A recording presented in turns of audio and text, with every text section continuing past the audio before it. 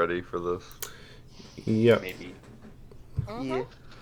All right, can everyone hear me better now than last session? I I don't believe think it was so. bad. Background in noise, general. so yes. Okay, Guys, good. all talk at the same time. By the way, I apologize if you guys hear any background noise. I have all my fucking things on and everything, but I have a lot of the company over. I can't just be like, hey, shut the fuck up. So yeah. Do you sound Yes, like you a can. I robot? don't Anybody understand why else? you can't. Either sounds like a robot right now. This is Mike or something. No, that's just my tone of voice. Lol. Nobody else hears that? Is that just... I think a little different. it sounds Alright. fine to me. Holy shit, How Mac. loud now? You're loud as fuck for me. He Turning is. you Why down is a he so little much louder bit. than normal? I'm gonna He's so put you much down to louder. 88. Because I turned my gain all the way Oh up. god. Oh, He's so Alright, loud, I and to should turn it 70% you go. There we go. Much better. He's so quiet now. Mick, say something now. Yeah, hi. There Okay, we that's a go. lot better. 70% is perfect. Okay. Oh my So, god. Wow. Obviously, I edited the camp a bit for everyone. Yep. There's no more sparring pit. If you want to spar, you can fucking duke it out somewhere. I don't care on the map. Got rid of it mostly because it kind of irked me. I'm like, man, how are they fucking traveling with this thing? Can't really fold it up. Yeah, so I was like, you know what? That makes sense. Yeah. If it was like a mat or something, that would have made more sense. But So now I just gave you guys a convenient body of water, which typically, if you're traveling and you're going in woods or whatever, typically realistically, if you're traveling, you need to be by a body or source of water. yeah. So that'll be your little body of water to where you can fish, swim, bathe, whatever. Oh, that's what I forgot. Fuck, I forgot my world has actual showers. Hang on, I gotta find a shower. Shower. While you do that, I'll just do the recap. I didn't get to finish it up, but I sort of remember stuff after where I finished. So, the session begins with the party making their way to the church to meet up with Adrian. Post takes the initiative and tells the party of the hole she found, ignoring Adrian in the process as he's meditating. The party, completely distracted by Post's persuasiveness, heads down below the church, leaving the druid behind. The party wandered down and came across a pedestal that Post discovered earlier that had a book slot on top of it. The party had a hunch they knew what went there, but looked around to see if anything else would fit the slot. Tanax gave the party some light as they saw the creatures that invaded the city, lining the walls all around them, agitated by the light. Immediately, Tanax turned off his lights off, and the creatures became passive again, not paying us any mind as Tanax lit up his body. Seeing the situation below be extremely dangerous, along with the cave beginning to rumble, the party leaves to seek the help of Captain Keen and his men. As we're leaving, Post sees a faint light buried behind a wall off near the pedestal. She tells the party to go on without her as she moves onward with Yanta following behind. They make their way to the rubble while skillfully maneuvering around the creatures and come to discover that Father Donovan is buried under that pile. Yanta digs out Donovan and Post gives him a potion of healing. As soon as Father Donovan awakens, he becomes insistent on moving Post and Yanta towards the podium. I don't know why I wrote podium. Should be pedestal. The two refuse and Father Donovan runs towards the pedestal with his light in hand, abandoning them. The creatures bolt after Donovan, past Post and Yanta, and stop just before the pedestal. Post and Yanta then move towards the pedestal and talk with Donovan to try to figure out what's going on. And after getting nowhere, Post heads back to the party while Yanta stays with Donovan. And then, after that, Post went to Captain Keen to try and get some men to come down and search the below the church, but couldn't expend any men besides himself, so Captain Keen decided to come. And we made our way down there with everyone in tow. And the Isoda tried to hit it off with Father Donovan, being a priest of Paylor, or cleric of Paylor as well, and talked for a bit, and then we decided to put the mysterious book that we had acquired into the book slot on the pedestal. And after doing that, the door that was in that room unlocked, and the creatures became very hostile. So we quickly grabbed the book and made our way towards the door as it closed behind us. And inside the new room we found ourselves in, there was a figure standing atop the water. And then we exchanged some pleasantries before engaging in a noble battle, with the party coming out on top. Turnidax offered some nice words before the elemental's death, which seemed to reassure this elemental of her choices. And then after that, a portal opened up beneath the where we were, and that's when Zer stepped through, and he was requesting the book. Given the fact that we had just come out of a somewhat brutal encounter with a few of us going down, Turnax decided to take the initiative and try not to cause any more harm to the party. So he tried to comply with Zer, and it eventually turned into a stalling game. And then Post stole the book back from Zer after it was handed to him, and then we started to engage in combat with Zer. It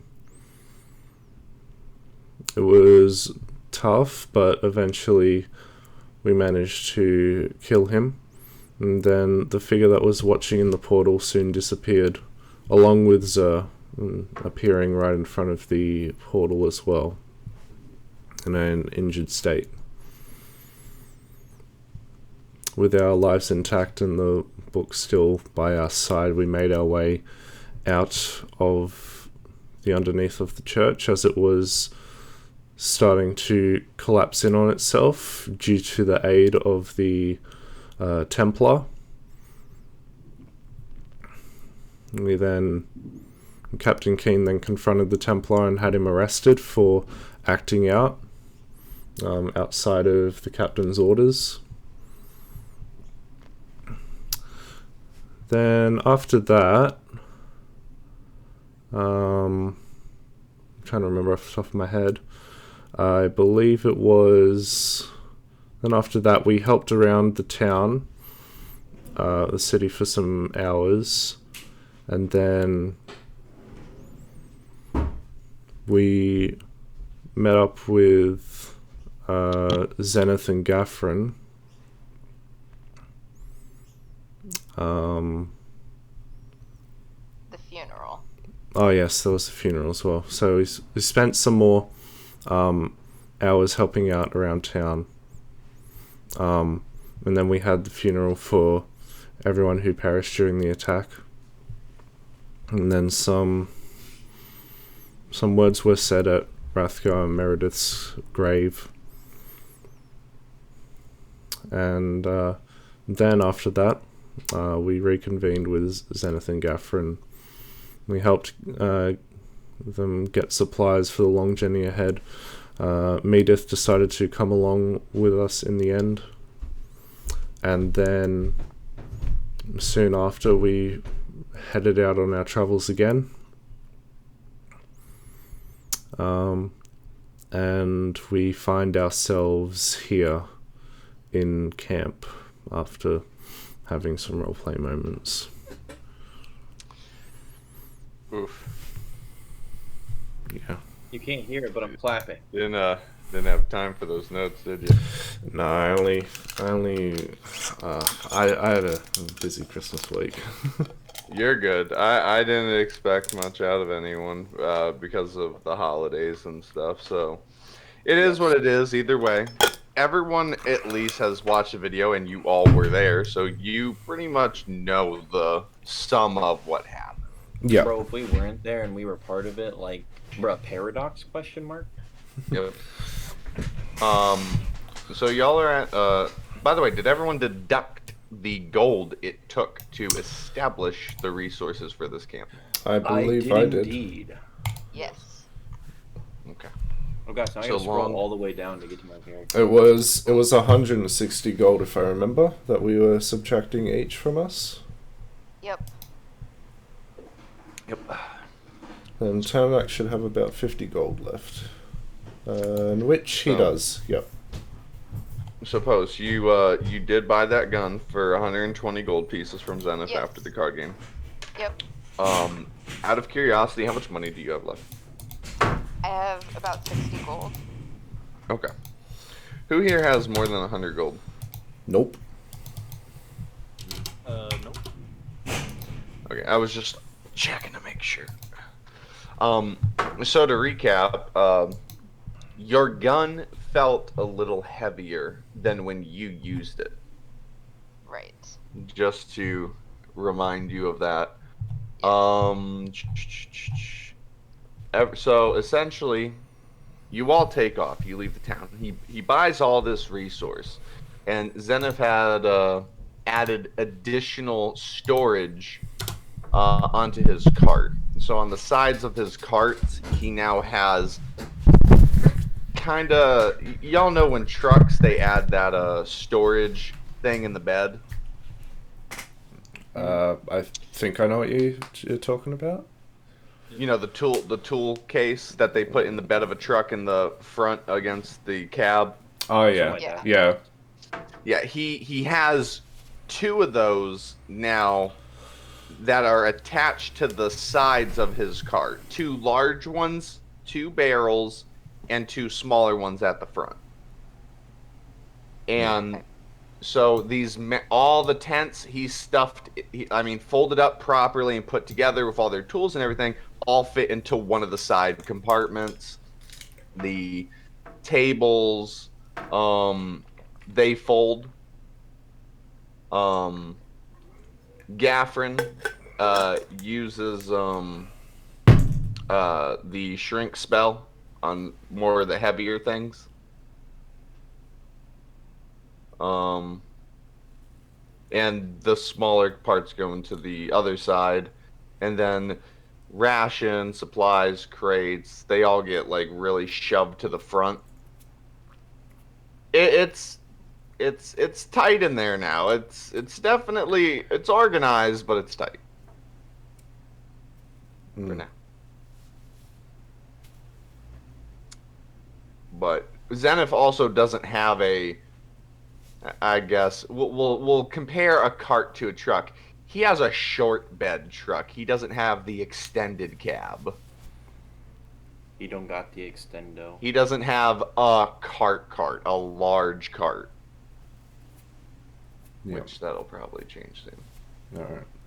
We gonna make a lot of money, and then he gonna be like, boom, upgrades.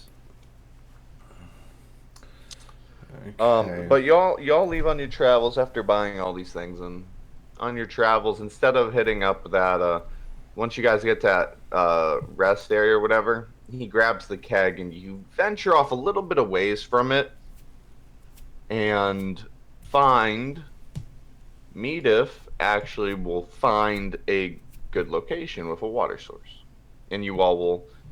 It's a clearing, like the map. Oh, excuse me, like the map. and you all set up camp there. You all take out all the stuff, set it up, everything like this. It only takes about an hour to set up camp.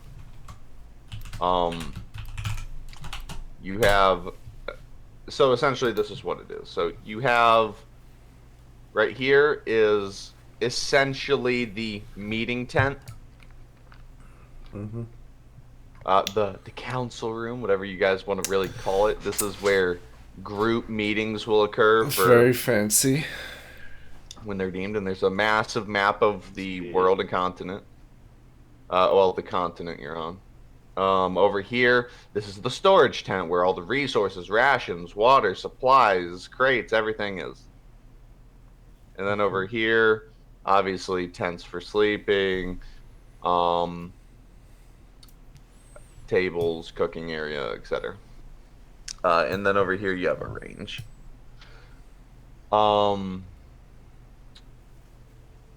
Each tent can hold one person, despite their sizes.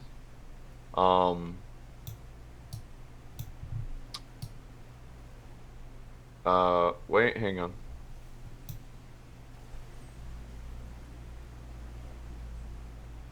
I gotta do a count here. 5, 6, 7, 8 people.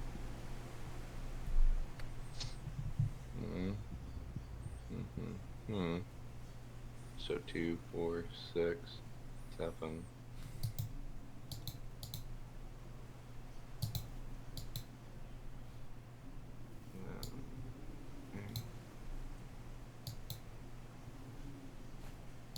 Okay.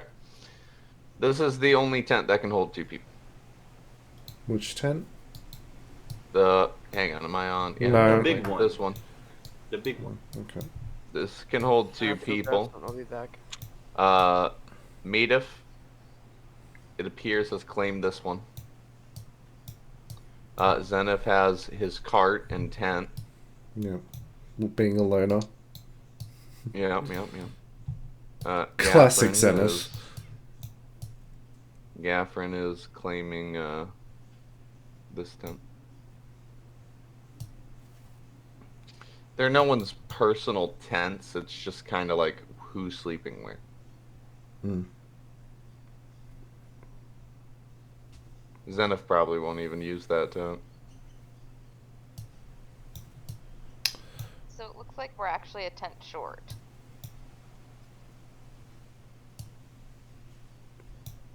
Well, it really depends on Zenith. Zenith set up a tent. The question is, does he use the tent? I don't need it to anyone. You want to? Big chillin'. What? Shit. Because Zenith typically sleeps in the cart or under a tree.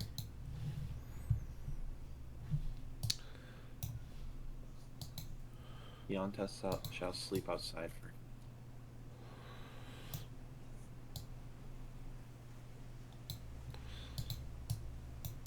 Terrace is going to claim one of the spots in the 2-person tent then.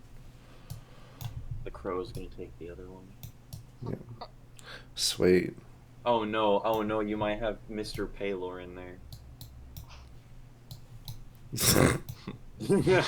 Leaves. Oh, that was instant.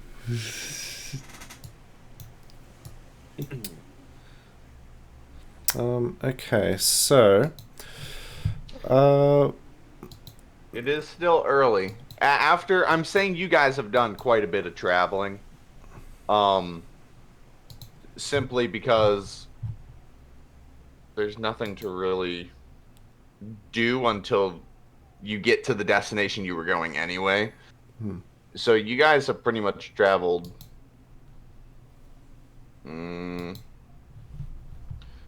were there. Takes 3 days, 2.5.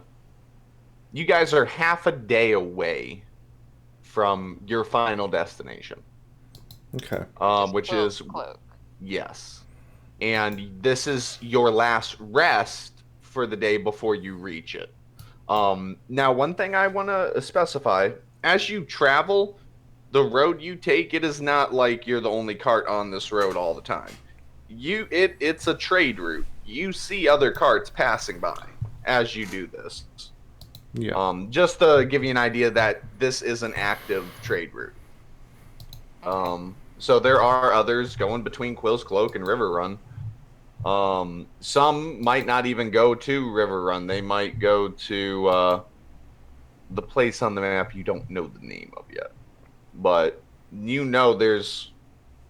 it branches off. River Run's major because it's like the center pathway to everything. It can reach Mead, it can reach Brevale, it can reach Quizquil. You eventually will have to go through River Run.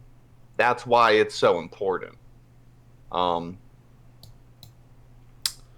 yeah, I just wanted to state that. Tananex is going to just sort of on the sort of last day before we reach Quill's Cloak and waking up in our tents. Well, this could have happened like days before. He's gonna go over to Post and just gonna ask Post, do you remember when we were in that cave that we saved Medith from, and there were those pieces of paper and such? What exactly did you write down from them? Did you manage to copy some of the writing?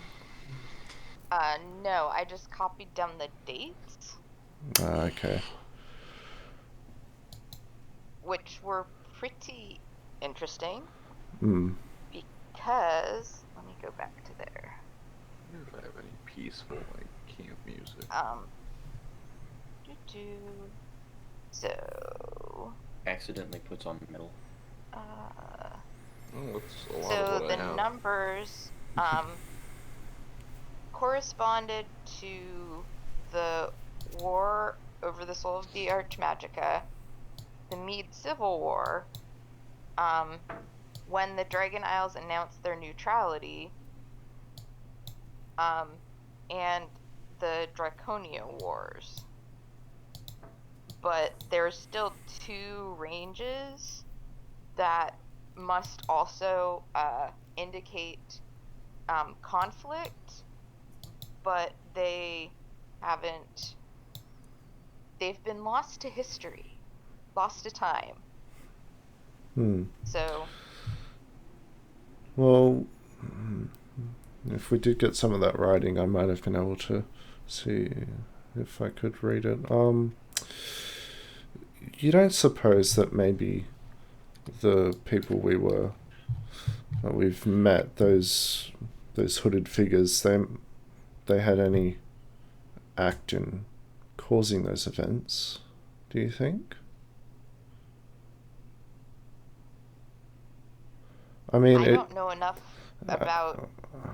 I mean, yeah, like it's probably an ambitious claim, but I mean, they've got the years down exactly, and I don't know. It's a thought I had, and I'm just wanted to see if anyone else thought the same. Because I don't have enough information. Because I mean, if it is the case, then we're dealing with people who can essentially govern the rules of time. They can time travel and such. Time travel? Where do you get time travel? Well, What is time travel? The way I just found my sound effects. the way I see it is that, say for instance, they did cause these events, right? They did cause them. What if they wanted them to happen at these exact years, and then they essentially came from the future and caused things to happen in the past which led up to them happening at those specific times? I don't know. That's just weird. I could see them like starting a conflict, but coming back from the future, no, going, no, that's why. How did that I even occur to you? well, I've heard tales in my travels, and the possibilities with magic, from what I know, are seemingly endless. So I don't know. I'm just. It was just a thought I had. As I said, it was out there. So I was just looking at these numbers. Did somebody say that somewhere? Well, they talked about cycles, and there, if things are cycling through, we would be in the 5th cycle, because this is the 5th conflict period of war. This is the 6th if you're assuming the dates are conflicts. Well, I guess date ranges. This would be the 5th.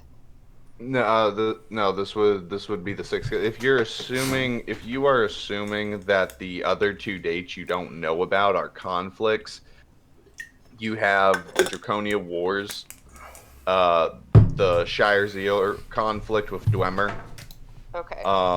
the Mead Civil War, and then this would be the 6th Right. war for Soul of Arch Yeah. Magica. So, does the Shire Zeal conflict, is that still going on? Oh yeah, that has been going on since 480 after the Draconia Wars. So it has been going on longer than 400 years. God damn. Wow. Yep. Yeah, 400. Yep, 400 years. It has been going on just a little over 400 years now. That's crazy. Which you guys don't really know much about it, but you do have someone in the party who could tell you about it.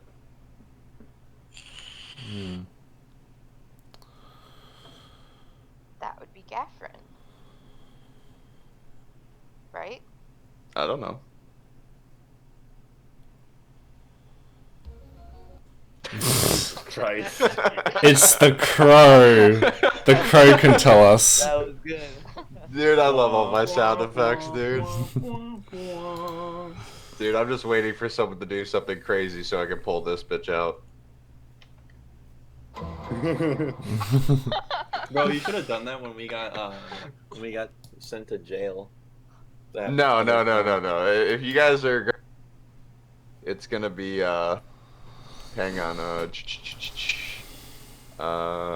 Here we go.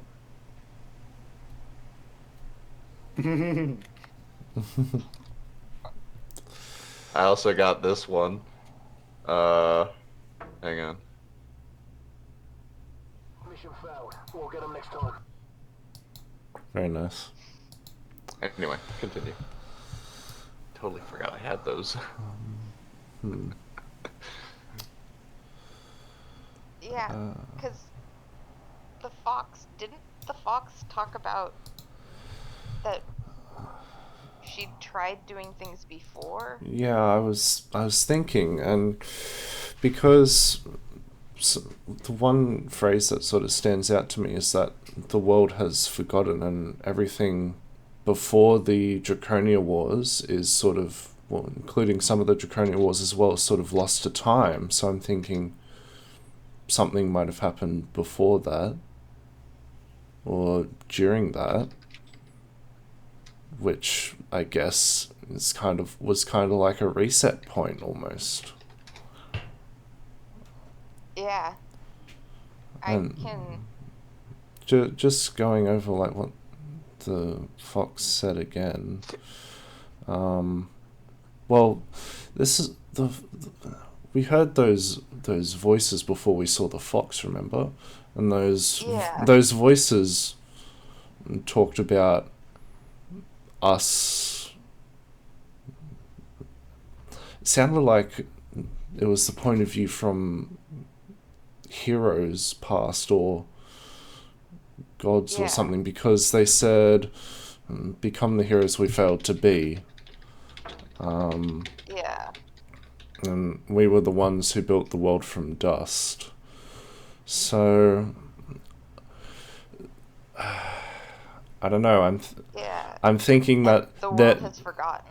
Yeah, I think that sometime during the Draconian Wars there might have been I don't know, like a reset point or something on the world. I don't exactly know what that means, but something must have happened there that caused everyone and everything to forget about the past. I don't know. Or, I mean, the Draconia Wars went on. It was over 100 years. That a lot can get destroyed in 100 years. Yeah, that is true. So I wouldn't actually. But I mean, I don't think there necessarily need to be a reset point. But I mean, like, for people to still be alive to this day, some people would have survived, and then they would have passed that down to their children. And so either there are some people out there who knows what happened, or the people that have been alive and lived through it, they haven't passed on what they know, or something happened and everyone forgot. So DM, do elves live a super long time? Yes. Elves. So, and if they're a high level druid, they live for fucking long. Yeah, Adrian's never gonna die. So the way I'm doing age is everyone ages the same, obviously. So if an elf is 18, they're like 18 human years, The only thing I'm doing with age is people like elves, their race will live longer than a human. And let me open this up real quick. So I believe basically what you're saying. Basically don't interrupt me. Oh, okay. I apologize. I was trying to understand. I think they live about 500 years or something. I'm looking that up right now. I believe. Let's see. Elf. All right. It's 750 is like 100 years. If I remember right. Hang on. I'm on the page right now. They live. Let's see. Age. Elf age. Nope, that's dwarf age. Here we go. Alright, elven age. Here we go. Age. They can live up to 750 years old. Okay, your reset idea actually is because either that or for some reason the elves aren't talking. Do dwarves also live? They live to be 250. Because, humans, it's perfectly possible. It's been 400 years. It's perfectly possible that information has gotten lost. Yeah, let's say that's happened, yeah. But elves, there should still be elves alive now who were alive during the Draconia Wars. There should be, but I don't think we can say for certain. I mean, we have an elf on our team, though I'm not quite sure how old he is, actually.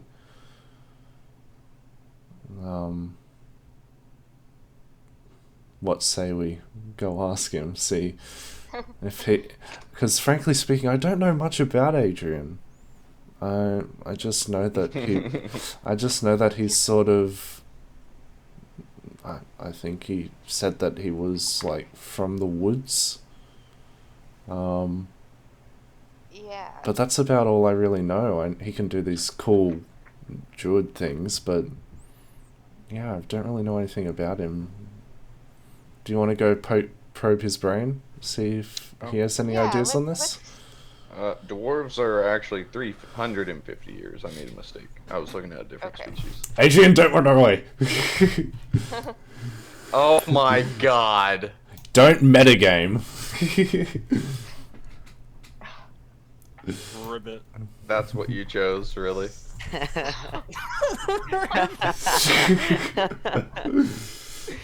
What the fuck? I gotta zoom in on that. That is beautiful. Hang on, give me a second, actually. I'm eating. Wait. There we go. Now you're realistic. Ribbit. Looking over and seeing Just blow that Adrian up. not apparent. Just pretend to eat them. Ribbit. You know, why don't we ask Gaffrin?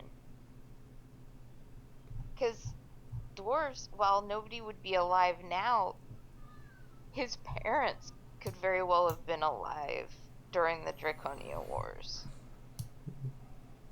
That's a good idea. I say we yeah.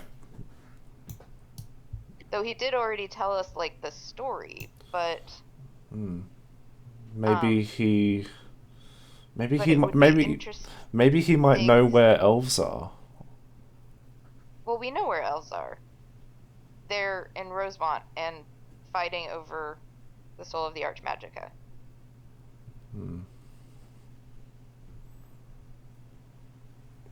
That the war is between Rosemont and Mead, So real quick. right? It's Rosewood and Mead, yes. Oh. So, okay. Time for me to break down this war, because this is a war that would be absolute common knowledge to everyone, even a country tabaxi. So, I'm gonna go to the map here. Also, just so you know, the Draconia Wars was over 400 years ago as well. Right. So even if Gaffrin was max age, like, he'd Oh. either be dead already.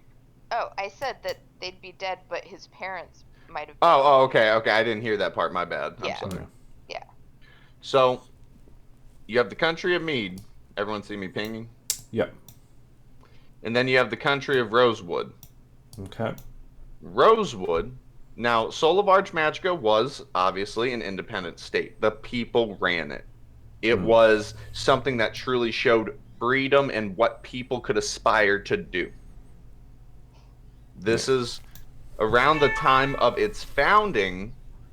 Like, people realize, like, oh man, this could be the birthplace of magic. You know, this is where we believe it all started and began. They think that magic is how should I say this? Magic is like the internet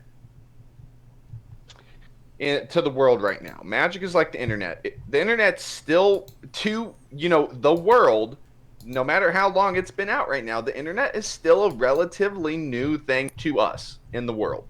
Yep. And we're always learning more about the internet and what we can do with it. That's basically magic in the world right now. Okay. Okay. Like, we have the capability. Everyone knows the internet. Everyone knows Google. Like, I can cast Healing Hands or Mage Hand and shit like that. Everyone knows magic is the thing, but no one knows, or people are still researching it to know what its full potential can be.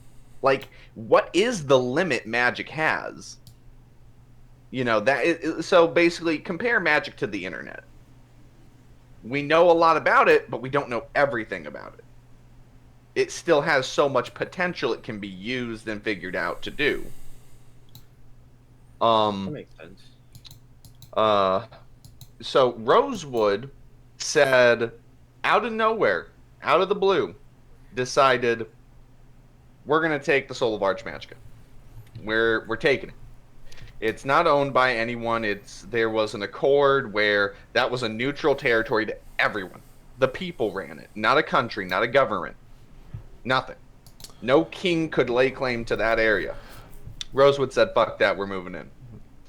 Mead, being the country it is, wasn't going to stand by and let the people be victimized.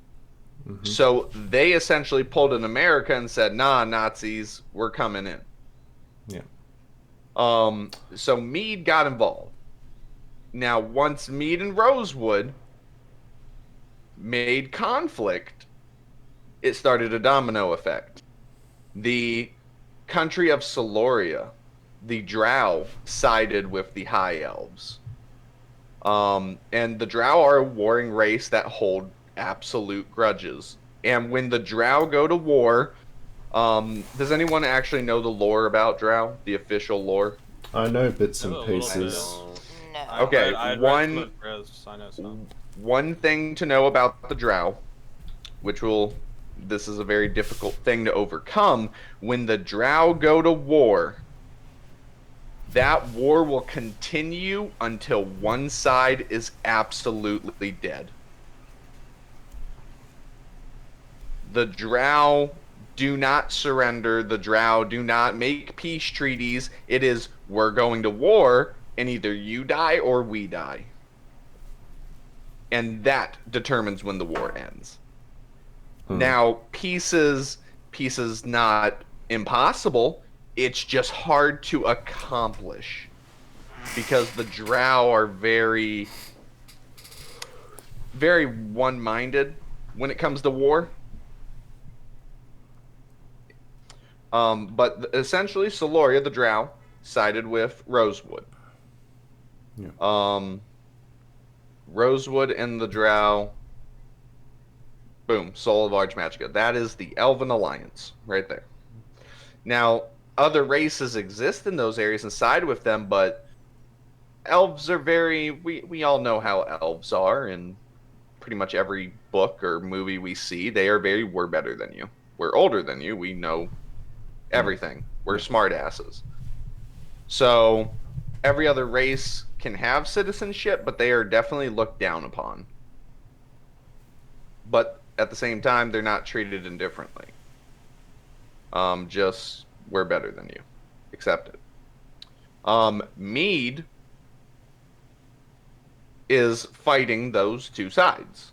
However, Deku the Wood Elven Kingdom, provides... it's hard to... Oh, no, it's not. No, it's not hard. But they provide direct and indirect support to Mead. So they'll give them troops. They're like, here, we'll give you some of our troops to help you fight. You know, we'll defend our border so they don't come around or anything like that. We'll give you resources as well to fight. But this is your fight. You're going to be the backbone of this, essentially. Dwemer is the same way. They provide military and support, but if there was one over the other they provide, because of their conflict with Shire Zeal, they universally don't provide any troops, but they will provide they'll provide weapons, they'll provide ores, minerals, everything. That's why this major trade route being disturbed because of the attack on River Run and whatever's happening in Vale, that is affecting the war effort. So essentially it's prolonging this war. Because now from your encounter with Exire, I'll give you this. His intent was not to get rid of River Run. I will leave you with that. You could tell by this attack it was not an attack to destroy that town. I do have a question about Zer. So he Yes. looked exactly like the picture, right? He had the mask on and everything. Yep. So we didn't get to really see any features of him. Nope. Okay. I have one more question. So you said that that magic in this world is like the internet. We're still understanding things about it. Yes. What's like the highest sort of form of magic that's been achieved? Like That would be Gate. that would be Gate. Okay. That would be gate. That would be the most like whoa, thing anyone has ever achieved. Okay. Now, eventually you will notice when you come across it.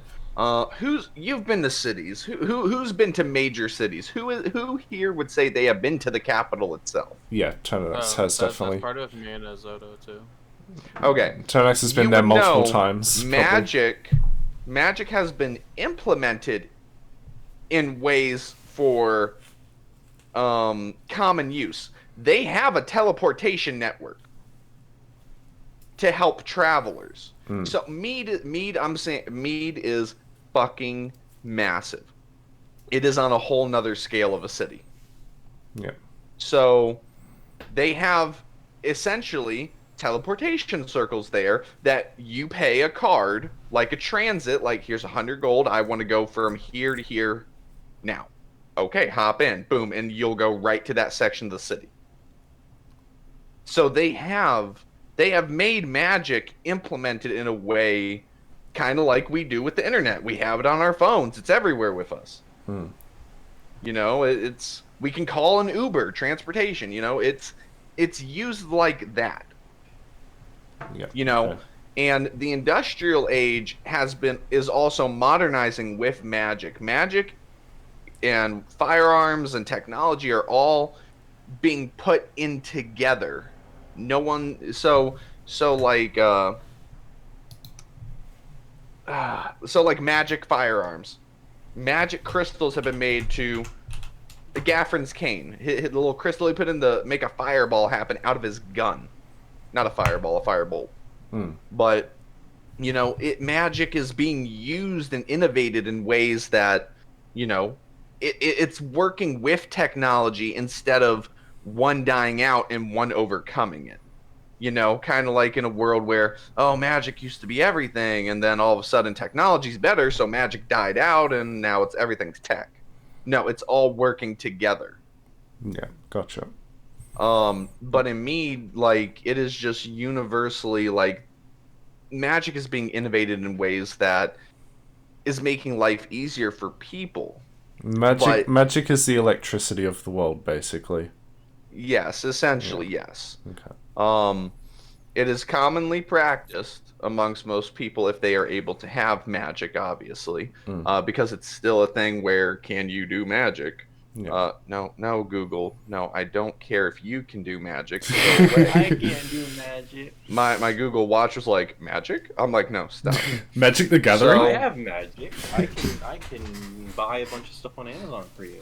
But this is why early in the game, and I should have explained it better, but we were all getting into the rhythm and the rhyme with each other. That's alright. This is why when everyone said, I don't know what magic is, you really should, though, in this world. It's not a rare thing to see. Now, knowledge about, everyone should know what magic is. What it looks like, you can kind of guess, because you've been told and you've heard stories about magic. Even if you're in the country, you should relatively know what this magic is, but you've never seen it, maybe, that's fine. But the one thing the world definitely lacks is knowledge. Yeah. It is, how did this come to be? Why did this come to pass? How did magic start out like this? The world is a source of people struggling to gather information, especially information that's long gone past the Draconia Wars. Everyone's clueless about that. Yeah, and I think that became more apparent when Identify didn't work twice. Yes. So on the marks and also on the book, well outside the realm of magic that we know of. So yeah, you guys only know about one thing of magic, and that's the common magic that's used nowadays. Yeah, you don't understand some of the shit that's going on. But back to the war real quick. Yeah. Dwemer is being a very, very resource supportive to Mead. Cathar is more so helping out scientifically with Mead. Cathar is the gnome kingdom. Just so you know, that is known. However, the Cathar and Dwemer do not get along, but they also don't fight. They're just like, fuck you guys. Wait, where is that one? Over here. Just next to me. Oh, okay. Oh, okay. So Cathar, they help Mead invent tech along with magic. They're like, hey, check out this gun we invented. Maybe the dwarves could make it, or the dwarves can make it, and you use it type of deal. You know, everything on the East Coast, like, is not prepared to fully help Mead in the war. The Empire of Kedron, or the Kingdom of Kedron, which that is the Fey wilds, the Fey wilds that has materialized on the material plane. That is where the Fey live. Oh. That if you go there as a Fey and you die, your ass dead, because you are that connected to the Fey wilds there. But they definitely help Mead because they get along. Mead accepts everyone, even the Fey. As long as you abide by the laws and everything like that and don't cause trouble, you are more than welcome to be a citizen of Mead, regardless of race, religion, whatever. Mead is accepting. So Kedron, Kedron definitely give more population to help fighting in the wars and help to understand magic better. Over here we have the Valkorian Empire. This whole area up here used to be a part of Mead. However, the Civil War happened. Now, the Civil War was fighting for the Valkorian Empire's independence from Mead. They were like, we're done. We don't want to be a part of you. Fuck your beliefs.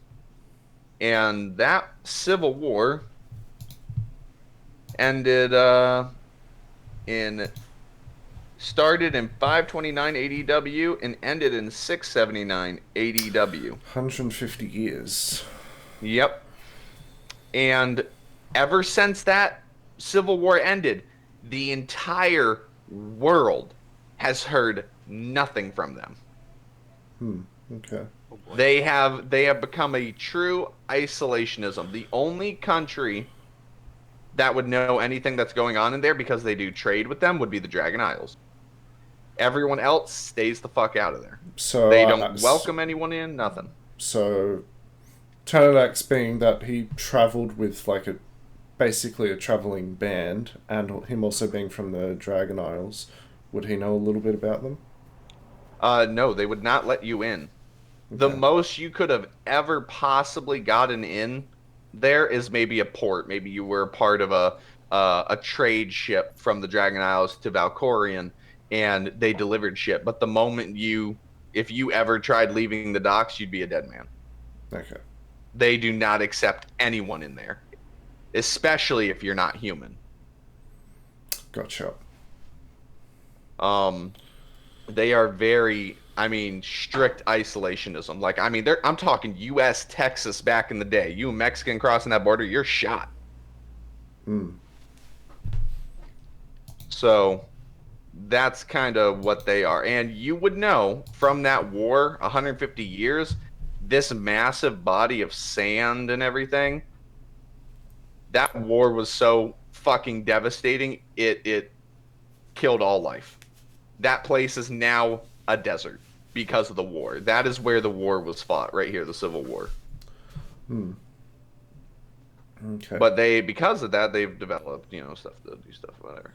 But yeah, that's kind of the drift. Like, Rosewood and Soloria alone are taking on Mead. And Mead is getting help from everyone. And Mead is struggling to, beat two massive scale warmongers. Yeah. Well, one massive warmonger who literally controls the entire fucking Underdark. Yeah. And then you have the Rosewood Empire, which controls the whole west side. So they have all those resources to themselves. So they can fight Mead easily. Because everything over here relies on working together and trade and everything, where these guys can be solely independent and fight a war alone because they have the manpower and the resources to do it. Yeah. Okay. Alright. Well, with that new information, I'm going to propose another idea I have. So, when we were fighting with Zer, his intentions weren't to destroy Riverrun, more so impede it, make it a difficult place to pass through for, I can only assume to be trade, because we saw those traders in that forest go missing, right? Yeah. So my thought is that I think maybe Mzer and probably a few of the other hooded figures that we saw, they're from the side of Rosewood. They're trying to, I guess, stop this war from this side of the battlefield by cutting off resources.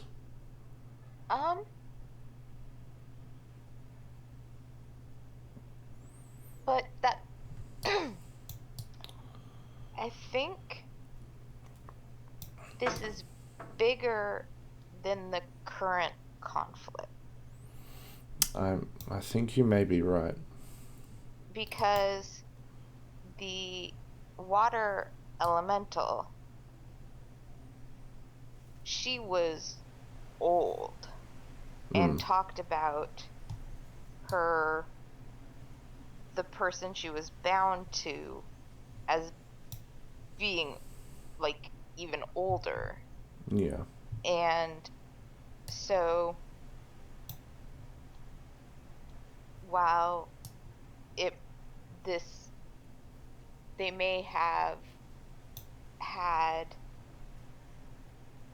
that this might have been something like to prolong the conflict, I don't think they actually necessarily care who wins.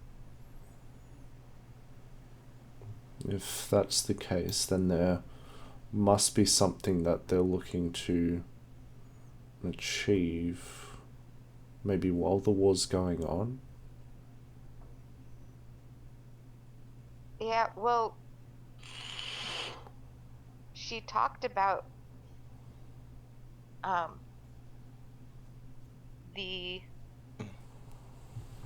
that the person that she followed I like, mean, for one that he thing, wanted, it sounded like he those creatures in Riverrun were not from this world, from what I could tell. Their magic was odd. Granted, there has been some odd magic recently with the book and these marks, but it just felt like those things were from like another, not from this world. Put it simply. okay. Yeah, well, the fact that we saw that figure in the portal and it was the same figure that we saw in the orb in the cave, that seems to me like he could very well be on a different plane, couldn't he? Because Yeah, I mean, there's there is magic that allows one to gain access to other planes, albeit the peak of magic. So I think it's possible, and if, because there's magic that we don't know about, it's possible that there's something even greater. Maybe there's a spell or there's magic out there that could potentially bring a whole army through a portal from a different plane. yeah, so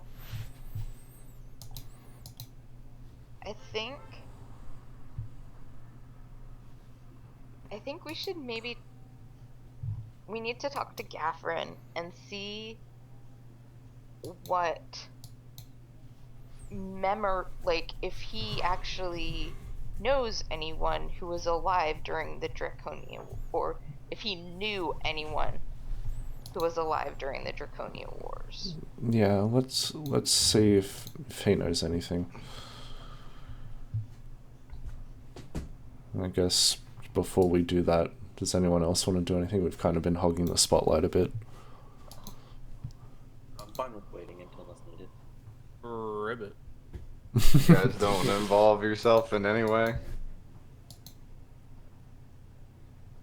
Oh my god, the fucking frog.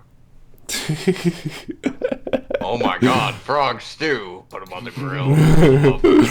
Ribbit! I think Yonto will just walk over and because he was in the water, so he's gonna dry himself off and just listen. I shall take a seat in the chair and wait for food.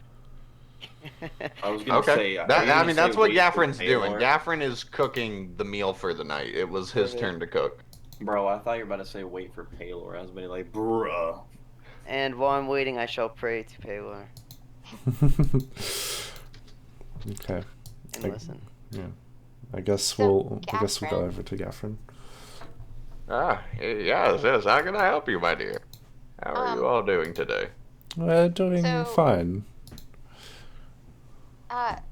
So we have a couple questions for you that might sound a little bit odd, but okay, first, how old are you? How old am I? How rude. I'm just messing with you. I am 268 years old. Wow. You don't look a day over 200. Damn straight, it's that moisturizer. I'm sure it is. So, were your parents alive during the Draconia Wars? He strokes his beard and lights up his pipe as he cooks. He's like, yes, they were actually. I was born after, of course. They were alive during the Draconia Wars. Father never told me much about it, other than the story I told you. That was the story he told me. What I heard. Yeah, it's kind of fuzzy. I mean, it was a long time ago he told me. But as far as I remember, he was alive during it, but he never served in it. Okay. He was doing the. Oh, hang on. I gotta double check a note here. Gaffrin's father.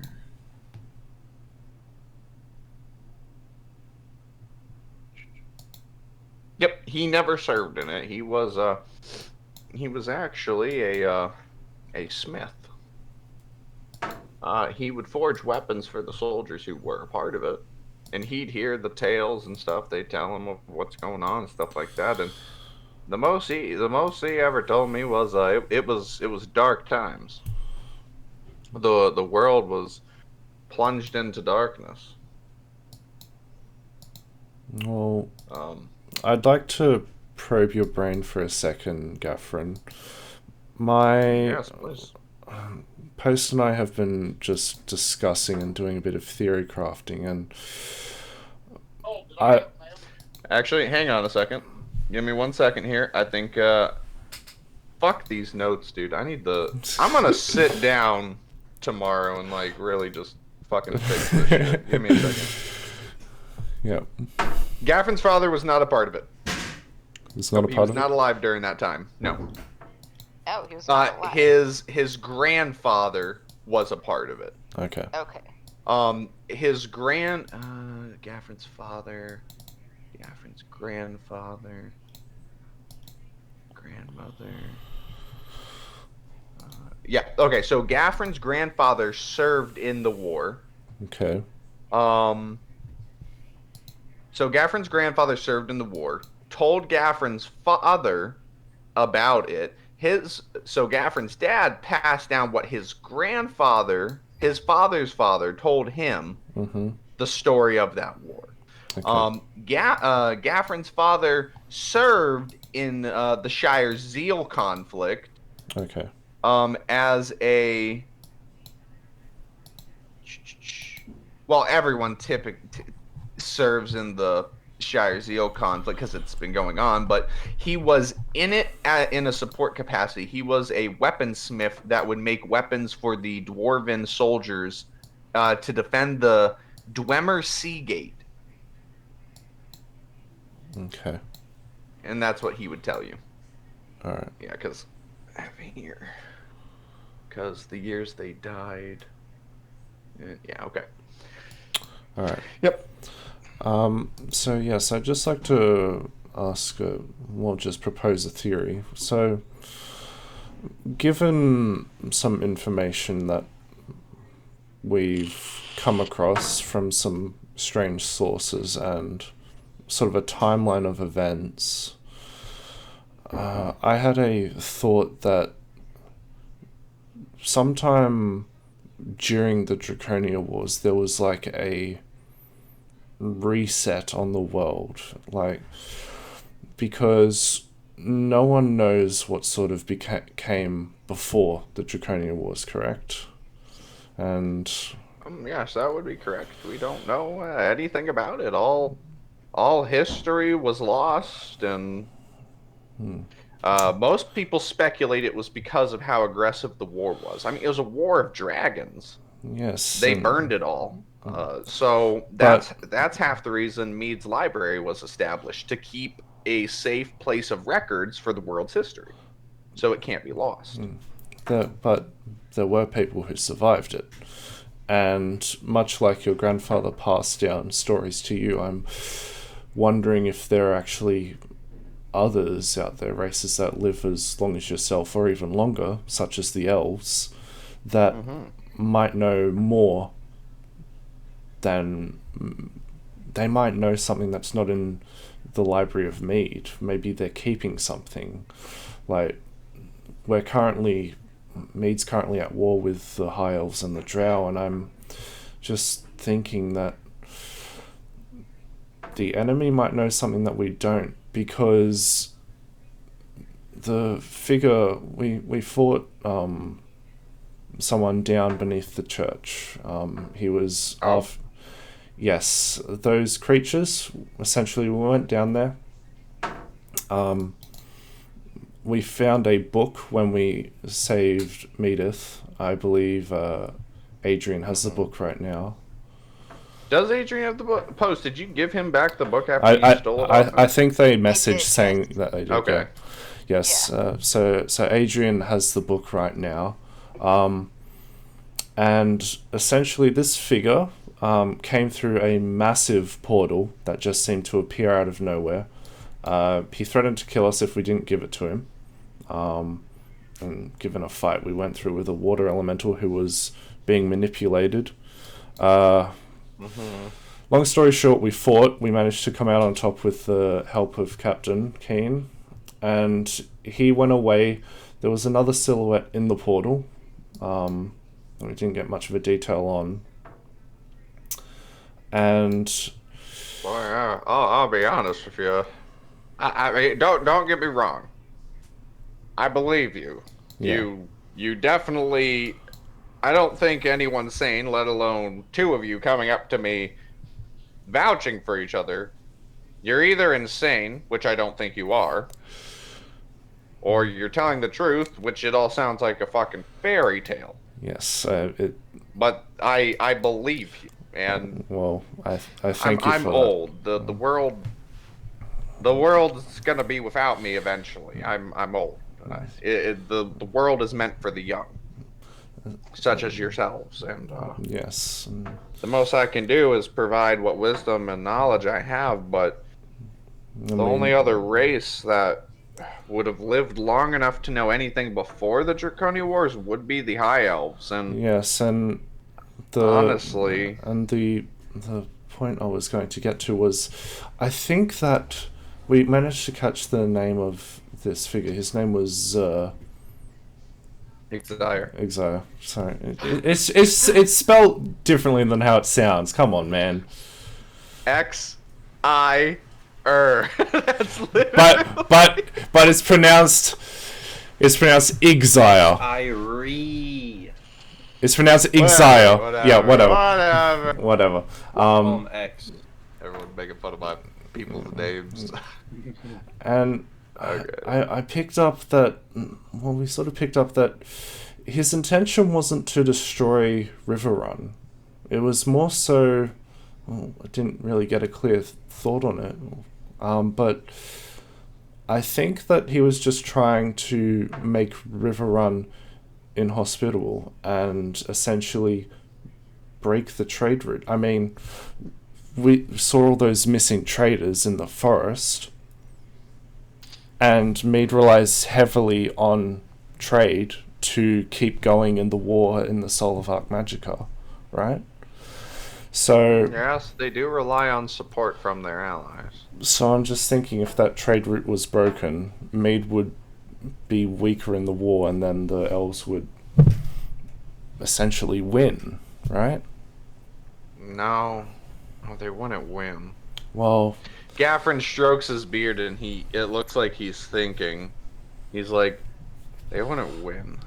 Too many resources and assets have already been devoted to it, and if it got that bad, the allies would be forced to contribute more, and especially dedicate more into manpower. But what the question is, especially with a draft, what I'm thinking... This sounds more like they're stalling or delaying something. Yeah, as I was saying, like when I had a look at that, the book that Adrian has, Magic couldn't identify what it was. It was... nothing I did could sort of understand it. It was like potentially some lost magic. And they really wanted this, and frankly speaking, I think that the figures that we've seen, they have access to magic that no one knows of, and the elves have lived the longest. They lived through the Draconia Wars. So my thought is that these figures that we saw are potentially elves of some kind, and they still have access to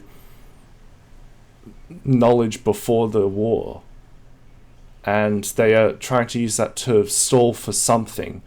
We saw they were doing like this ritual or something where we found Medith. There was a large glowing orb, as I told you before, when we rescued Medith. It was a weird sight, and I'm just thinking that we've seen a silhouette twice, and the creatures are not from this world. I don't know, it's all over the place, but I'm thinking that they're trying to bring something to this world. And wait, Turnidex. So, breaking up the trade route, Gaffrin just said it would bring all of these countries that were just doing like indirect support more into the conflict. It would expand the conflict more. And that could very well be what they want, is they want more conflict. They want it spread farther. Yeah. You mentioned elves, which, I definitely can see that being a possibility. However, you need to understand something, my boy. Like, Rosewood, elves don't typically live long, if you get what I'm saying. Well, I mean, they're lucky if they live. Like, I would initially say the leadership would be the ones that would have lived the longest. But Rosewood is cutthroat. Leadership is always changing hands over there. And I don't mean to question your knowledge of this, but when did you sort of come across that information that it changes all the time. Refugees, my boy. Refugees? You think everyone's happy in Mead or everyone's happy in Rosewood? No, I mean, people will still be people. People will try to avoid this war constantly. Escape to the side they believe will win so they can have a peaceful life. Not everyone supports this war. You will be surprised, especially if we get to Mead. There will be a lot of support for the war. A lot of the countries do support it because it's the right thing to do. But then you will have the people who rather it just end, who are against it because it's getting to the point where it's starting to look more like we're throwing bodies at it than making a difference. I mean, I'm not a citizen of Mead, if I'm being honest. I am a dwarf to the core. I am from Dwemer, born and raised, Gaffrin's sword and forge.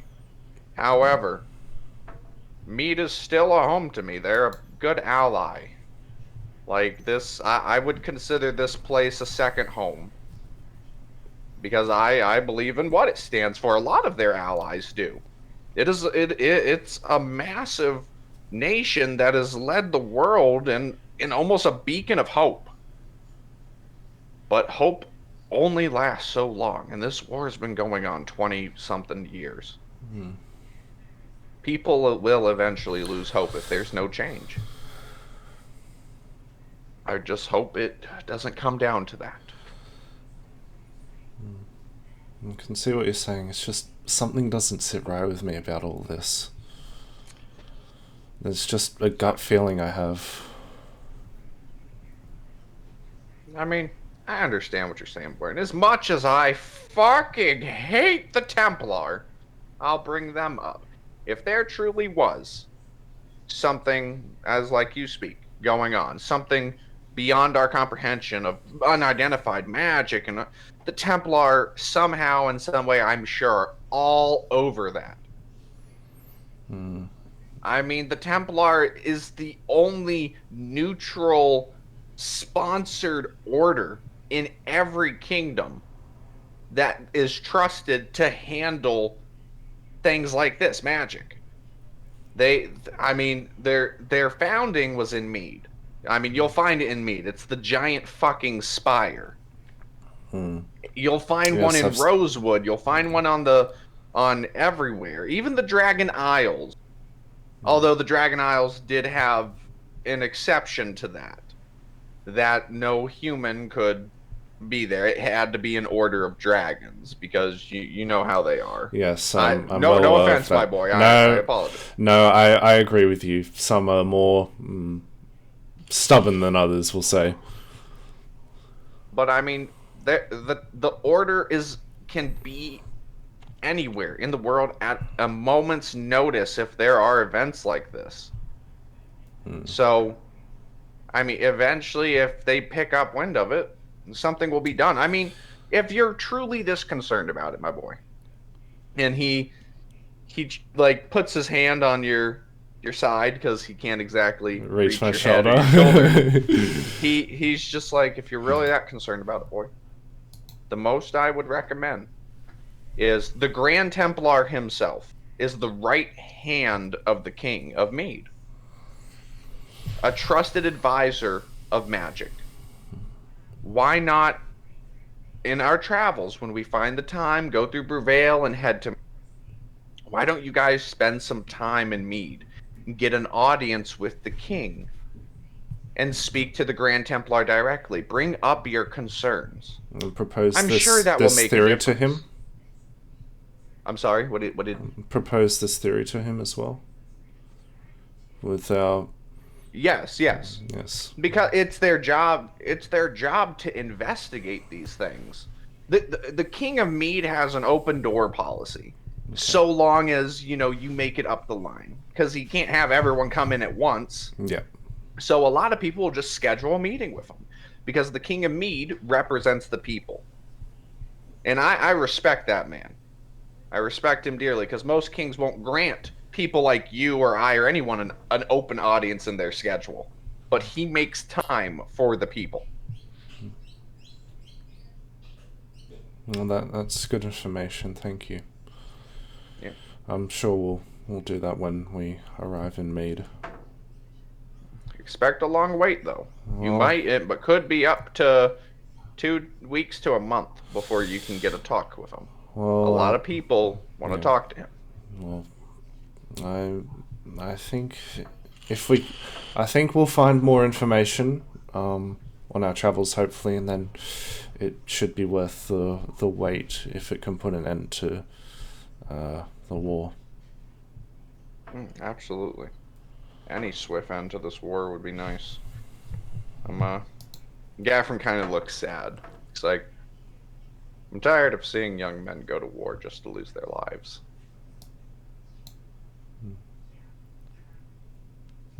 Catherine, on a slightly different topic, Yes, my dear.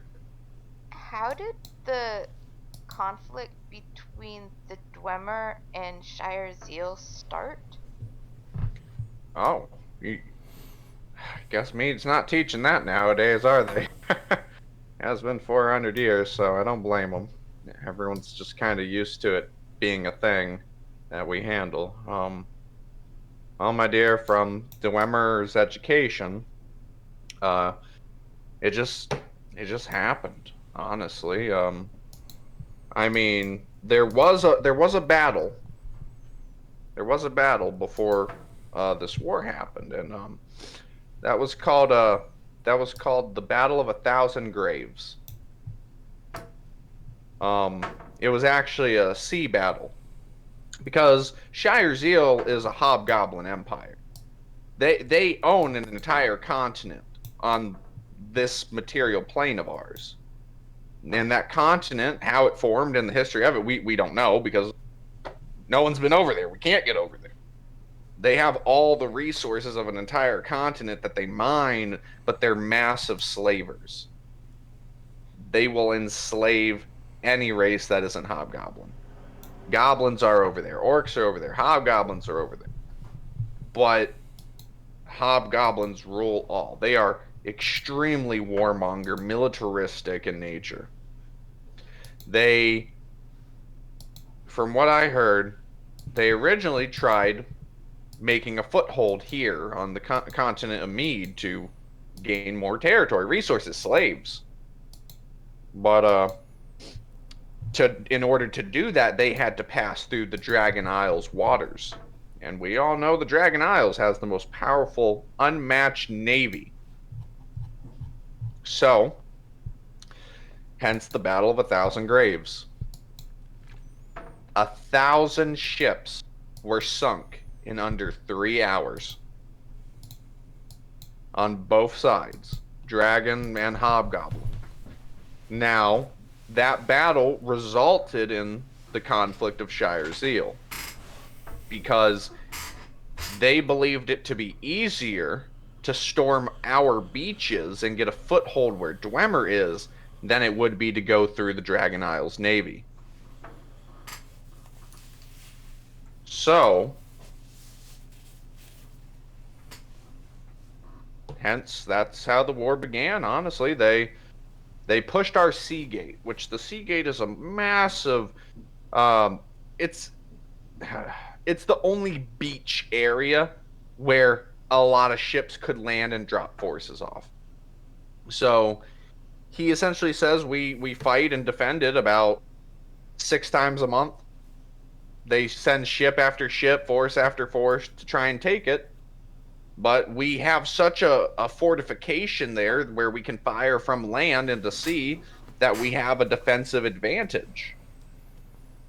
We don't know why they came or attacked, or we can only assume that they're slavers. They want a foothold. They want to take this whole continent and enslave everyone on it. They are a very powerful force. If we didn't have the fortification we did or do, I think Mead's war would not be over Soul of Archmagica. It'd probably be like the Draconia Wars, like my dad told me his grandfather told him, where everyone united to defeat it. Well, not everyone united. There was a lot of diversity then. from what he said. And anyone of dragon blood was with Tiamat from what he told me, but that's pretty much all we really know about Shire Zeal. Out of nowhere, they just shoot first, ask questions later, and it just escalates and gets more aggressive every time. It honestly, I've seen my fair share of the fight with Shire Zeal and everything before I left to be a merchant businessman. Wealth. It's the way they fight, the way they're doing everything. I don't think anyone else noticed it, but it always just felt off to me. It was almost like they were running. Like they were desperate to get over here. What, the Shire Zeal? Yes, the hobgoblins. The way they fought, it always seemed like they fought out of desperation. Yeah, I almost felt sorry for them if they, weren't killing my people. So I don't really pity them too much, but they were fighting out of desperation, like almost like something was driving them to fight the way they did. They do. I don't know. Maybe it's just who they are. I mean, like I said, no one's been over to their continent, their country. We don't know how things are governed or work there. Maybe they really are just barbaric warmongers that just want to take and claim, and maybe they just like fighting and that's it. I don't know. Maybe. So, in all these years, no one from Dwemer has tried to go there? Listen, honey. Let me tell you something. We're dwarves. We like mountains. Unless we can turn a mountain into a boat, we're kind of not in our element of defense. We would be losing. I mean, we do have a navy. We do have a navy, but it is very small. We are not ship fighters. We are warriors who fight on land and mountains, hold fortifications. You want a navy, you gotta talk to the dragons. Like, why they chose a navy, I thought they'd choose the sky, honestly, but I guess navy's the next best thing. No offense, Turnidax. No. He pats you. He's like, no, it's fine. No, I'm a different generation. It's actually like majority of Dragonborns can't actually fly. So I'm a dwarf. I'll stick to the rocks, if you know what I'm saying. Yeah. But no, I mean, if you ever find yourself though in Dwemer, we welcome everyone, just as Mead does. However, we do have a different version of Mead. Our city's underground in the mountain. It has sections where we allow the races to reside and live and stuff, and then we have the dwarven centers where the people, the true citizens of Dwemer, dwarves, would live. That's the only thing. It's slight diversity, but there's no discrimination or anything like that. Well, other than typical dwarf talk, if you know what I mean.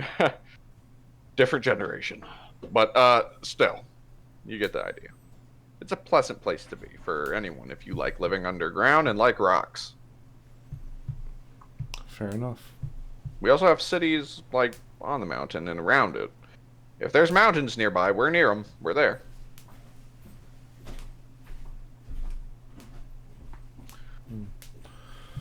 Well, I'm burning the mutton. Oh yes. Well, we'd better let you get back to the food. Not the meat. Shut up. Thanks for the discussion. No, it's not a problem. I enjoy it. This is how we get to know one another. We talk. Talking is something I feel like a lot of people don't do nowadays. Yeah, well, I try spread it around wherever I go. He sets out the food and some drink. Well, I say we enjoy this lovely meal you've cooked for us. I hope you like it. It's pretty good, I think. I made some Gaffrin- fire wine. Gaffrin of House Sword and Forge made it. Of course we'd like it.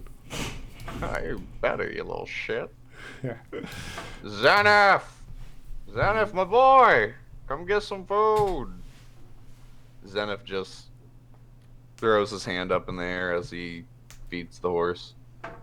Alright, I'll save you some, or someone will bring you food over later, I guess. I think he's gotten a bit more distant after we saw what happened in River Run. I figured he could use time. I don't know. Yeah. Ever since he was 16 and came back, he's just been a little different, a little off. He's not the boy I remember. Well, I mean, he's there. He is. I think he's just clinging on to memories. well, I hope he realizes that sooner or later we're going to be asking him some questions about it. So, I would Gaffrin, also- how did you meet Zenith? Oh, how did I meet? Well, he kind of plucks out his food and he eats and drinks like a dwarf. He's like, go, go, go. Fire wine. Well, I actually found him. I found him at. Take you to the map, and I'll mark it there for you. I actually found him in Vale Malir. Hang on, I'm popping it on the map now. If you look up by Dwemer, you will see Vale Malir, Oh, yeah. which is now one of the locations of the trade route. Shoot. I found him in Vale Malir. You know, it snows a lot there. It's pretty cold, and I found him in an alley as an orphan. I never wanted to force the questions on him, like where his parents were or anything, but I found him there. I was a merchant at the time. Ended up showing him the trade, how to be a merchant. He met my family and everything, and he doesn't know. I never told him or anything, but I adopted him. I registered him as my son in Dwemer. So he's not my son anywhere else, but you know, I figured if he ever needed a home or go back to some place for help, he's my son. My family in Dwemer would take care of him if anything happened to me or if he needed help. But I found him when he was 8 years old, just in the cold streets of Vale Malir. He didn't he wasn't very responsive at first. In fact, funny story, he tried to stab me when I first met him. Oh, What the? Yeah, he saw me, and you know, I tried helping him and stuff, and he took my dagger and tried stabbing me, and I had to. And he seemed scared. He was an 8-year-old boy. What am I gonna do? Backhand him with my 5 rings? Like, Jesus. well, I mean, it Like- sounds like a Zenith thing to do. He's always had some fight in him. Yeah. Like something depended on him. I don't know.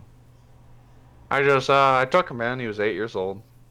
I tried. I really did try. I asked everyone to, like, I met, like, I hired people to try and find his family, anyone, and they just, nothing came up. I mean, so I raised him. he got into weapons. He loved those. He did not like the mining field trip I sent him on. I don't think it's in his blood as much. I don't think it's in his blood as much as it is yours, Gaffron. Yeah, well, I thought he could find a diamond and he'd be excited. No, he did not like the mines. I did not put him back on that field trip. Anyway, no, he just he always just seemed curious. I don't know. I love the boy. I really do. He's everything to me. Everything. But I know one thing he loved. He loved the merchant thing. He ended up choosing a faith. Joaquin. He loved the merchant goddess. Loved the stories of how she would protect people on their travels and everything. But once he hit 16, he said he had to go. He said he had to fight. He went into the War of Soul of Large Magica and came back 6 years later. You all saw it. He got some tattoos. His arm. I don't even know what happened to that. Scared. My heart sunk into my stomach when I saw that. But he came back. He went in with such purpose, believing in that he was going to change everything. And when he got out, he looked like he lost all hope. He looked as though he realized nothing would change. Just an out of character question. Yep. We've told Gaffron about our marks, but he can't see them, correct? You have not told him they are on you. You have shown him the drawing Adrian has about the mark, and he's like, I have no idea what that fucking is. Okay. Alright. Yes, but he knows of the mark you've shown him, but he doesn't know they're on you or Zenith or anything. I'm gonna telepathically send a message to Post, who I assume is sitting next to us, and I'm just gonna say, should we tell him about the marks? No. We need to talk to Zenith about them.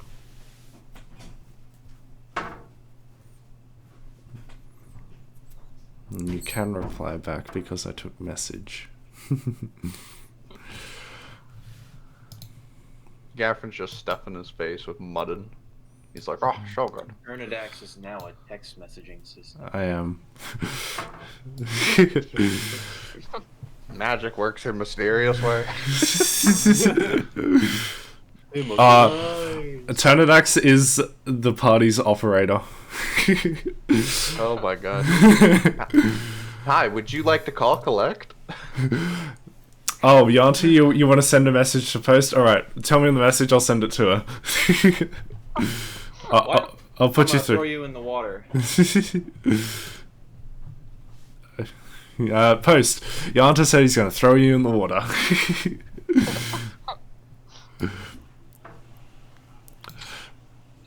Well, now that we're all here, he gets a big smirk and pulls out fire wine.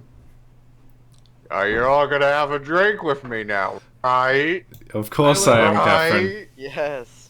Hell Oh, yeah. thank God! I thought you would never drink with me. Gaffron, who do you take us for? I don't know. When he crosses his arms and smirks. We may be late to the party sometimes, but we never miss it. Wow, I'm very That's a glad good you'll quote. share this drink with me. He pulls out a few. This is very interesting. He pulls out a long stick with a cup at the end of it. It's you drink it like a ladle. Okay. It's a Dwemer drinking mug. It's kind of like when your grandfather sits on the couch with a whiskey glass and drinks bourbon. This is the medieval version of an old man doing that. Okay. So he gives y'all. He pours fire wine in it, and he sips out of it and goes, "Ooh," and steams out his mouth, and he pours some, and he passes it to Paylor. Paylor. He's like, "Take a sip, boy. All right. Even the gods drink too, you know." I'm gonna take a sip. Okay, take a sip. It is hot, Ooh. but it is like- delicious. As hot as the sun. Hotter. Oh wow. no, Alright. no, not as hot as the sun. Alright, I'll pass it down to Bernadax. Alright. And then I'll... Oh, what did you think of it, Paylor? And he smacks you on the shoulder really hard. He's like, It was very, very good. One of the better drinks I've tasted. "Good, I made it myself." Tenderdax takes a swig, and you see his colors sort of go to a light yellow at the tips of his horns, and then goes to a sort of a light green, and then back to a regular blue. Okay. So Post is actually gonna go get food and take it to Zenith. Okay. My turn? Yeah, go ahead, drink, boy, drink. So Yanta, like, okay, so how much is in this cup? It's a full cup. It's like God, you're 18. It's like a wider shot glass. I don't know if you'd understand the cups I tell you about. So I'm like, I understand. I've been to Mexico before. I've drank. Oh wow, it's a whiskey glass size. Okay. I understand what you mean. Then. Besides, I've watched television. I know how things work. Hey, I don't sort know. of. I don't watch television. Fuck TV. Okay. Fair point. TV is pretty so boring. I Yanta- experience. Yanta, so you guys remember that one time when he drank boiling hot soup? Yep. He's going to take an enormous swig. Okay. It's your face turns red, like your breath comes out. It's hotter than the air around you. You see the steam, and it's good. It's hot. It is hot, but it is good.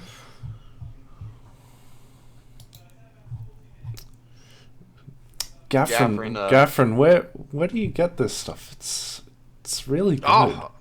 Oh, well, if y'all follow me, I'll show you how to make it. I love alcohol. He holds it up, and the crow lands on his head, and he goes, "Oh, you want some too, do you?" Lifts it up, and the crow drinks it, and the crow's like, and just flies into the tree, and it's like panting heavily. The crow starts breathing fire. Yeah, pretty much. Meatif is gonna take the seat back over here. You all can. I know there's 4 chairs there, but you can say you like drag a chair over to sit down like in between someone. Like these are tables you all can. Adrian's taking sit off to around. Zenith. Don't worry. Adrian, my boy, come have a drink. Come here. Look, you're not gonna let Meatif out drink, are you? And Meatif's holding it, and she's just chugging it down, and she's like, "I like it. That was really good, Gaffron." Well, thank you, my dear. Oh, wow, you drink a lot. I thought it was good. Oh, well, I'm not. Well, I can't let you out drink me. Ladies, remember I outdrank Rathgar. Hey. Watch yourself. You got lucky. Oh man, it's starting to hit me. I gotta drink more. And Adrian, you want to drink? Yeah, Adrian only takes like a sample or sip though. Oh, come now, my boy. And he smacks you in the back. He's like, drink! You pussed out on me once, you're not doing it twice. Drink, my boy. I think I'm good, Gaffer. Yeah, like passes it back. He shakes his head, strokes his beard. I can't believe you're doing this to me again. Fine. At least I have others that will drink with me. And you go around the table drinking and stuff. We're gonna take. Oh, yes. I was just gonna say I didn't hear anything that happened the past 3 minutes. They all walked in my room and were being extremely loud.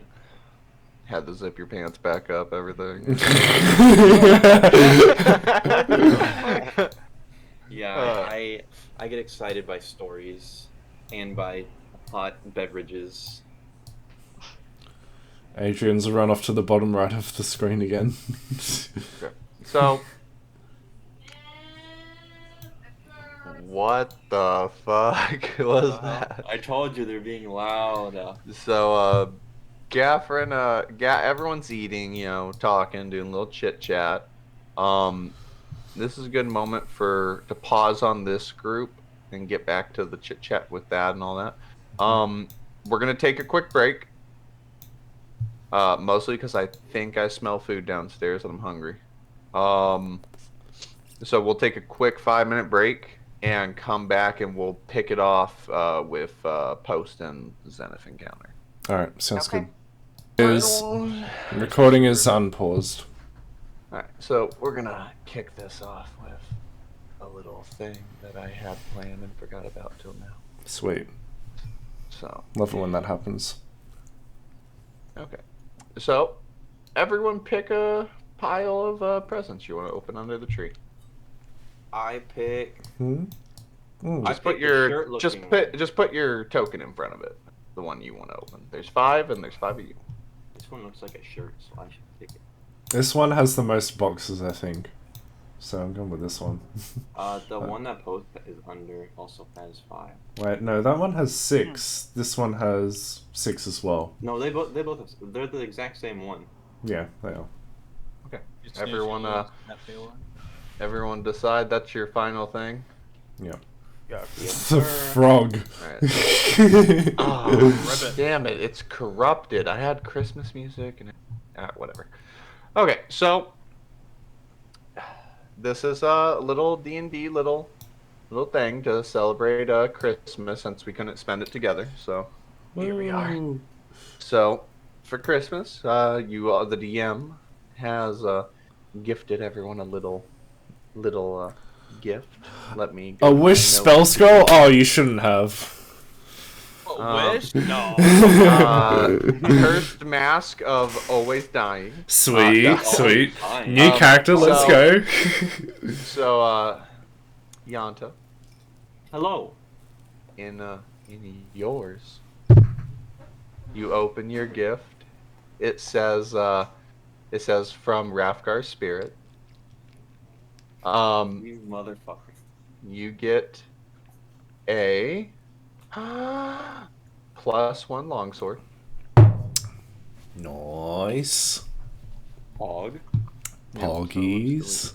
You get a +1 longsword. It is not magical. This is not magically +1. It is just, it's essentially better metal, which is making it better. So +1 longsword. Got it. Turn it X. Yes. You get, once I find out what the fuck it's called.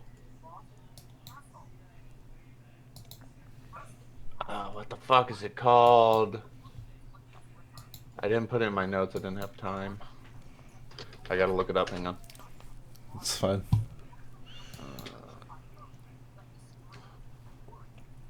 By the way, I was totally pogging right there. Here we go. Let's see.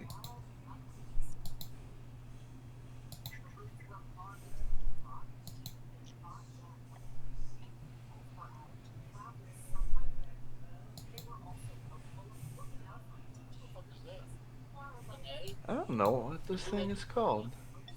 What's the? Damn it! What are you looking for? I might know it. I'm looking for the traditional bard instrument. The one that is in like every picture. It's a I think it's a Zolcoon, the one I have. It's either that or a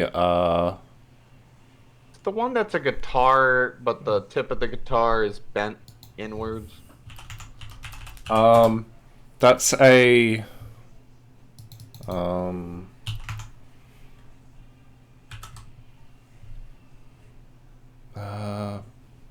I don't remember. Da Salute.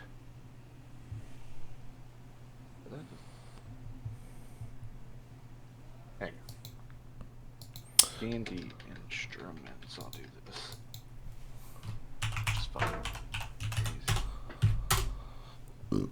You're gonna weapon. You're gonna get a Is it- instrument that makes. Is it a yachting? I'm pretty sure it's a yachting. Damage. It's like good music. Here, we'll just do this. You get the same instrument that you like using. Mm-hmm. Because I can't figure out what the fucking thing. But is it called. has a +4. No. Automatic natural 20s on performance check. No. Meh. I just read that in shitpost. Alright, so you get that. Yeah, what did it do? Again.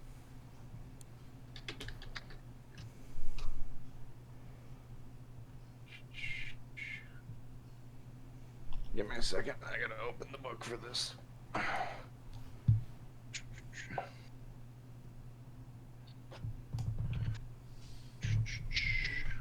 See spell.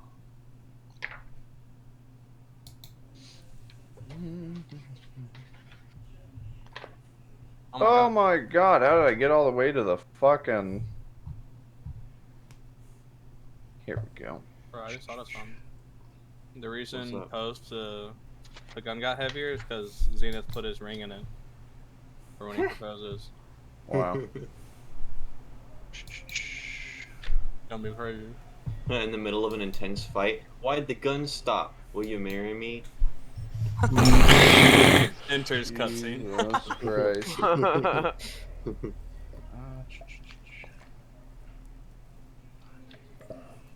Where is it? Is it a +1 spellcasting focus for bards? No. No. It's a +2. Although that is kind of what I'm leaning towards if I can't fucking find what it was supposed to do. I broke my toe. Why I look, I'll get back with you on what yours is. The frog, the druid. I forgot he's still a I can fucking V-shape frog. infinitely? What? Crazy. No, you get that at a later level, dummy. I guess a level 20.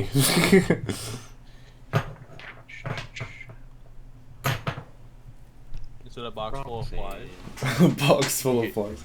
You get one ration. It's a box full of skunk smell. Oh no. What is this? Wrathgar's left arm? What? Oh, it's evil spark. You can now turn to Wrathgar. Like, I think this was yours. Yeah. The fuck? Nah, you want to use this sword? Go ahead. Slice your own arm off. You don't know how to use it. Hey man, if I could cast delay on it, I would. I'd use it. Well, you know what? You can't. Got him.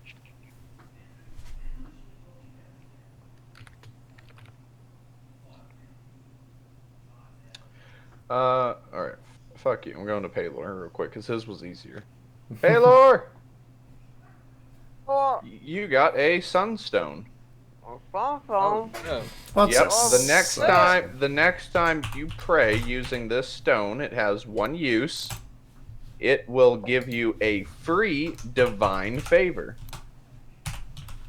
what is 3 divine favors?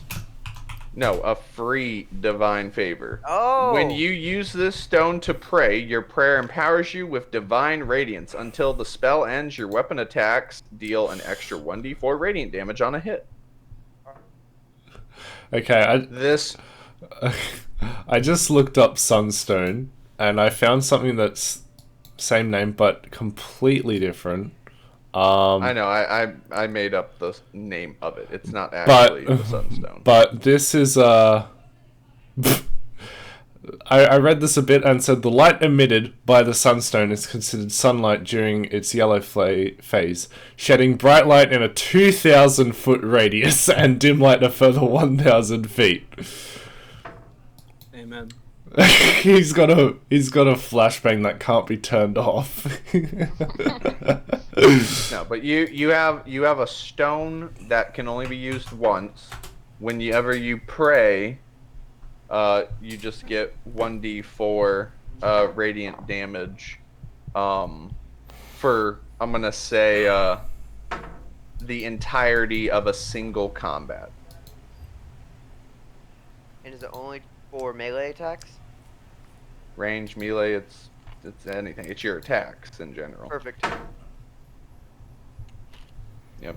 It'll last for an entirety of one combat session. So once initiative ends, it's over. Completely. Gone. Used up. It go poof. Thank you. Here.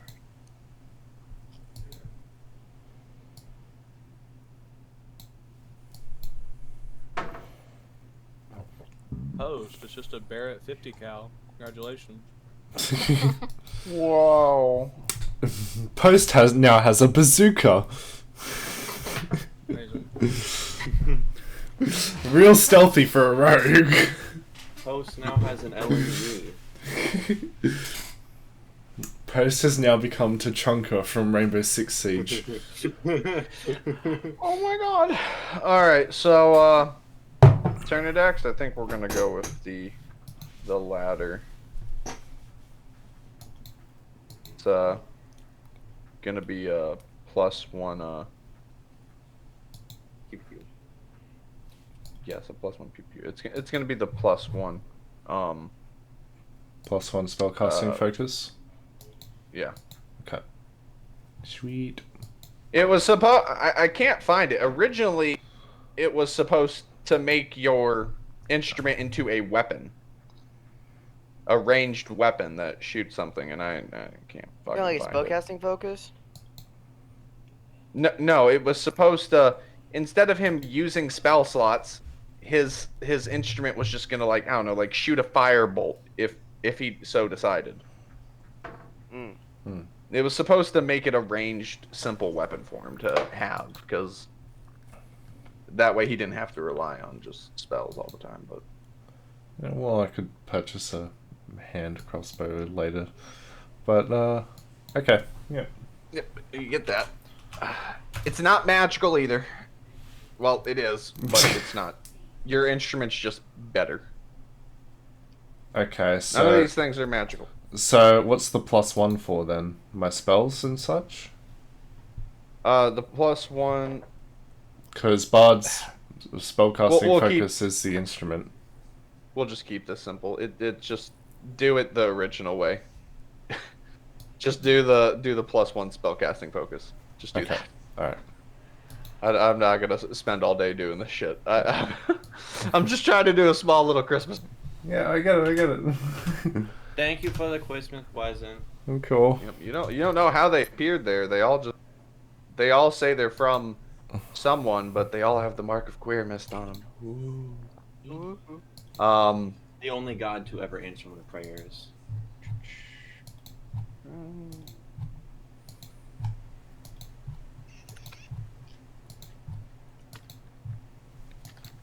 Hang on, I gotta go to my files for this.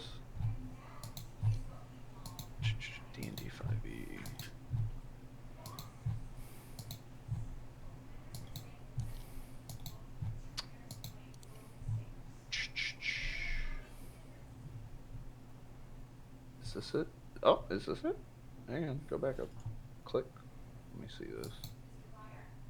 Oh, no, not that. No one gets. Oh, that was scary.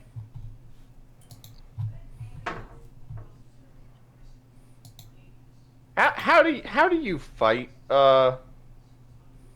Adrian? Do you use weapons or is it just your forms?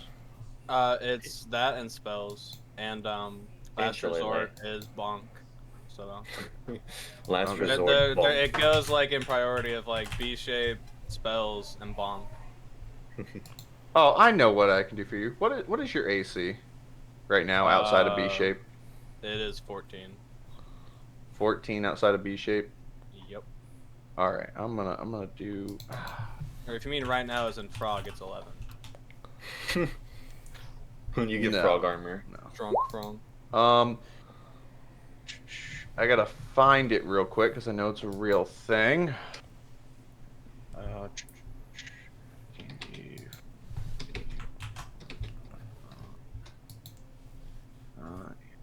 see here.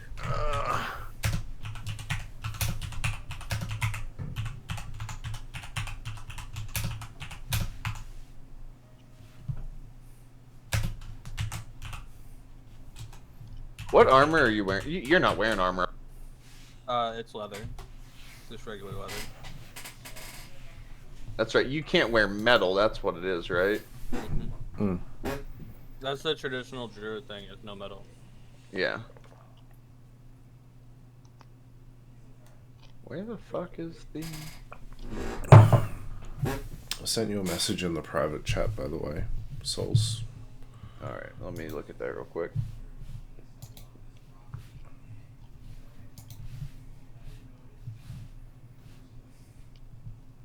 What is all this?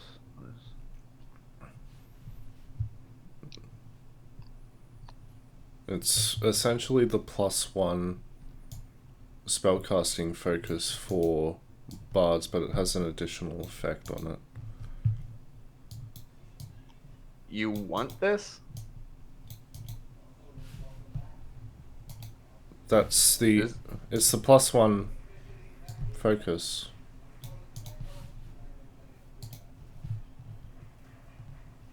The Rhythm Maker's drum? Yeah, but reflavored to my instrument of choice.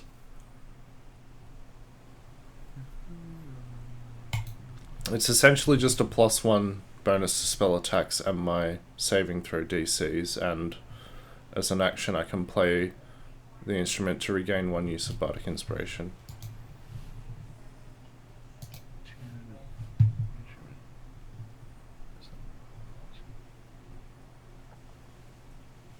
As an action? Yeah, as an action I can play the instrument to regain 1 use of my Bardic Inspiration. Can't use it again until the next dawn. What does your instrument do right now? It's just a regular instrument. It's just my regular spellcasting focus, which I channel spells through, which means that I don't have to have material components for a spell unless there's a gold cost. Honestly, with the spells in the world, because spells are just fucking ridiculously complicated 90% of the time to me. I say you all just have the components.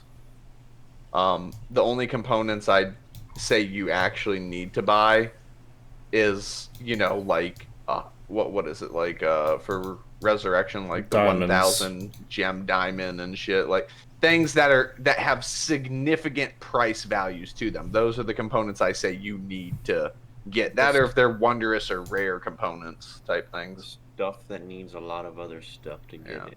If it's just a basic fucking component, then I don't give a shit. Mm-hmm. Because I think that crap is cancerous to deal with. I mean, unless you guys want to deal with it, absolutely just tell you, give me all the money that shit would cost, and you just give it to me. I mean, that's up to you guys. I don't mind if you want to get down to that, and I'm just gonna leave it up to you to do all that work. No, I'm perfectly good without. No. I don't have spells, so that doesn't affect me. I'm just saying. Like, So yeah, right now the instrument is just a normal instrument that I play, and just channel my spells through.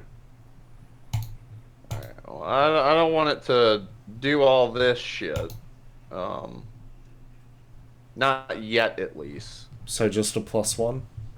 Yeah, just a +1 to your spell stuff for now. Okay. I just want these are supposed to be simple gifts. You guys will get into this type of shit later. Yeah. So for now, just the +1. Okay. Because then it's gonna take away from things that actually happen. I don't want that. Okay. What was I? For the frog, the druid. If I can fucking find it. What is that stupid armor druids get? There's The wood iron. Wood iron. I know it's called wood iron. Hardwood. What the heck? There's a special armor in D&D that druids can wear that's like metal. It's called wood iron or bark iron or some shit. I know what you're talking about. I don't remember the exact name of it, but back in the campaign I was in, when I was a half elf, I wasn't able to wear metal, so that's what I wore. I have bark skin as a spell. All right, fuck this. You're gonna get a metal claws. Whenever you shapeshift into anything that has a claw attack, that attack gets an additional D4. Or no, hold on. It gets a additional +1 to the attack. Like to hit or damage or both? To hit. Okay. So only claws, not like all attacks? Right. Yeah, just claws. Like So whenever you shift into a creature, the claws will go on to that creature. So like a wolf or a bear, you get a +1 to the attack with them. Yeah, but can we call the item Santa Claus? If you want, it's your item. Okay. Man, I hope these little freebies aren't shitty. Oh, they're good. I know they're not the best, but I wanted to do a little something. Here. Just in case they're kind of shitty, everyone also gets 10 gold. There you go. Now you get a little money too, Batman. And we get paid soon. Let's go. Sweet. Alright. And... Sweet. I can't go high pitch out ever. Sweet. Sweet. I can't really go high pitch either. What? Post. You You get a choice for you. Simply because there's two things I could give you, but I'll let you decide. Do you want ammo, or do you want interesting gear? Now, the ammo is better ammo. Let's go with better pew pew. let's go with ammo. Ammo? Okay. So whereas your basic lead ammo does 6, you now get full metal jacket. Oh shit. So your bullet is still lead, but it has a thin copper metal lining over it. Okay. So it is now 2d6. And you get 10 of them. Sheesh. Cool. Where's that That's not snipe? interesting. Where's the No, that sounded like a really sad cool. Yeah, what the heck? No, I meant it as cool. No. Yeah. Wow. You're just like cool. Damn, I'm burning down this Christmas tree. Fuck you guys. I'm bringing back the sniper cat. Let's go, dude. What about like Hanukkah? We get like 7 presents, right? No? What? 7 presents? No, fuck So, you. Go back to your chair. I'm into like Hanukkah. So I feel like I'm glad like that's in the 7 other recording. presents. Cool. Cool. Yeah, there it is. Quote. Bro, Error. Souls is gonna go back and listen to that on repeat like 1,000 times. I'm gonna clip it on my soundboard, and every time Arrow's like getting excited about something, I'm like, remember that? Cool. The disappointment. Oh, that's amazing. 2d6. All right. Damn. There you go. How much do bullets weigh? Every 10 bullets is a single pound. Okay. Now magical ammunition, the magical crystal ammo, just one is a pound. Okay. I never knew people could be so loud. Holy shit. Damn right, I gotta be loud, because people No, couldn't not hear me you. last time. Not you, I'm talking about the people in my fucking house. Fuck your friends. Anyway, They're not my friends. post when the storm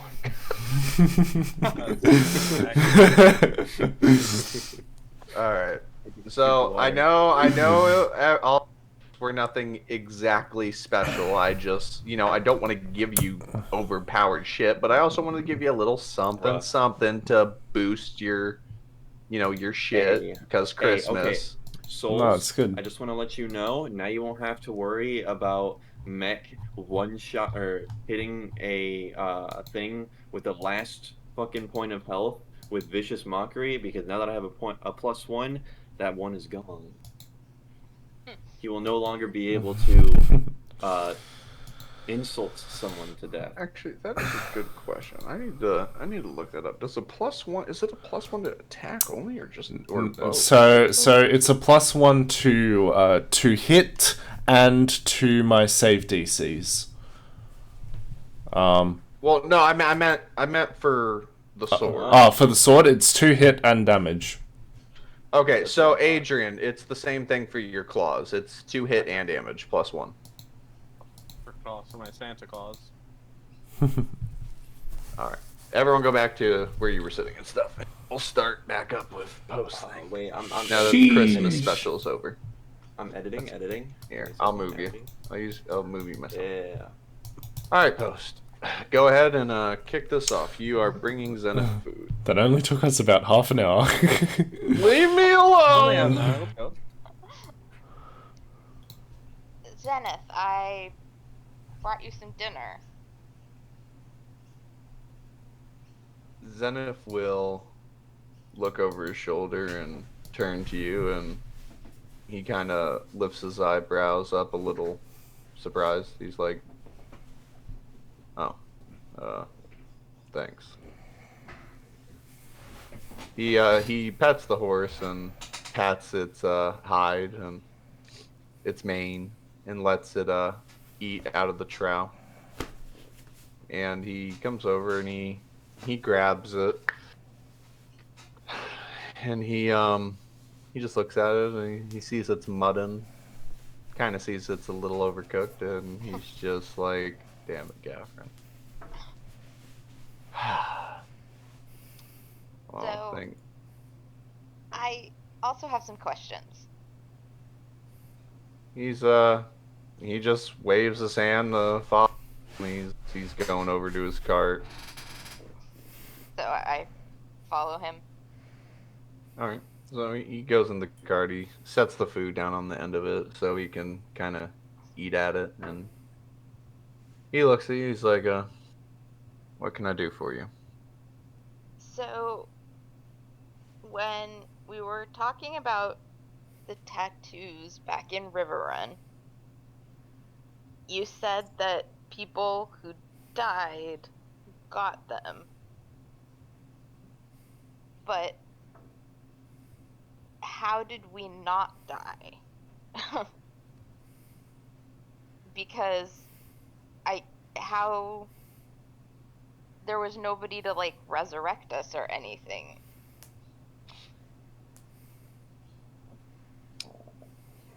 Well, you're just as in the dark about that as I am. All I know or at least the conclusion I came to, is everyone who has this mark died. How we came back, I don't know. I didn't see a cleric when I woke up. I woke up and his expression kind of changes a bit. Get you over here. He's just like, well, yeah. So it makes sense. He's not gonna yell this shit. Yeah, that's a fair point. Fair point. He's just like, I don't know.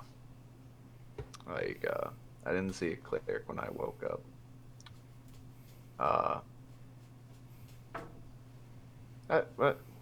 What's this about? What do you really want to know?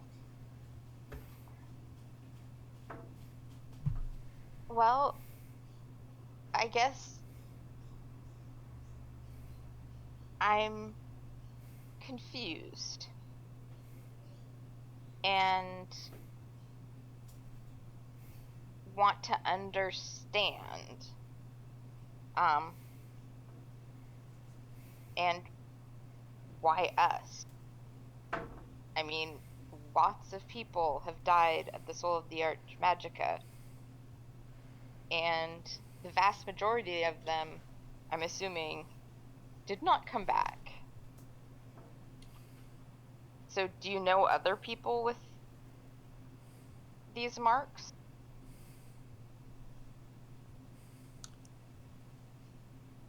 He looks at you and he opens his mouth. Like he wants to, like he's going to say something.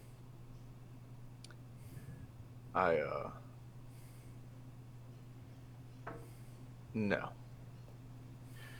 No, I don't know anyone else that had these marks. You're all the first that I've met. So you mentioned Soul of Arch Magica. Is that where you guys woke up? Yes. Did you not wake up there?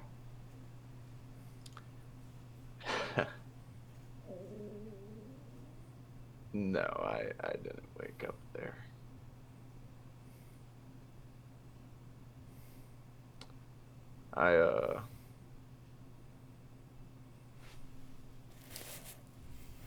He seems very I mean, just looking at him, he seems very uncomfortable. Almost like he doesn't really want to talk about it. He also seems very reluctant to say anything.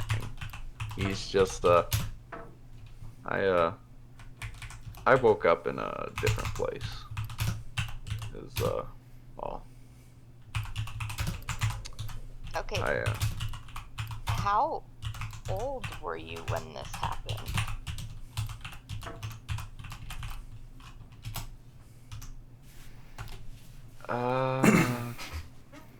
Roll a perception or insight check.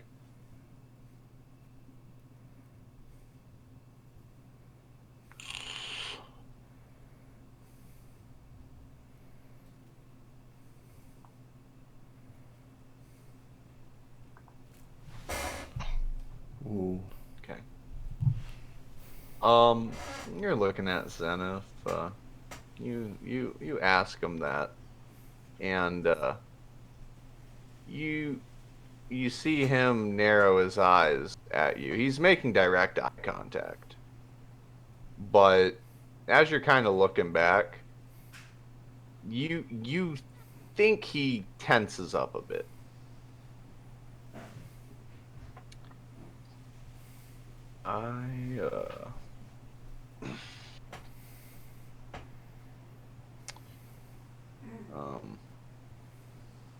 I was 16.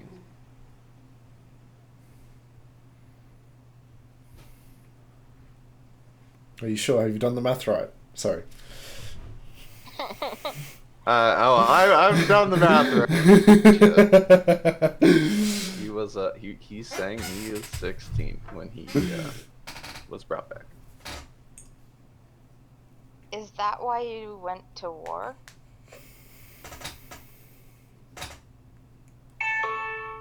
His expression, roll a.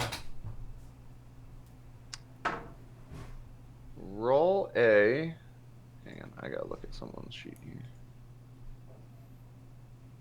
Oh, pick me, pick me. Roll a wisdom saving throw. This isn't. He's not like throwing a spell at you or anything. His look. Zenith has a very intimidating look when you mention war. Like, almost as if he's mad about it. Not at you. Not at you. It's kind of like when you're sitting alone in your house and you just have like memory. You have a, your expression kind of changes. You just kind of get that mad face about it. Uh-huh. Yeah, that's essentially what happens. It's not directed at you, but you pass. You're not intimidated by it, but you definitely, that look could make a lot of people become silent. Can you hear me? Is my mic? We can hear you. Am I coming in all right? We can hear you. It's cutting out occasionally. That's what I thought. I moved it close to my mouth because I saw my little Discord light while I'm talking like stop and then reappear. But did you hear the gist of what I said? Yeah. That he's not happy with my questions. No. He doesn't like. His expression turned to this intimidating look, like he's kind of reflecting when you mentioned war. Okay. Like it's not a good thing to him to talk about, kind of deal. Okay. Like he doesn't like the topic. Okay. But what did you say before that? What was your question? Is it why he went to war? There it is. Okay. Is that why he went to war? He's like he shakes his head. He's like yeah, we'll say that. That's why I went to war. I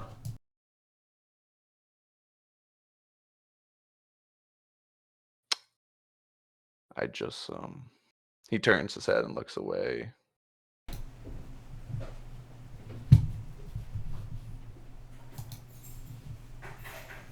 He moves his food to the side. And he opens that smuggler hatch in the cart. And he grabs a tiny box. The one that you saw earlier, and he pulls it forward. And he slightly puts his hand on it. And opens it up. In the box, there is a religious emblem. Kind of like his necklace of Joaquin. Uh-huh. It is the religion of Bahamut. And he kind of grabs it and puts it off to the side in the box. There's a few bullets in there, and he scoots those over. And there is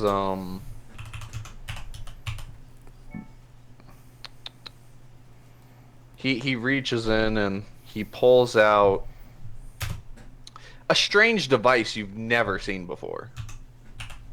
Like, and he just kind of sets it to the side. It looks like a tourniquet. Okay. But it has a the tourniquet has a it has a latch, like it tightens and then locks. in place, like it's meant to be there firmly, and it has a crystal in it. And it's a magical crystal, and it still shimmers and glows, but he sets it to the side and he's looking through the box. And he's pulling out a few things. Let's see. This is he fought me. He pulls out a couple of dog tags. Now he does have a pair that are his. But those are off to the side. They were with the religious medallion. And he just he pulls out a few dog tags and he sets them down. He's like, I went to war. Yeah. I fought for Mead for Soul of Archmagico. And this is a reminder of why I decided there was no point. The dog tags, they have some names on it. Some in Draconic, some in Common, some in some in what is this? Elven and Undercommon. And he sets them there. He's like, this is why I left. I don't really talk about it. I was in recon. Typically, recon is front lines, but we go past the front lines. You could say we're scouts or whatever. Typically, we work alone, but sometimes you come across another recon that didn't exactly make it. And this is the reminder. Every dog tag has one thing on it, because there's technically two. Right. One that you when you leave with the body and one that you take. Yes. So he has one for each of them. And he has 4 of them. And he's just like, I worked with a few of these guys. Never really got to know them, but we all knew what we did, and you're alone out there. You don't have help. You don't have backup. And the longer I was out there, the more I realized nothing was gonna change. The only thing I ever came across was dead bodies and people to kill. And every single one that I killed didn't make a difference. Another person replaced them sooner or later. I spent 6 years in there thinking I was making a difference. That this was the way to stop it. To end the war before it got to where it is now, before it escalated to the point where I don't think it can stop anymore.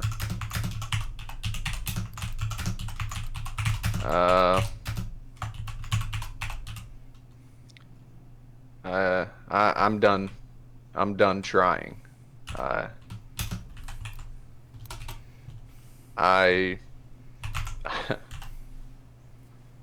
He puts the tags. He wraps the tags in a gentle cloth to keep them safe, like so they don't become damaged. And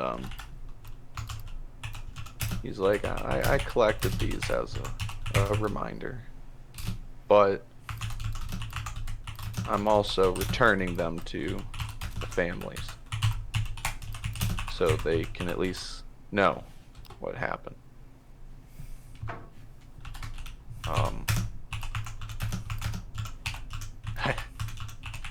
Would you believe me if I told you I used to have 12 of these?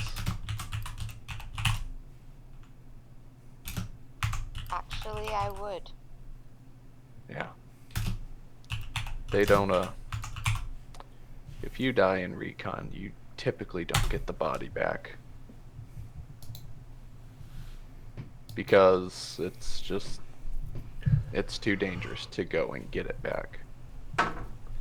You leave the dead where they lie. I'm sure when you woke up, you saw the gelatinous cubes roaming around. They were intentionally there. They clean up the bodies. They dissolve them. That is their grave. And the gelatinous cubes will collect the gear, and they will return to the back line where they can be reacquired and distributed again. After repairs, if necessary.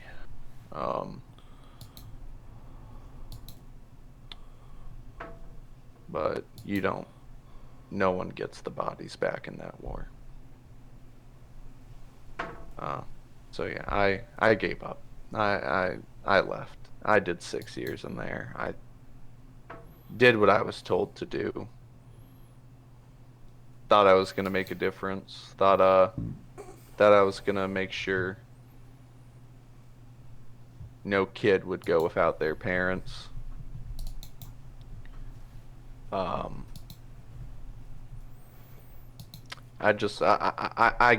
gave up.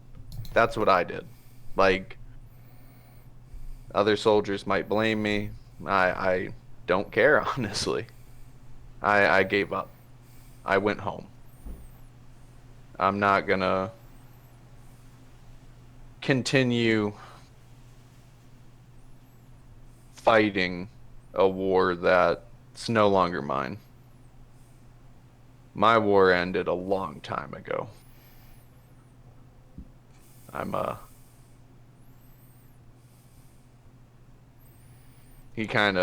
He stops himself as he says that last part. Then he just shuts the stuff and looks at the Bahamut emblem and just tosses it back in and closes up everything and locks it up.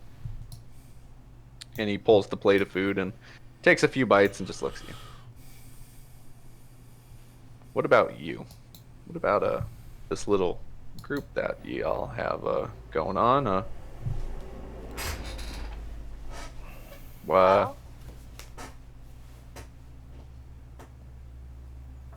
we all woke up apparently after dying on the battlefield at the Soul of the Archmagica. And Miss Silvana found us and brought us to her house, and we woke up there. And we all had this mark on our necks.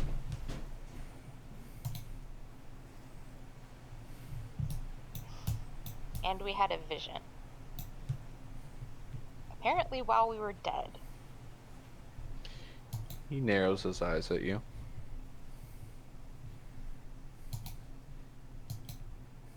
Vision, huh? Yep.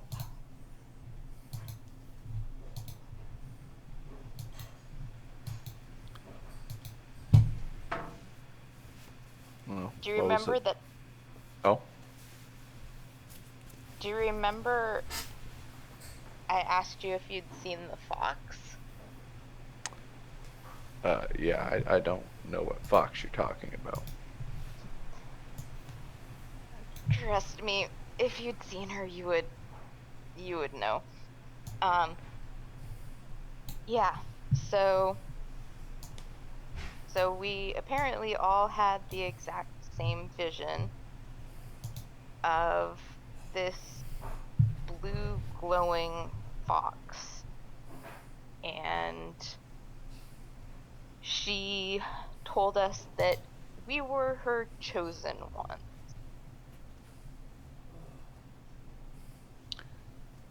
Well, maybe you are. I don't know.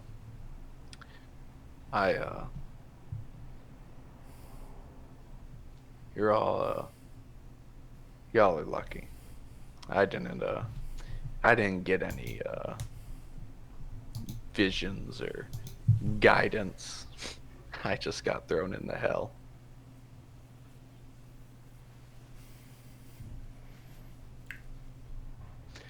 So, I really have nothing I can offer or tell you about any of that.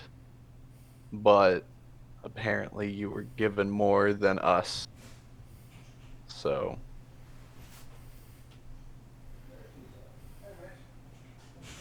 Wait, you just said us.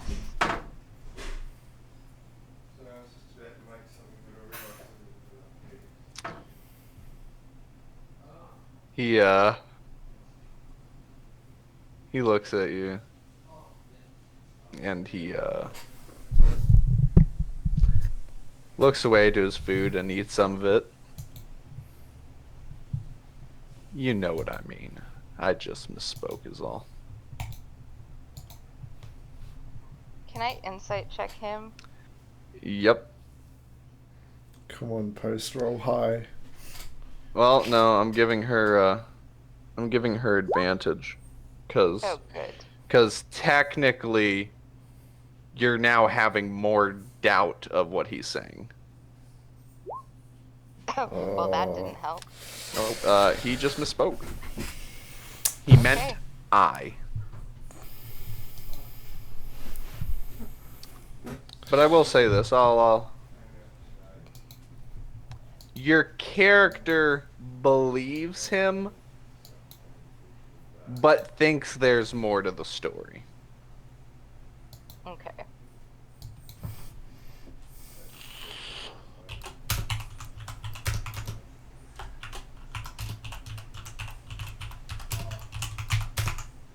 He starts finishing his food.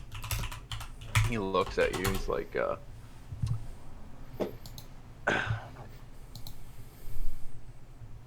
you have any more questions you'd like to interrogate me with?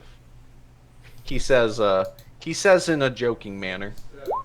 His mood completely shifts completely. Completely shifts completely. Got it. Yep, his mood shifts completely. I actually do. Why do you have the tattoo that Bahamut's shadows supposedly had?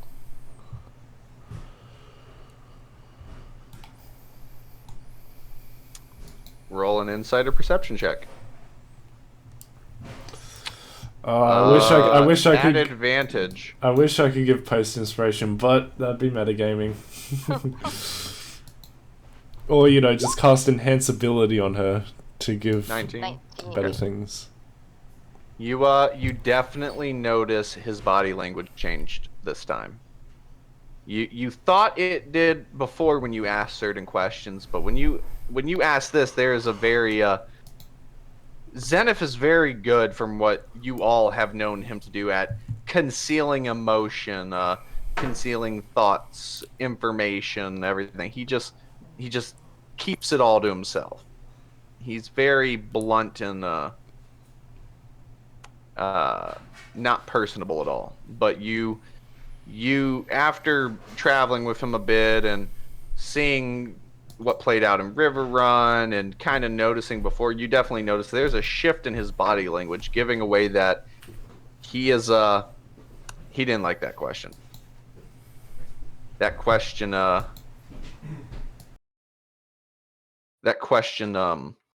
is discomforting to hear. Oh, the tattoo.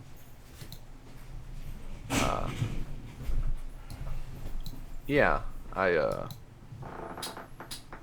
I turned 16 and went into Mead, I got it. I got the tattoo. Because everyone has heard of Bahamut shadows and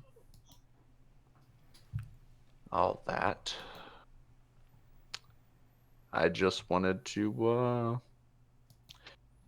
I don't know. It was inspiring, we'll say. Heroes rising up to end a war. And I was a dumb 16-year-old who thought he could do that alone.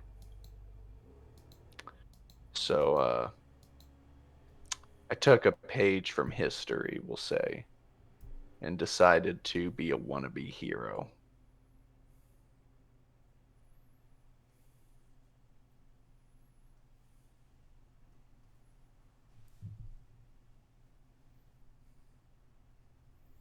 Did you hear all that? I did. I'm trying to figure out what she's gonna say next. Okay, I just wasn't sure if my mic cut out or whatever. It got no, real silent. I was like, yeah, shit, what no. happened?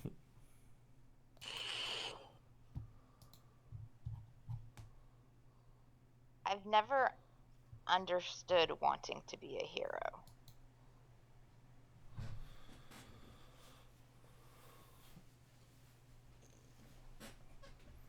Is that all she says?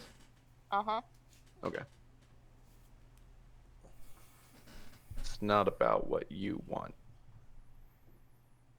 It's about what's needed.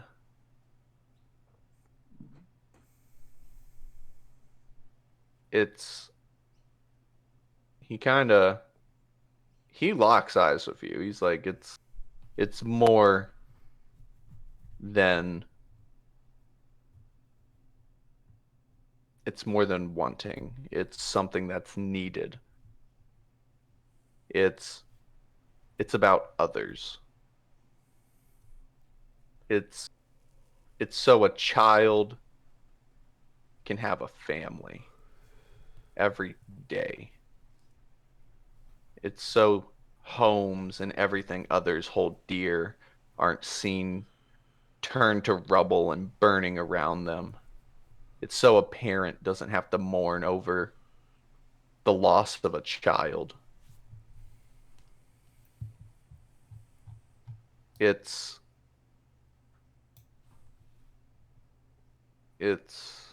And he kind of his eyes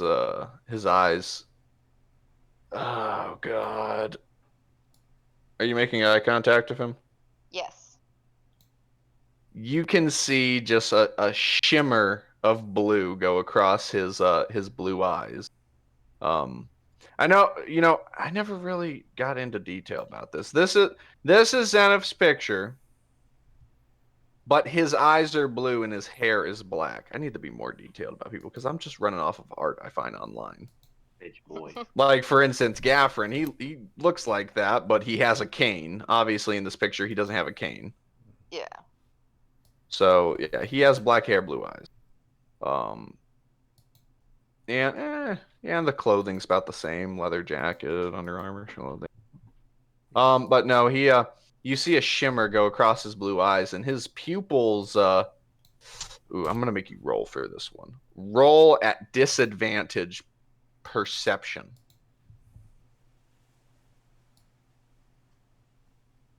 Holy fuck. Okay. So you notice his pupils turn dragon.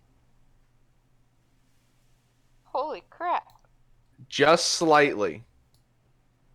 It's not like wah, and they stay like that. They just you see what would be a circle shift upwards into a diamond like a dragon and go back to a circle, and he looks at you as he talks about being a hero and all that, and how never wanting to be a hero and how it's needed. And he just he looks away and he's just like, "Who? Stop drawing shit on the map. I just saw that. I was like, what the fuck? Get your bitch ass out of here, frog, pooping in my water." So he looks at you, But I was in the and everything kind of just everything's normal again now, out of nowhere. He just looks at you. He's like, listen, think I'm done talking for now. He grabs his plate that he barely really ate off of, and he steps close to you and he hands it to you, puts in your paws, and he's like, thank you for bringing me this. I think I'm just gonna call it a night now. I'm gonna probably just rest in the cart with the supplies. If you wanna, yeah.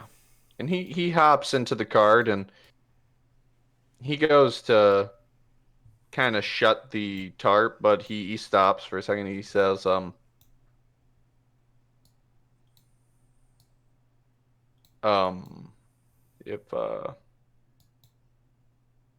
if you want to talk like later or something, I won't say no, but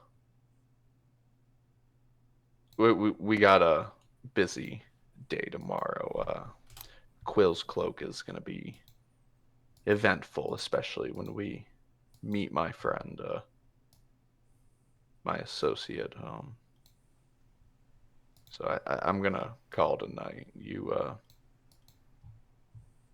Yeah, I'll see you in the morning post. And he shuts the tarp. Good night, Zenith. Yeah. Night. And then he just he chills in the tarp. The cart he lies down in. Just he's done for the night. Okay. What the fuck is all this shit? I'm tracing the frog. Don't delete it. Oh my god, bro. You ruined my drawing. That was you? Yes. Fuck your drawing. That was an evil ass frog. You should put a dunce cap on. I could have made it worse. I could have made him more evil. Here, let me make a dunce cap for myself. You're just gonna get deleted out of existence. So y'all were drinking and stuff like that. Had a good time. You're eating. Dinner's kind of wrapping up. It is now getting to be about 10:30 at night. Post comes back over into the group. Gaffrin's still going at it, drinking. I'm trying to keep up with him. Yeah. Post says, have fun drinking. I'm gonna go to bed now. Good night. Oh yes. Good night, my dear. Did he eat anything at all? A little. Yeah, she puts the plate wherever dirty dishes go. It would just be back on the stove, like. Okay. He's like, oh, okay, appreciate it, thank you. And Gaffrin just drinks. He's red in the face. He's like, oh, yeah. Well, it is getting late. Think I'll head to bed too. What happened there? How's Meta's looking in terms of drinks? She's fine. Yeah, thought so. She's sitting outside of her tent just by the fire. Oh, right, it's about that time. All three of you roll Constitution saving throws. What? Oh, you thought I was gonna make you roll right away? All right.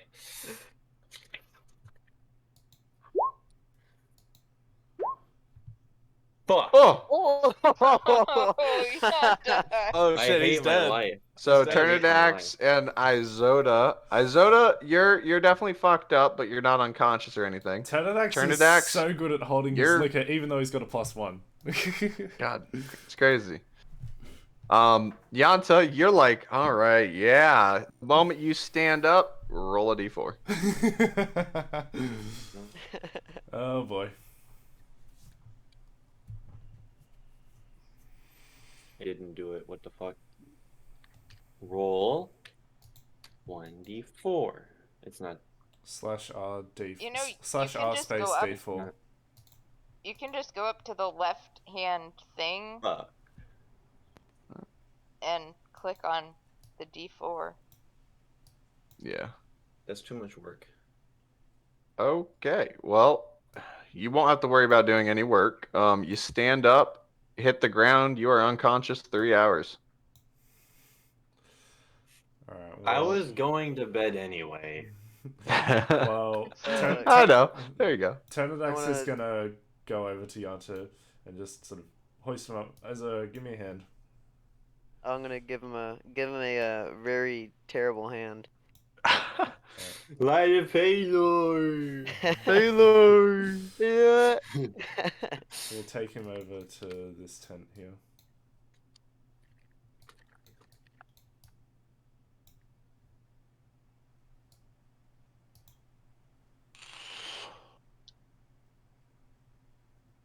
Yeah. I wasn't there, so what were the assigned tents for everyone? Well, Zenith isn't sleeping in a tent. He's sleeping in the cart. Well, Yanta didn't want a tent because he's just leave him where he fell. He's fine. Turnidax wouldn't do that, so he's gonna pop him. Wakes up with scoliosis. He's gonna pop. Joke's on you, I have it. He's gonna pop him into the this tent here. Okay. And so Turnidax is gonna say to you, I said, you go and keep an eye on Yanta. I'm gonna stay out here for a bit and just think about some things before I go to sleep. Oh, more guys. Wakes up. Paylor! No!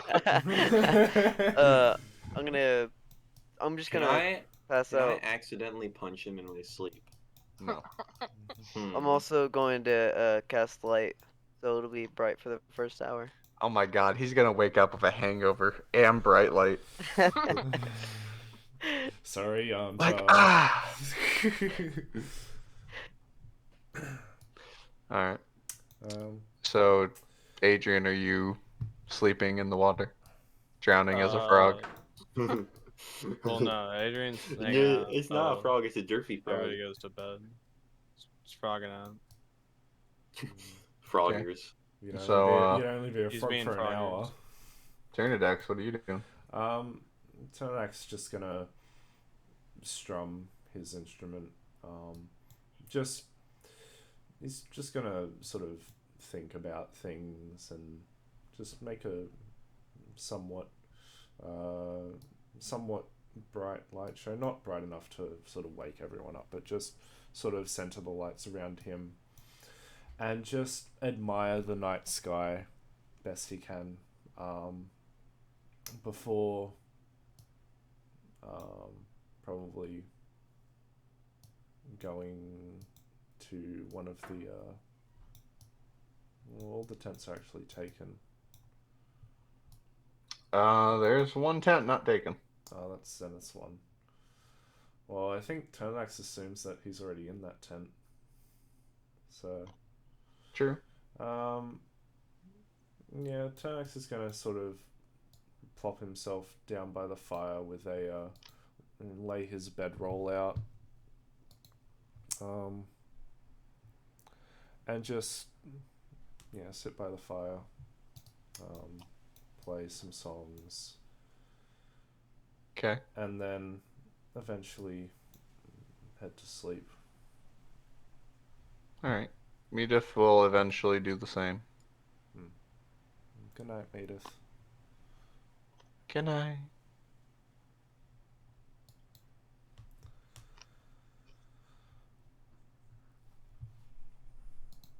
Adrian, what are you doing? I would like to sleep in the tree. I'm so confused at what Adrian does every session. Okay. The fucking crow is gonna watch you sleep, and it keeps a distance. Does this crow sleep? I don't think it does. No. I don't know. Anyone want to stay up all night and find out? Adrian, Well, do it. Adrian stays semi-conscious, so Yeah, you're semi-conscious, but it's in the meaning of like your eyes are closed. Like you can hear around you. If someone walks up and is like, "Yo, dude, get up," you're like, "All right." yeah, I'm But doing like you can hear I'm it doing bird blink. This listening. meditation is what it is. You can hear Yeah. it blink. My Yeah, you my can big hear ol' things. ears are all sorts of open. All right. It starts Yeah, you walking just over visibly here. can't see. That's definitely the thing. I think how Elven meditation works is your eyes are closed, but you're not 100% aware of your surroundings, but you are conscious enough to where if disturbed in any means, you can wake up. He's like sitting on a branch and like leaning back into the main trunk. Okay. All right. So long rests accomplished. Yes. I don't know. It would depends. say Does that crow do anything? No, it just Okay. watches you sleep. It's gonna caw in your ear. Whether enough it sleeps or not, you don't know. You just know it doesn't make a sound. Yeah, it. that's just freaky. I say we should pump everything we fucking have into this crow and see if it dies. Throw it in the water. Fill it with fire. Drown it on the fire. So you all accomplish a long night's rest. Sweet. And this is the I will say this is kind of your safe space. So you will not have to worry about taking shifts to be awake and watch out. This is a Okay. guaranteed like this is role play safe space zone party camp. Mhm. Okay. Yeah, if anything happens for whatever reason, I'll just be like, you're all up. Like, you know, like I'm not gonna fuck you over like that. Or will you? I don't know. We'll see. Anyway, it is now 6 a.m. 6 a.m. Too early. A little bit. Like 8 a.m. Well, Tonax is gonna be up stretch, crack his back type thing, you know. Yanta was up early to do his workout routine. Post gets up and makes breakfast. Yes. Performance. Exactly. Performance. Burn the eggs. Make a woman check. Of course, she is not proficient with cook's tools, but hey, he's trying really hard. I have a +8 to performance. Would you like my assistance? Oh, No, you fuck are- that. DM's making it happen. She said she's cooking. She's cooking. Well, we're losing Not our the one. kitchen, lads. I want to see it. Hey, she just pulled off an 18 at disadvantage. I don't want to hear nothing. Yeah, she's used up all her good luck. So am I supposed to be rolling something? Yeah, roll performance. Typically, I win it, but I kind of want to see it happen. I told you. Yeah. I told At least you. it wasn't a one. I told you. Who wants burnt bacon and eggs? She's like, how do I turn it on? Now you can help her. I just wanted to see the roll. Do you want me to roll performance? No.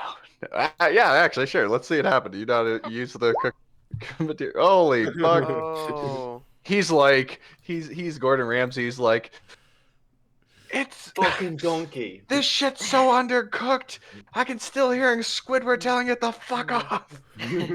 Where's the lamb sauce? So you cooked dinner. Breakfast. Zenith's Dinner? awake over here looking at breakfast. Zenith's over here looking at the map. Meedif's over here washing her hair and water. Gaffrin is up making alcohol at 6 in the morning. Gaffin things. Hey yo, after my routine, I'm all sweaty and shit. I'm a somersault into the fucking water. Performance. Oh, shit. Actually, no, that's somersault. That's acrobatics. That'd be acrobatics, yeah. Alright, let's see here. Let's go! Damn. Okay. Huh, What the yeah. hell's with you in these high rolls? I have never seen you roll bad. High rolls, Unless it's a Constitution save. And it's funny because I'm proficient in Constitution. Yalta and I Yeah, have the so you same go in. acrobatics. That's pretty cool. I'm gonna do 3 flips. Zenith just glares at you, just annoyed as he goes back to the Why? map. It's 6 a.m. and you're doing diving actions in the fucking water. No one's this energetic. Yeah, and how often are no you one is around this energetic water, after a hangover. Mr. Be Pouty honest. Pants? Be honest. Oh my god, after a hangover, acrobatics Oh. disadvantage. One more roll. I forgot about the hangover. Really? But he woke up like 2 hours ago. You drank a lot of fire wine. And you it's got a not nat the 1. So Drink that much? You That's Dude, a you got a lot. nat 1. The natty one speaks all. Hey! Oh my god. Yalta just Can't pulled a roll post. multiple. The dice gods speak. He's definitely trying Okay. to impress Midas. Is she impressed? Let me roll. I mean, she I'll was keep that roll to myself. she was impressed with my average performance back at the Drunken Steed, or at least she looked like it. Actually, the question is, do you splash and get her all wet? That was gonna be my boss. Let me What? roll. How big No, is I'm the gonna cannonball? roll a public D100. Oh! How do you do 100? Like highest? 90% wet. Yeah, she is you drench her and she just slowly moves her hair out of her face and she just Sorry. I'm gonna go change. Yonta Sees this happen. We'd probably hear it, I'd say. We'd hear the Yeah. big sploosh. Oh, I know what's coming. Hang on. Okay. And Post goes over and casts Prestidigitation. She comes up and she gives you a little hug. She's like, "Thank you, Post." You're welcome. Nobody likes to be wet.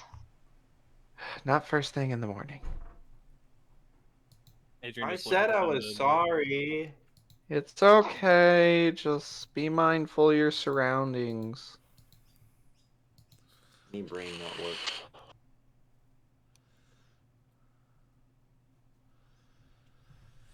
Alright, Yonta's so- gonna go under the water.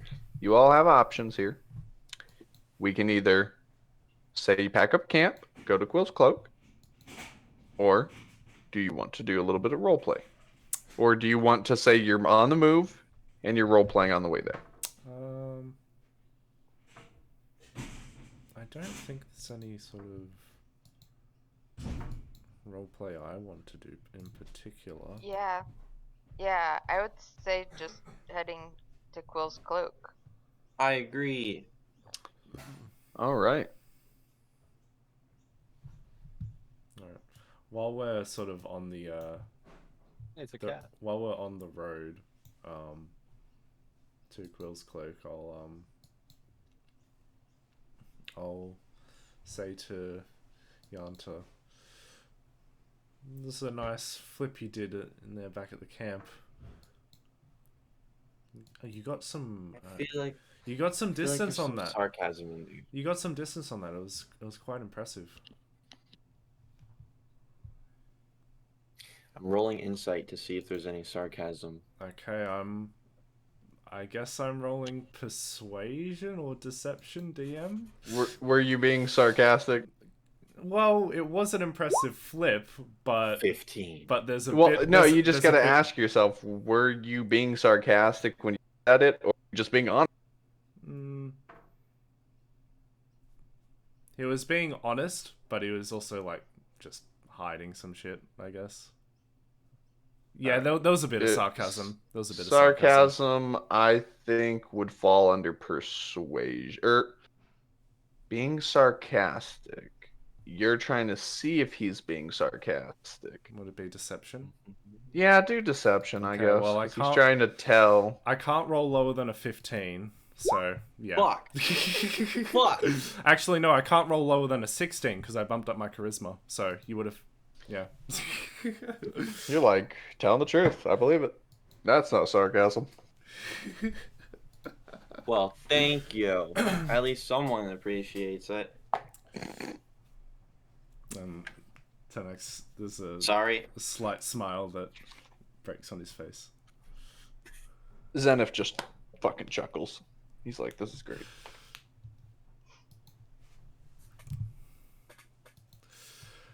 So yeah, that's all I wanted to do. Okay, so you all spend, like I said, an hour tearing down. So it's 7 a.m. You tear down the tents, the camp, everything like that. Pack it up. Get in the cart. Zenith is driving. Who? I'm gonna let you guys decide. What is the riding position into Quill's cloak? So what's the seating like now again? That's what I'm asking you. How do you? There can be two people. There can be two other people up front. One driving, one in the middle, one on the right, and there can fit there can fit 1, 2, 3, 4, 5, 6 people in the back. Post is going to be in the back. Okay. I shall sit in the back next to the exit. Okay. Oh, geez.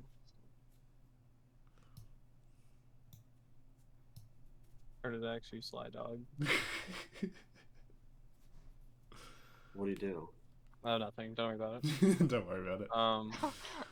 Who's on the front? Because it's really just like who's on the front is like I guess the big question. No. Zenith and Gaffrin are on the front. Or actually, Gaffrin was drinking. Gaffrin's in the back and Zenith's in the front. Zenith is the only person driving right now. Only person up. I guess. Well, in that case, I sit up front. Okay. Well, I was going to. Then all right then. Zenith says, "Get in the back." No, I'm just joking.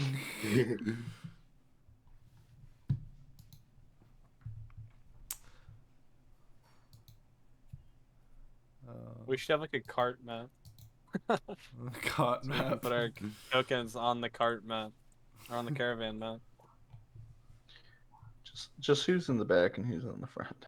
Well, if Fianta and Zenith are up front, then Turnex would, I guess, be sort of in the middle of the back, sort of surrounded by everyone. Okay. Gaffrin's gonna sit behind Zenith, where he would be. He'd sit in that seat. Or was that where you were sitting, Post? No, Post is kind of in the middle. Okay. So Gaffrin's gonna sit in the far back. All with me? Yeah, hey buddy. Thank you. Hey there, lad. Hey. So Turn into a cat. Alright. So you all start arriving. Actually, real quick, does anyone feel like they need a break or can I go on? I'm still good I feel like to. I'm still good to keep going. Yeah, I'm good. Okay. So you all Stop it. So you all arrive at Quill's Cloak. As you arrive in Quill's Cloak, hang on, let me.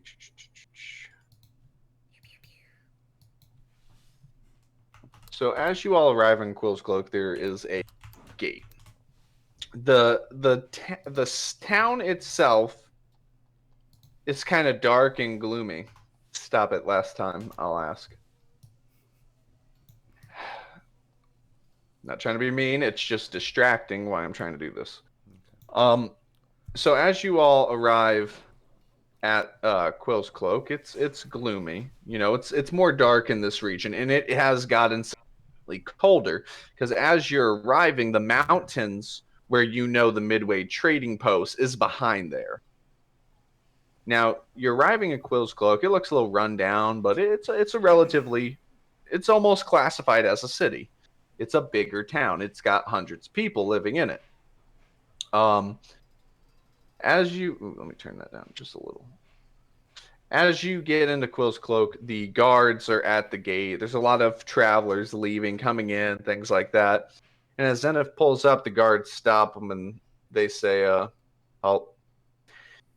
What are you? What is your business in Quill's Cloak?" Zenith looks to him and he's like, "You're I'm a traveling merchant. I got business dealings with the vulgar, or hang on, with the vulgar tongue in." He's like, "Oh, yeah? Oh, what are you transporting? We need to inspect your goods and your cart, as well as how many people are within it." He's, Zenith looks at the guard and you see Zenith's hand reach back where there's a firearm in that little cubby. And it looks like he's reaching for it before he pushes it out of the way and grabs a little pouch of gold. And he says, yeah, here's the inspection fee." The guard raises an eyebrow, opens it, nods his head, and goes, "Ah, yes, everything seems to be in order from what I can tell from this end. You can go ahead and you have a nice stay in Quill's Cloak." And Zenith says, "Why, thank you very much. I appreciate your service." "My pleasure. Have a good day, citizen." And Zenith starts moving the cart along in. You all start traveling through here, and you notice a few races that are more seen on the eastern side of Mead. You are starting to witness Kitsune and Wolfborn, fey creatures living in this area or just being here. There is a lot of carts traveling through here, and merchants and dealings and exchanging hands, and a lot of people holding on to cloaks. As you pass through, it's chilly. So, let's see, what type of, you guys have more obstacles. You all will, to get to Midway, to avoid fatigue and exhaustion and harmful weather conditions, you're all going to be spending at the minimum. You don't have to do it now, just before you move on. You're all going to be spending about 1 gold piece for winter clothing. Okay. All right. Done. Just so you have that for harsh weather conditions. Yep. But you all travel before finally the cart stops at this very rundown on the outside inn. Now, there's a few carts parked out here, and Zenith looks back and says, "All right." And he reaches down and he starts tossing bags at all of you. He says, "Congratulations. 1 town down. There's 100 gold in each one of those bags. Just as our contract we made in River Run agreement was for 100 gold pieces. I recommend to many of you in this cart to keep your pockets closed and your money close. And a dagger on your hip, if you get what I'm saying." Does a sword count? We read you loud and clear, Zenith. Good. Regardless of that, I'm going to be staying here about a day and a half for business. Whether you all finish what you'd like to do here, or if you need to stay longer for whatever reason, just let me know. I suppose I can fit it in my busy schedule, we'll say. As for all of you, I definitely would recommend, if you want a place to stay, the Vulgar Tongue Inn, which we are outside of, would probably be the best one. If you don't exactly prefer this inn, you can try and get a jail cell for the night. I mean, this is the only inn in town, so... Been there, done that, don't want it. I just figured you all were more comfortable in there after all. Your last visit to an inn seemed to put you in a different inn of Very sorts. funny. Ha ha. Yes. Wait, so you said the Vulgar Tongue Inn is the only inn in town? Yes, this is the only inn business here. Even in River Run, there were other inns. This is you're looking at this thing. It's massive. It is a massive, rundown, warehouse-sized building. It's a big inn. It's not at the heart of the town, though. It's actually more so along the front of the town. Where, Meadifson was in the center of town. This is at the beginning of. Makes sense. Zenith, I have a question about this place. Yes, I can help you. Is there someone that you know, or maybe a place that you know where information could be acquired about just things about the war and magic and such, like a library of sorts? Here? Yes. A library here? Well, a library of knowledge, whether it be a person or a place.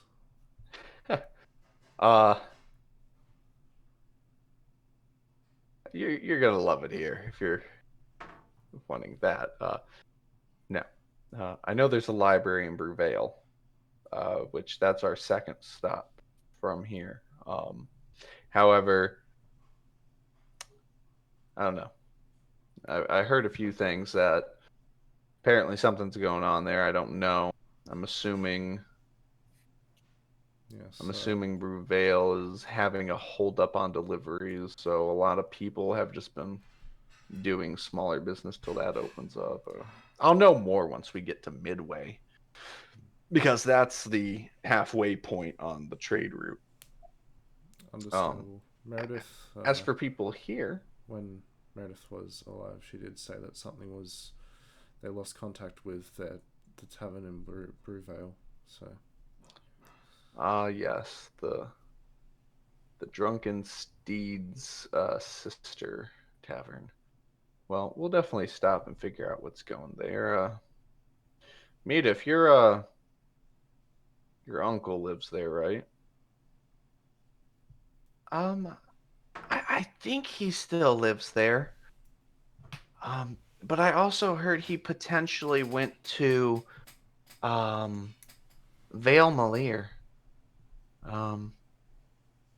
Something. I don't know. I'm pretty sure we'll bump into. Figure. I haven't heard from him in a long time or seen him since I was at least 8. Yeah, it has been a while. I know he had that thing. I don't know, whatever it was. I'm sure he'll talk about it if we run across him.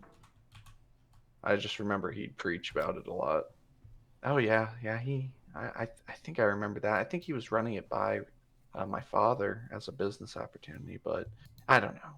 All right, well, we'll figure it out when time comes. As for the rest of you, if you would like to shop or earn some quick money,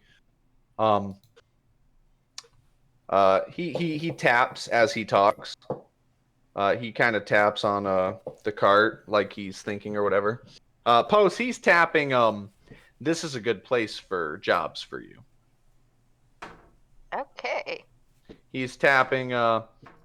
If you wait about 2 hours, talk to the right people, you'll find jobs. That's what he taps. Okay. To the rest of you, he says, there is a adventurers here. You can get registered if you would like. I know they offer some jobs. There's also bounty boards and things like that. That or you could actually help out at the Vulgar Inn. Now, this place has 2 sets of currency for those of you who don't know.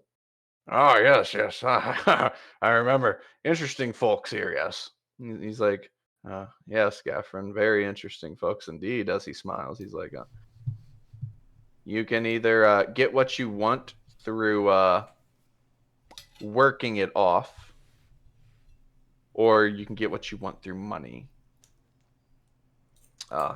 This he says it differently, but you can probably pick up on it post. Being what you are, you know that a currency familiar to the thing you are would be favors. Okay. Which that is a honor bound currency. If you don't, it typically results in finding you. Yeah. Anyway, so he basically almost fell out of my chair. So he basically says, you all can have fun and have at it all you want. If you come across me, and I'm talking to someone, it might be best not to bother me. As for the rest of you, there are stores here, magical stores. Don't let people fool you. Things might be cheaper than they appear on a tag. Just be careful with your money here. Well, I'll let you all get to it. I'm going to be heading into the Vulgar Inn. Gaffrin, what will you be doing? Oh, me? Well, my boy, I think I'm gonna meet up with the Forge Master here. I haven't talked to that sack of potatoes in a long time. Potatoes, Gaffrin. Potatoes, really? Well, I don't want to insult him, but he is a sack of potatoes. Fat, Gaffrin. He's fat. I'm fat too, yet you don't see me going around saying it. Yeah.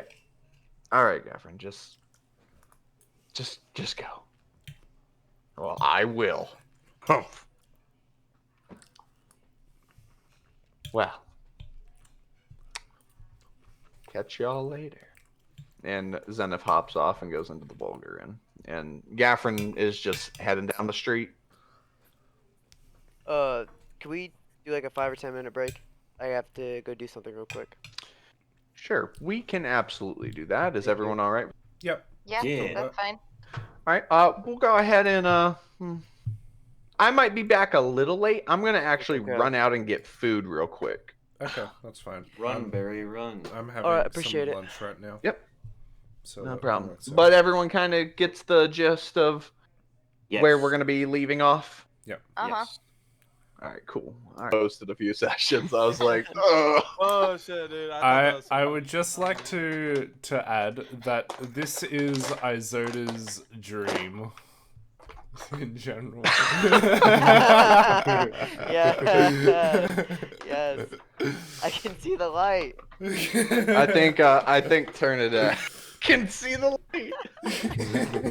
I think Turnidax is gonna try and fight you for when they get introduced. Oh. All right. There's gonna be some it's gonna be some male testosterone flexing around. Oh my. Anyway, is everyone here and ready? Yes, I believe so. I began recording the last little bit of that discussion. Oh boy. Oh, great. Let's go. Thank you. God, I don't know. Like, I feel like you're all done. I swear to God, I really question it. Like, I feel like I'm in a party full of fucking simps. You have You every might, right to yeah. do so. Hey, Souls, take it this way. I did a one-shot last Friday where the reward for the one-shot was picking any waifu among 20 tieflings. Fuck What? the tieflings. I'd pick a dragon. Whoa. That's my Well, waifu, a I full-blown was, dragon. One can never I be was too like, picky no, So you're and when like you then- are you're like the mastering the art donkey. of being a bard. Hey, so I was like, no, and Bro, then that bitch's fucking arms are bigger than her forearms. What the hell is this Hey. picture? Hey, 1 second, real Everything's quick. fucked up. Where is it? Pop it in Where general, is let it? us I see. can't find it. I Is can't that what you find were it. trying to figure out, Bro, General? I seduced the dragon, bro. What, Here General? it is. Copy image. Or Because they have images for fucking everything, and literally, I was like, no, I want to go back to the Air Genasi. That's the Air Genasi. Thick as hell. oh no. Oh my I God. picture Lord as like the donkey from Shrek, seducing the dragon. What would I actually look like? No, you said that you your waifu was a dragon. I was about to say, I'm about to well, throw a I'm fucking picture of myself up in here to display Souls that. is a donkey question mark? No, I'm Souls saying donkey? Souls What? is like donkey. He's gonna seduce a dragon. Yes. His waifu is a dragon. Yep, 100%. Anyway.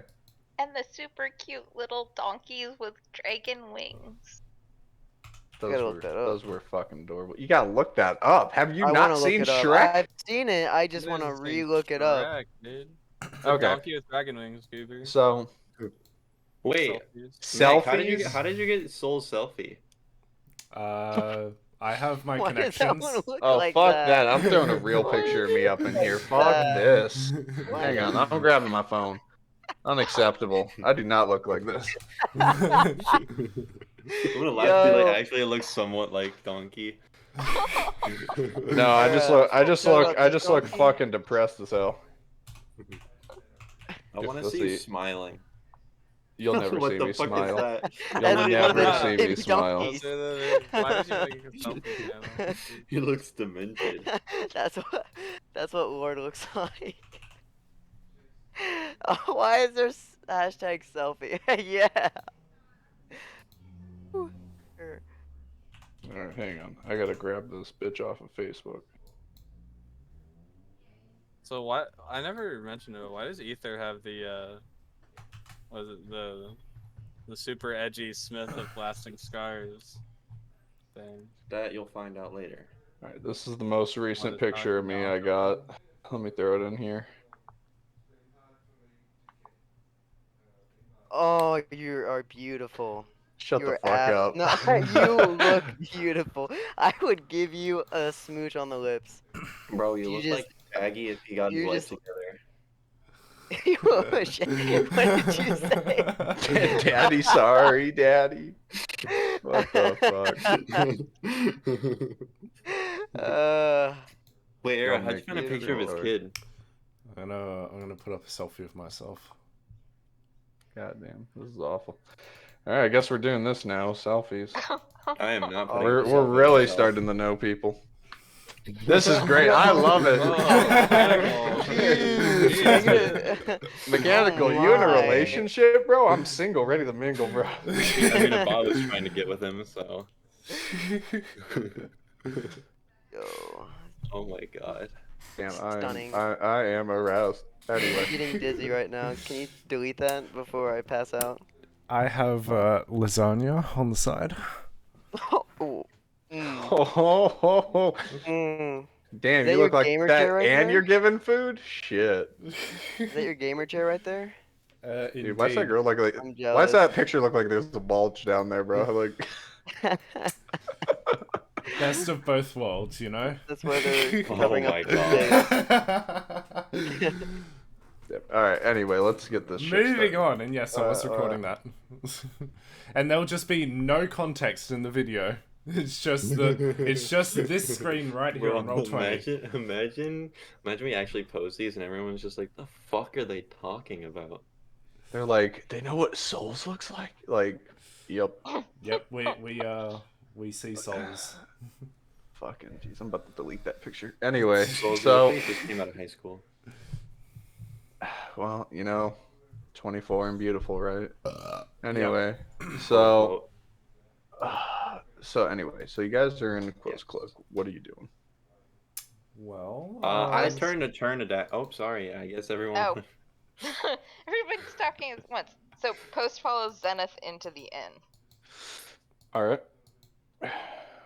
What is everyone else doing? Yanta is going to turn to Turnidax and say, if I go shopping, you're going with me. My brain no work, and I feel like you would probably be able to persuade people more than I would. Yes, I feel like amidst this place you'll be like a lost child. So I was going to propose that we stick together as a group. Those who want to do shopping, as I agree. We've got some nice income. So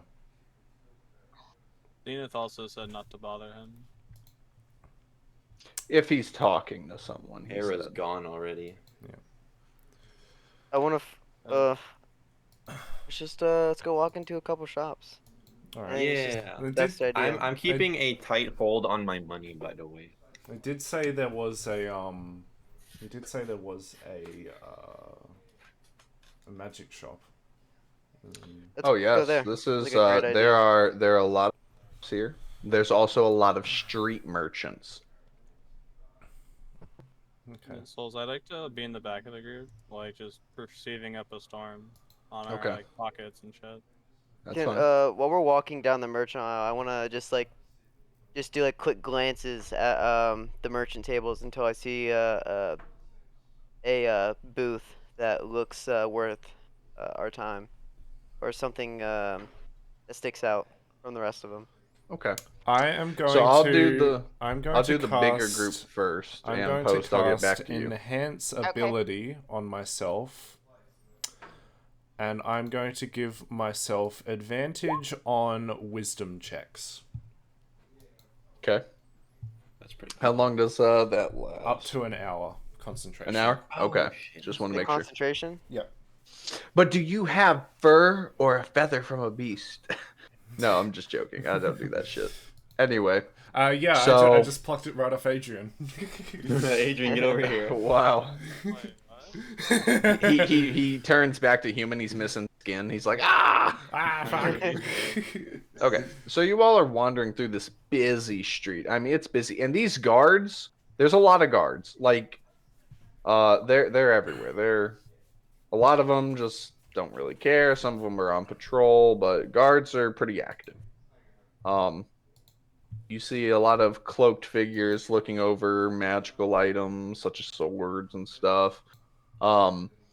Everyone is getting their attention brought to them by this gnome with this young expression full of joy. He stands on this cardboard box. He's like, come one, come all. I have magical exports from all across Mead. I have even managed to maintain magics woven by the elven kingdom of Rosewood itself. Come see my inventory. Come see what I have if you have the gold to offer. And you have another gentleman, a dwarf, who is like, don't listen to him. Come over here. Finest crafted metal that Dwemer has to offer. Pure raw, not iron, but steel weapons, steel armor, steel. Handcrafted by the dwarves themselves in the forges of the mountain of Dwemer. And everyone's like, oh, gather. We're all like, and there's a ton of people. It's like, hello, welcome to Army Surplus. Like, we have gear from the military. Like, everyone's just like, yeah. And in the background, the only person who would see the crowd would be Adrian, which I'll let his passive go off. You see a magic store. Just saying one thing. Because I have advantage on wisdom checks, my passive perception bumps up to an 18, because advantage on wisdom checks automatically grants a +5 to passive wisdom. Rules as You would written. not see this with that wisdom. Okay, yeah, he took observance. Wait, hang on. I might be wrong. What? Oh. Oh, yep, there it is. Oh, real Let me. hard. I gotta Into move. the Gotta move the void. mic closer to my mouth. Your So- passive is above a 20. That's Yes. great. It's 21. Yes. Okay, so you are the only person that can see this. Okay. In a dark, shadowy alley, there is a magic shop.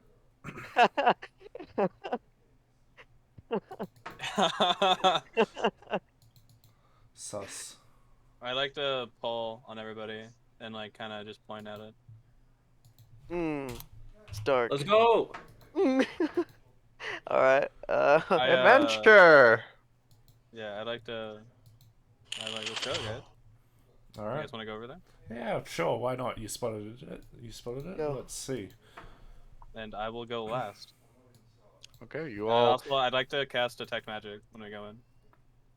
Everything. Which lasts 10 minutes. Everything. The walls are magic. Everything. My Everything. magic. You're not special. So you all ignore what's happening in the street, and you head into this alleyway magic shop. It is called the Emporium of Curiosity. Emporium of That's Curiosity. a nice name. Yep, I kind of figured someone would Nice take name. that note down. Can you just spell that for me? Yes, here, I'll put it in chat.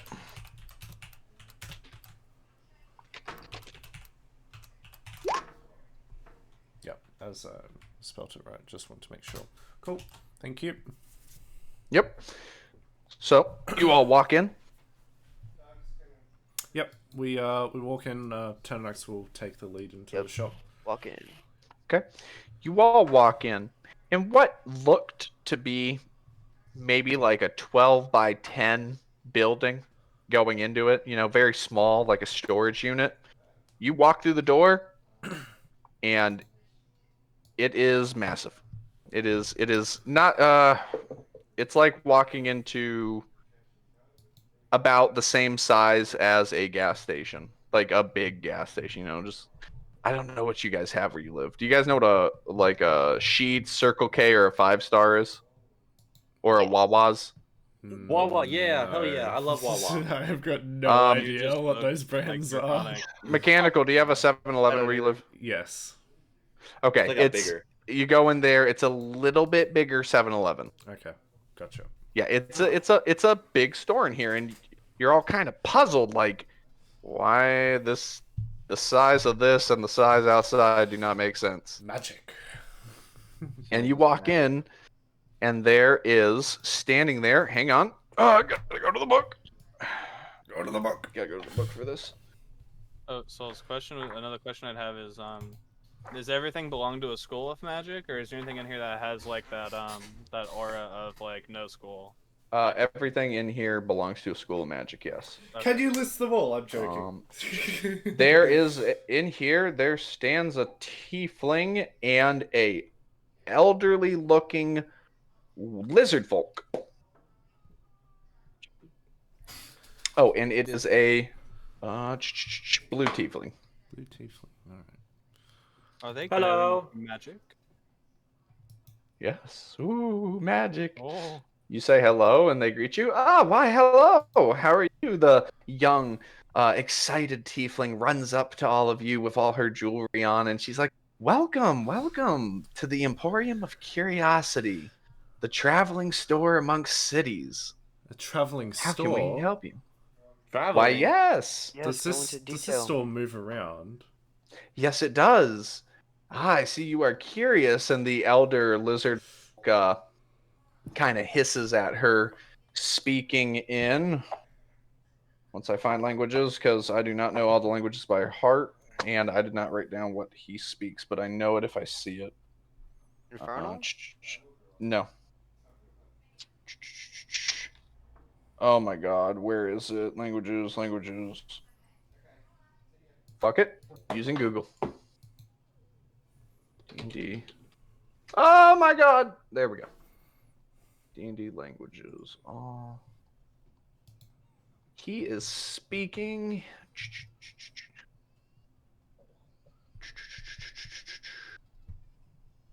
Where are you?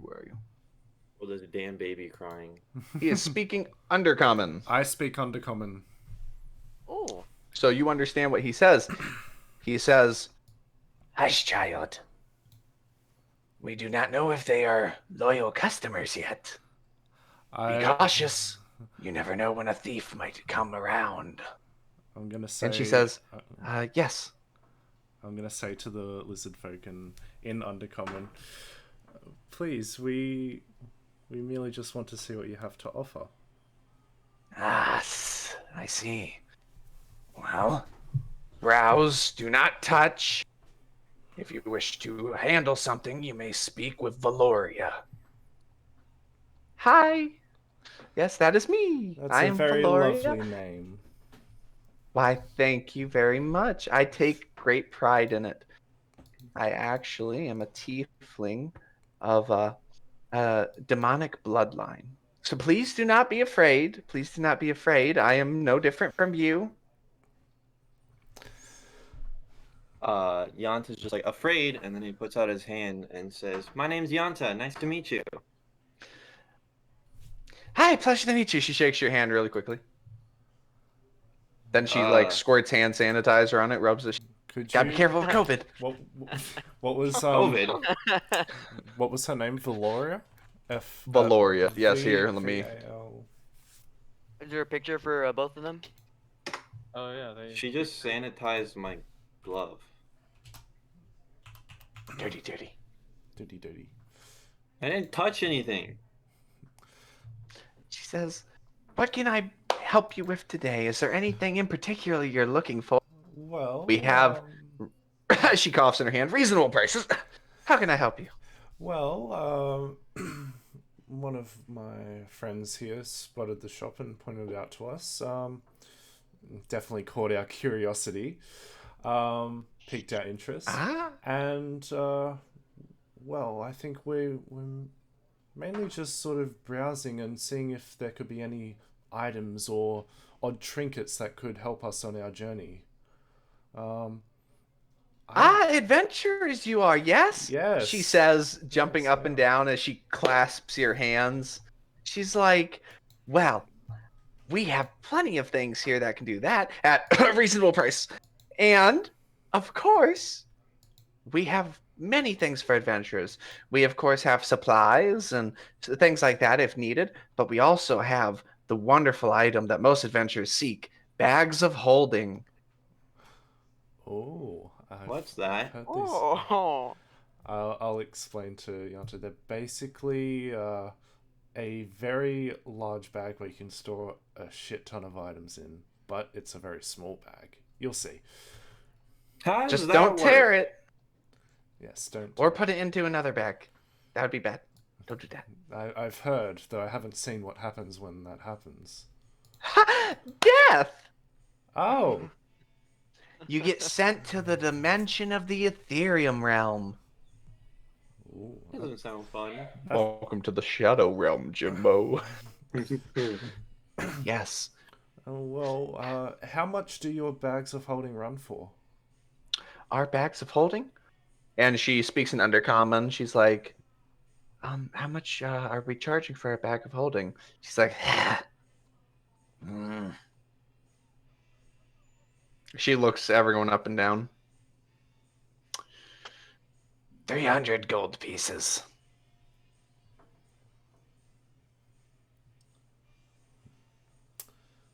All right. She says to you in common, 300 gold pieces. Okay. I don't have 300. I can spare you 75. Well, She frowns. She's like, I'm afraid I don't think that will cut it. I say before we make a decision, we have a look at your other wares. Other wares? Of course. Feel free to browse. Just remember, no touching anything. If you want to hold something or handle anything, you must be accompanied by me or the Mr. Elder. Understood. Excited, Yanta's gonna start looking around. Yeah, and Tanax is going to look around. He's going to give himself a bardic inspiration. And just saying, what here looks interesting? And can I make a sort of like an investigation check? Well, first off, actually, what kind of things are in this store? Magical items, weapons, everything. I do.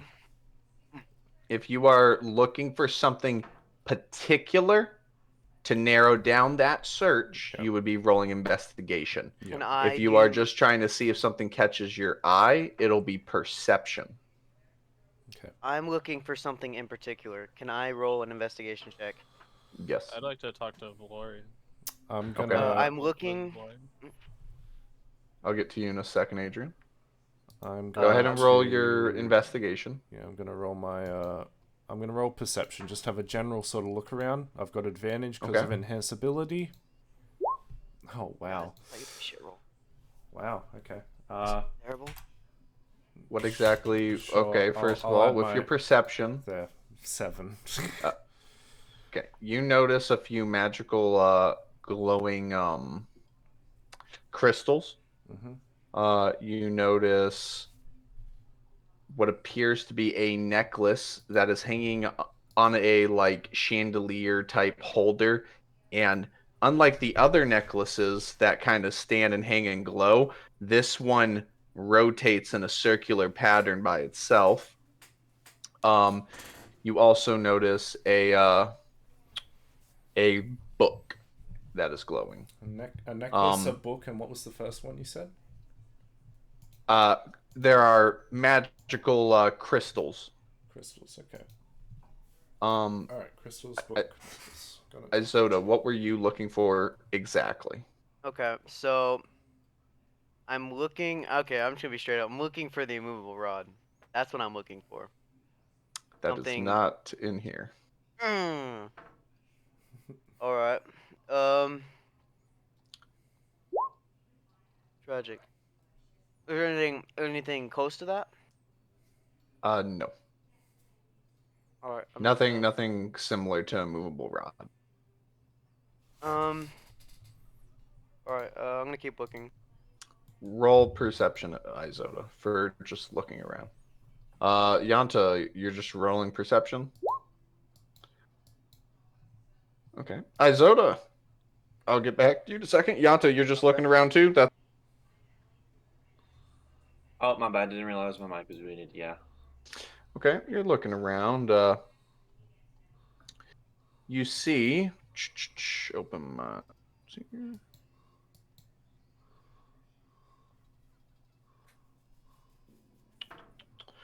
Oh, hang on. Let me go here. Bro, this baby is getting annoying. Welcome to a town.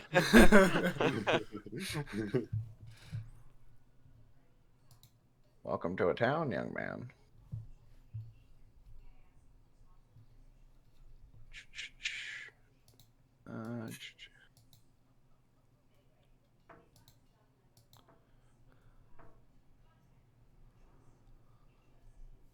Oh my God, what is this? You see a silver sword that is flashing green.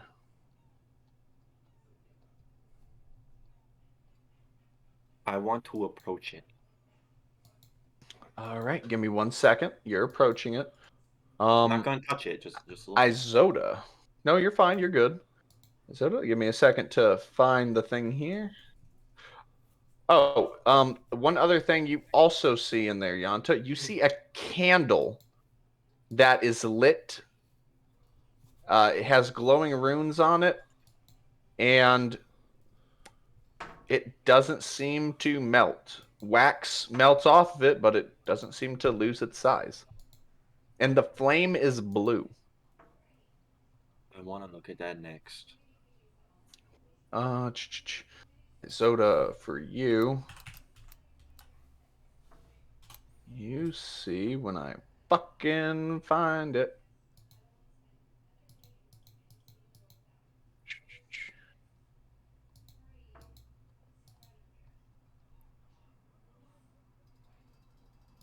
Where the fuck is it?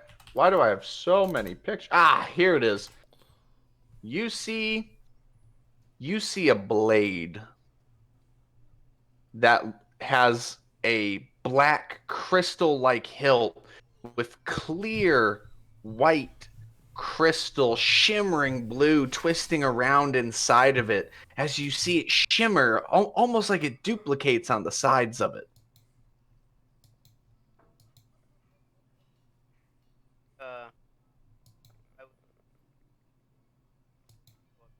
You're really quiet.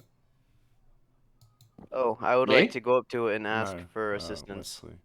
Okay, we'll get back to you in just a second. Valoria and Adrian. I would like to cast Druidcraft to predict the weather, just really quickly. And what does it look like? How For just the many next 24 days? hours. The next 24 hours? Light snow. Okay. And it's like a little ball above my hand that just kind of like a little globe you can kind of look into. Okay. And I'd like to ask her, do you have any magic like this that derives from nature? Oh, nature magic? Why, I believe we have a few things like that here. Let's see. We have a map that, when opened, uh, will show you the weather in all regions and areas as they are happening. When you look at it. Is that all? Let me look around. She seems new. She seems like she's kind of like, give me 1 second. Uh,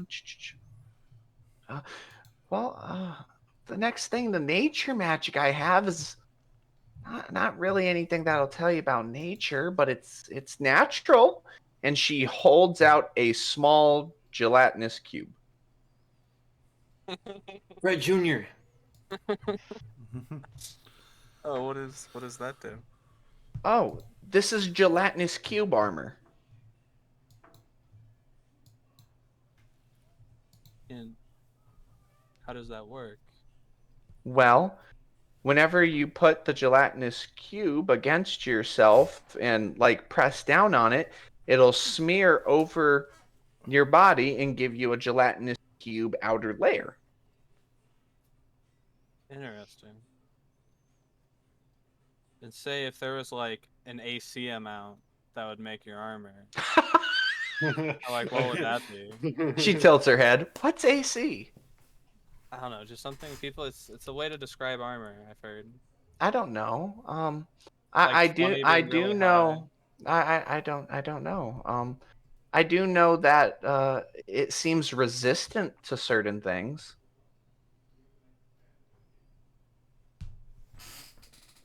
Well, I'd like to know all you could tell me about it, if you could. The lizard speaks up. Ugh, ignorant. Is that undercommon? Yeah. Okay. Could I still get the tone of it though? I'm assuming. Insight check.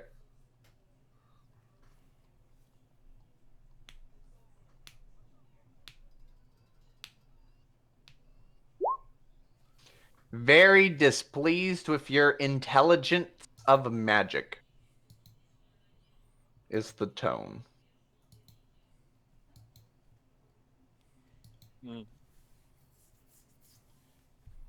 I just kind of look at it, like glance at him, and then say, he doesn't like outsiders, does he? He doesn't exactly like people that aren't informed on the magic. Well, how's he ever supposed to like me if I never can learn anything from him? If he doesn't like me? I don't know. I'm sorry, sir.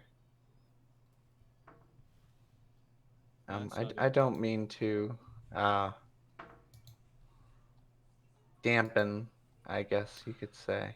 Tenedex is going to say in Undercommon as he's sort of over by the the items that he was looking at. He overheard this, and he'll sort of call out in Undercommon, looking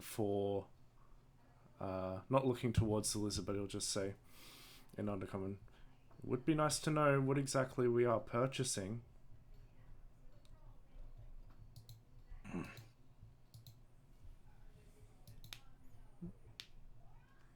She shakes her head and hang on. Oh, that's what that is. So she shakes her head and she's like, his head, sorry. He shakes his head and he's like, well, if you would like assistance and the gold, I will help you. What do you want to know about?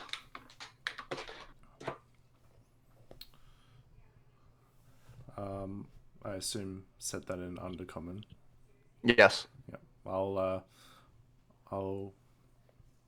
relay it to Adrian telepathically, and say, I'll say in Undercommon, I believe he was just trying to know what sort of resistances it had, whether it's good against fire or lightning or the likes.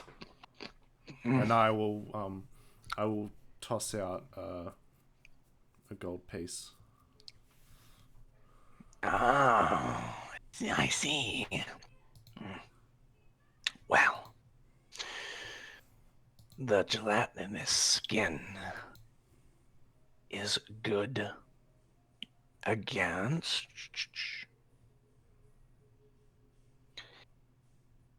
it is resistant towards fire damage. As the color of the gelatinous thing is red. I'll speak up to Adrian. Apparently it resists fire pretty well.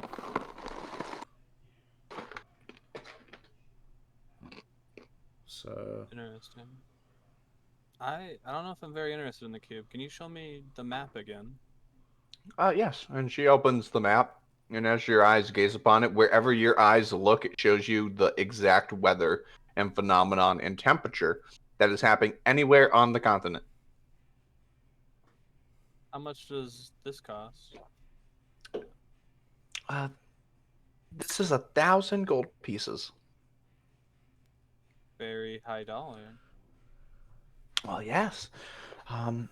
The map itself is not only a map that you can use, but it gives you exact weather and temperature everywhere on the continent. Anywhere you want to go, you can be prepared. You'll know if there's a blizzard or a hurricane or I'd like to get how short is Valeria or Valoria? She is 5'8". I would like to kind of crouch down to her a little bit and kind of whisper so nobody overhears it, and kind of be like, how knowledgeable is that man in magics? He is very wise. He has been around for a long time. He actually made the room we are standing in right now, which is a pocket dimension. Gloria, have you ever heard of magic with no school? No. All magic has a school. Magic without a school isn't magic, is it? What if I told you that there was magic with no school? Well, I've been taught different. I'd say that's foolish. No, I'd like to call Turnidex over. Like, hey, Turnidex. Yeah, what's up? You come over here for a minute. Sure. Real quick. Real quick before that. While you're having this conversation over, Turnidex, you're looking at those items? Yeah, I was looking at the gems, the necklace, and the book. Okay. Was there any noticeable things about them? The necklace. Are you asking for help from the older person? I probably would have, seeing that the tiefling was occupied. Okay. The gems. The gems are magical ammunition. Ooh. For firearms. This is someone who can create those. Okay. The the book is a book of dreams. Book of It Dreams. Yep. Whenever it is next to someone by 5 feet, whenever it is within 5 feet of someone who is sleeping, their dreams are written down in the book. Okay, interesting. The necklace is explained to be divination magic. It can locate for 10 minutes a day, once a day for 10 minutes. It can tell you, or well, not tell you. Give a rough Essentially, idea. once a day for 10 minutes, it will find someone you have met or know and look through their eyes at where and what they're doing. Ooh. That could But be you good. have With or had without their knowledge. that was not disclosed. Yeah. All you know is that this man tells you once a day for 10 minutes you can use this so long as you have met them or know who they are. You can, for 10 minutes, see what they're seeing at the exact same time you're doing it. It does sound too good to be true, so I want to insight it. Okay. 19.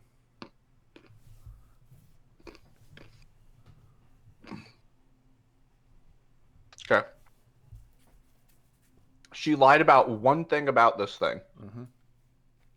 It's not once a day, it's once a week. Okay. All right. Or he did. I keep saying she. Get mixed up, my people. All right, and I'll ask, how much is this amulet? 175 gold pieces. I'm going to whisper, is that for the once every day or the other version that you're not telling me about?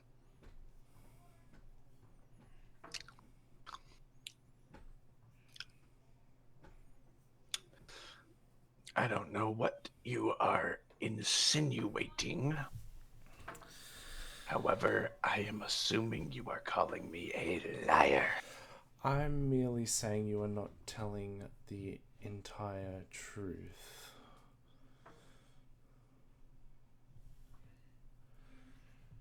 I am happy to do business with you, however, I would like to know what my friends and I are purchasing. We are happy to pay the respected amount of gold, provided you tell us everything there is to know about the items. Roll persuasion. 20 million. 16. Do you have anything to add to that? I could add a bardic inspiration, but I didn't declare that. Gotcha. Let me just check. No, nothing to add. Okay. she says, he, goddamn, he says, it can be used once a week. Thank you. That is the only other thing he Good job. corrects himself about. Okay. And just says, apologies, I was mistaken. I nod and say, I've taken an interest in it. We'll see what happens when we all come to a decision. Very well. And then I'll head over to Adrian. Okay. Alright. Now do your thing. I just wanted to kind of whisper to Turnidax, like, I think we have a great chance here to learn more about the book. Do you think that would be wise? To show them the book, or do you think they would try to steal it?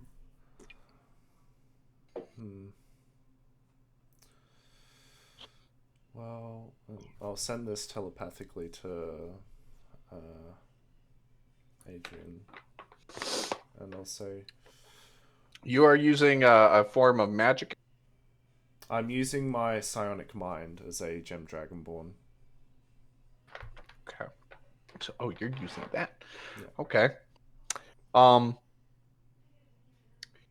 You can say whatever you're about to tell him.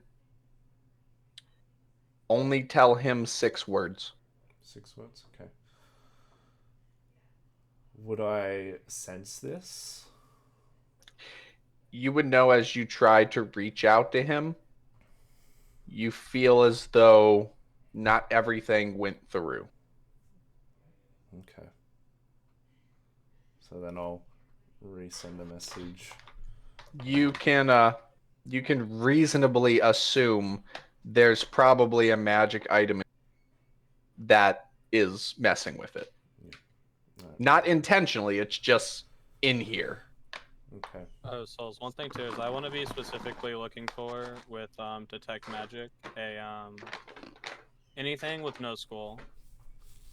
I already told you that. The only thing in here is that book. Well, you said it was like large, a larger area. So I just want to make sure. Yeah, but then you do it when you win in. Yeah, but it's a concentration, so I still have it. Okay. So you're just wanting me to. Okay, I get what. It's okay. a 30-foot radius around Adrian. Yeah. Oh, okay, 30 foot. Yeah, okay. I need I'll to let you know. ask you to like, hey, is there anything? Gotcha. Well then, realizing that there's something interfering, Turnus will just whisper to you, Adrian, sort of pull you aside and whisper, and just say, one sec while I discuss with my friend here. I think that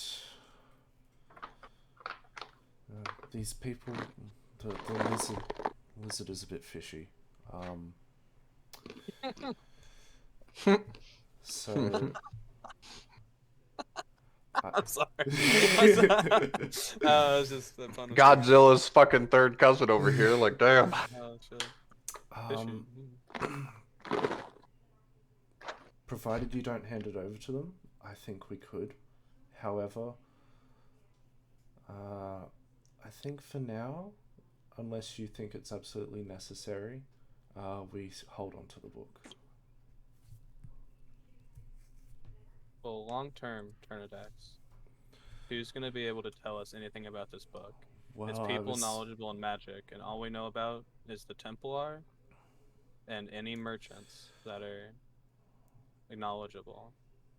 Who else could we learn? Who else could we learn information like this from? I was hoping to try investigate that in the Library of Mead.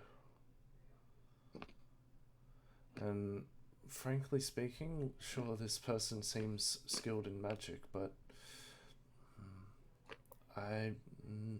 it's up to you. I've told you what I wanted to say and how you should approach it, but I just think that right now we ourselves don't know too much about it. So we shouldn't be willingly showing it to anyone we meet.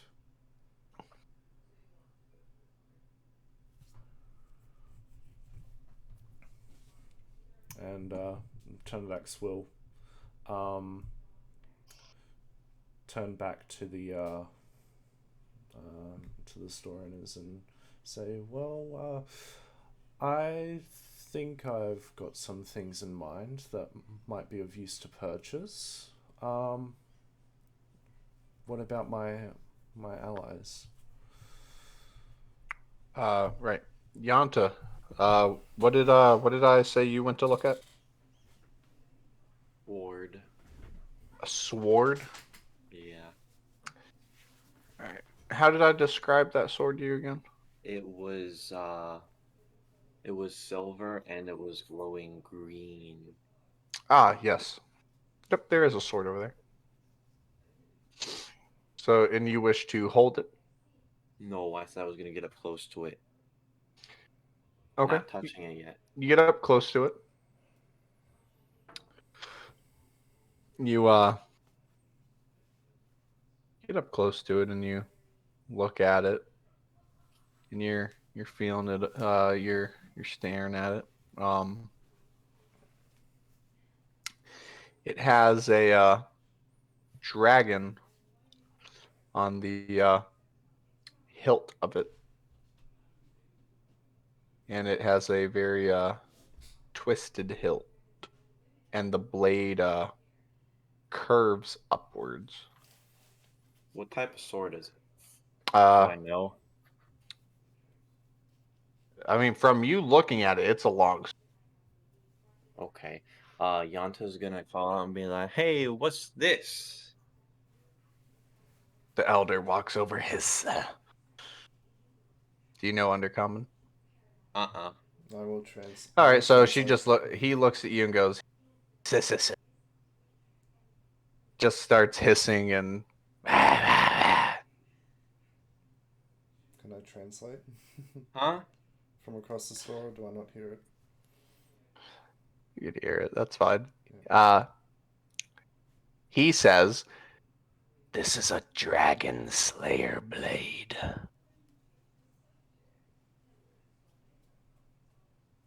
I'm going to relay all of that telepathically to Yanta. That was 6 words. Okay.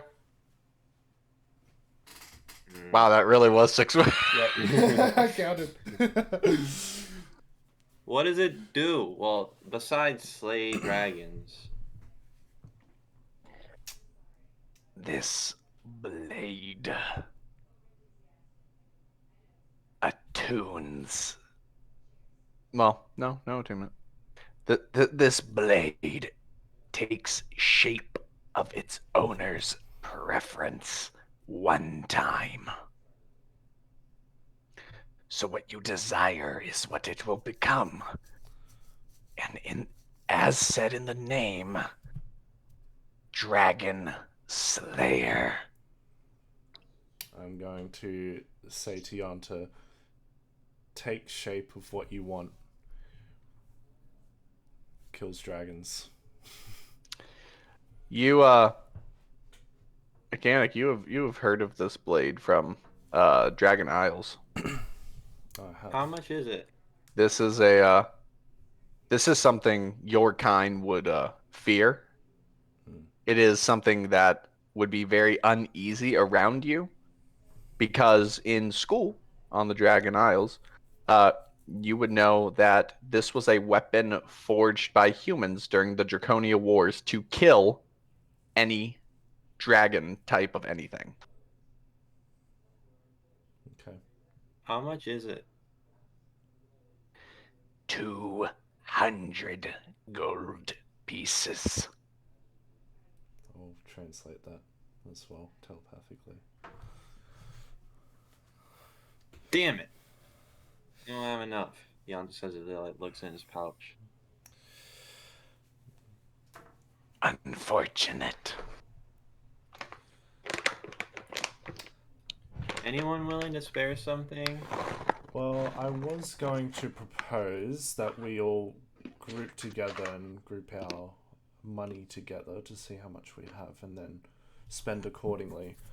I think one thing that we could all benefit from the party would be a bag of holding, honestly. It would help A us cool with story. sword. It's a cool sword, though, telepathically to you, I feel uneasy about it. And out of his words, says, we could be spending better things. We could be purchasing better things. Don't take offense to this, but you feel uneasy about a lot of things. If I may, if you all can't afford anything now, that's okay. We are a traveling store after all. So in about she looks at the time. She's like, in about 4 hours, this store is going to move again. Where to? Well, it's typically at random. But the places we appear in Quill's Cloak. We appear in Vale Malir. We appear in Mead. And we appear in Ravenspire and Appencrest. Post isn't here. Okay, never mind. Can you like write that somewhere? Have I heard of I'm those last going two? to I'm putting it on the map, and I'm going to reveal them. So you'll all be able to see them, because she'll point it out to you on a map. I'm just wondering if Turnbacks has heard of them during traveling. Give me a second. Because, I mean, he spent, what was it, like 8 years of his life just going around performing? Yes. I know. Oh, and Crow's Loft. Okay. Did you put this in like party notes or something, like traveling magic store locations type thing? Yeah. And like party notes, probably would be appropriate. Yeah, I'm gonna add it in there. As she points to Crow's Loft, Turnidax, you're there looking at the map when she points things out, right? Yeah.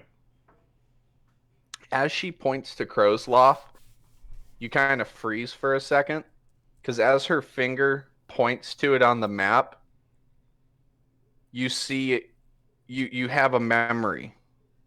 You see a body of water with a beautiful moon. And as you look down into the water, you hear chains.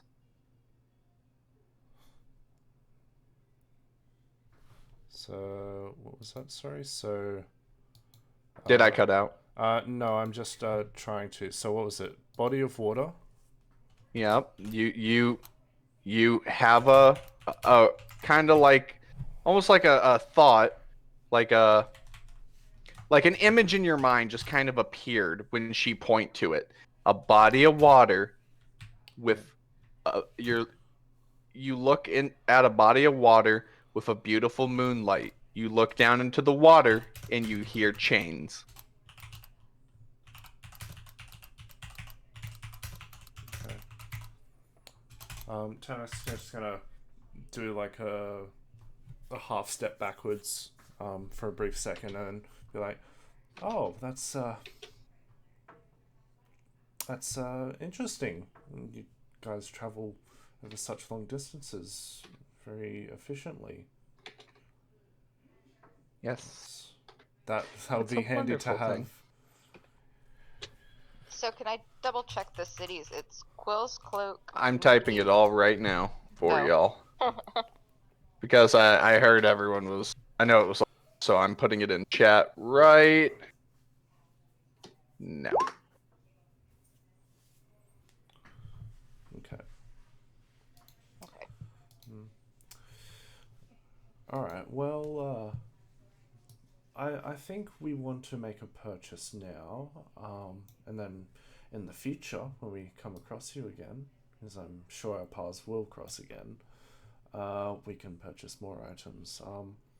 But as for my say in what we purchase, you guys are free to disagree. I think the bag of holding would be most beneficial to us. And you said that was around 300 gold pieces. If we purchase some other items, do you think maybe that could be lowered as like a bundle purchase, a bulk purchase, so to say? I'll give myself a bardic inspiration. He grabs a box from under the counter and pulls out a rat and eats it.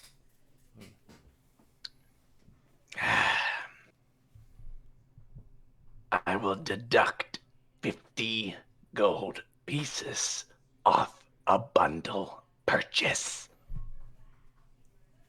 Okay, sounds good. Oh, actually, you know what? Fuck it, too late. Well, let's try your odds. Roll persuasion. I'm curious how this would play out. Okay. With your high ass bullshit.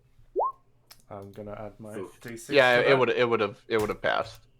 Well, I mean, I can't roll lower than a 16, but I'm just gonna see. No, it would have passed because I just rolled and got it. No. He's like, yes. Okay. So is that 50 gold off? Okay. If you buy more than one item. Okay. Well, how much gold do we have, like, as a group here? So let me bust out the good old reliable calculator. Turnidax has 158 gold. How much does Yanta have? Yanta has 158 as well. 158. How much does Isoda have? 179. 179. And how much does Adrian have? 174. 174. So altogether we have 669. Nice. By the way, while you're doing... Oh, sorry. I was going to say, while you're doing all that, Yanta's just looking at Turnidax and like, but cool glowy sword. So, real quick, I might make Isoda say cool glowing sword too. I'm going to show you the picture of the thing I said you noticed. Do I see the exact same thing? Hang on, I'm in. No, this is the one you saw, Isoda. I want cool glowy sword. Please Yeah, let so me have Turnidax. That's the what way, you saw, Isoda. Yanta has his hands on Turnidax, like shaking him. He's like, "Let me have cool glowy sword." Wait, let's discuss what we all found, and then we can come to a decision together as a team. I don't even know what my thing is. I never asked how much this bonus cube was. How much Do was I that? ever... Hang on, pause. What was it? The cube? I never asked how much that was. Oh, the cube? It was 150 gold. Oh. Fred. So, I think the bag of holding we are going to purchase. What was that sword? I never got a clear answer from anyone. Yeah, I know. Oh, right. You called Elder over? Yeah. Do you know Undercommon? No. I will translate. I will translate telepathically best I can. Thank you.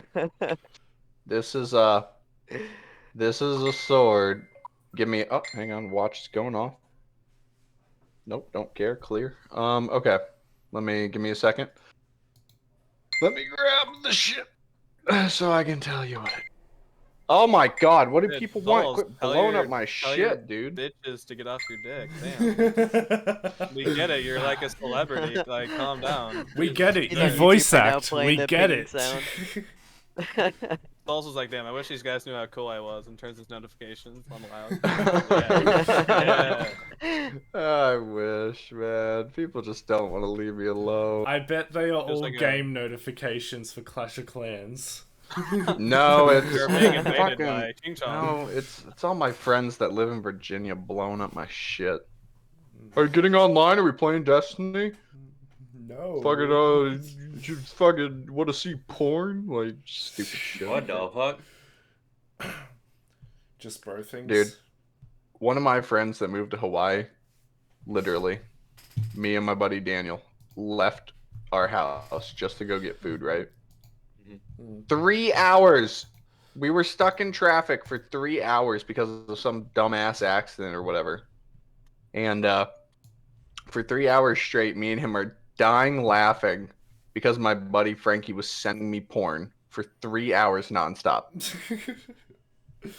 I about fucking lost my shit. I'm like, dude, the fucking FBI is gonna be all over my shit with the amount of porn you are sending me. This is ridiculous. Nice. Goddamn. Like, dude, I even we were just laughing and we're just like, who has that much shit? Like, what? Like, porn is so fucking. He's gonna tear my hard Sims. drive. Damn. He's gonna tear my hard drive just for that. He's got the backup. Turn a floppy disk into a hard He's drive. he's trying to make you the backup so he can go through the messages whenever. Dude, fuck it, dude, for real. his That's thing gets what he ended corrupted. up telling me. He's like, oh, this was I could grab because I'm getting a new phone. I'm like, so you sent it to me? I mean, that's a lot of trust, though. It's like, hey man, thank you for holding on to my pool. I should have just deleted my Facebook account so he lost all of it. That's what I should have done. I was a fool. Anywho, Hang on, give me a second. I'm almost what? Got the It is weapon. a sword of Paylor. Sword of Paylor. Yeah, it's something. It's. And I am going to be inciting to see if he's telling the truth. Oh, with my passive perception, by the way, my passive insight goes up to 21 as well. Mac, I have a question. Yeah. What weapon proficiencies do fighters have? All Everything. of them. Okay. He says this this weapon will emit 2 ghostly projections of itself. Every time you make an attack, each projection also attacks. I'm going to insert that. And I want glowy sword. And also, it emits light in a 5-foot radius. I'm going to insert that. Paylor once. It emits light in a 5-foot radius while it has 1 projection, and 10 feet while it has 2. Sheathing the weapon contains the projection's light without dismissing them. Okay. I got a 24 on the insight. He is telling the earnest truth. Okay. I'm going. Did you hear what I said about insight? What? My passive insight goes up to 21 also. What from? So passive insight and my passive perception go up from the observant thing. No, it's so the passive, way I do passive investigation goes up, not insight. No, passive investigation is that was different. I'm pretty sure. No, he's right. It is passive investigation and passive perception.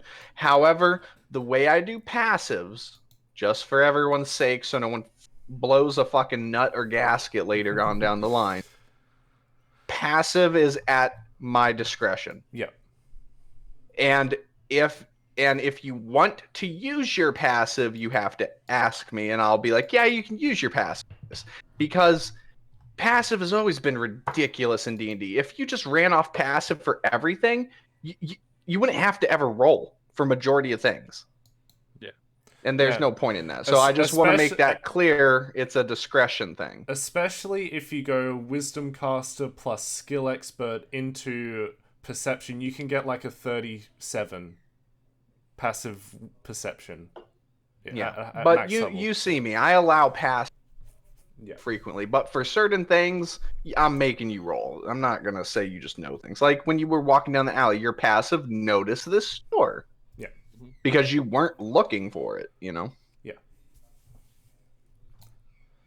Mac. Yeah? Check your damn DM. Oh, I've got streamer mode on, so I don't get notifications.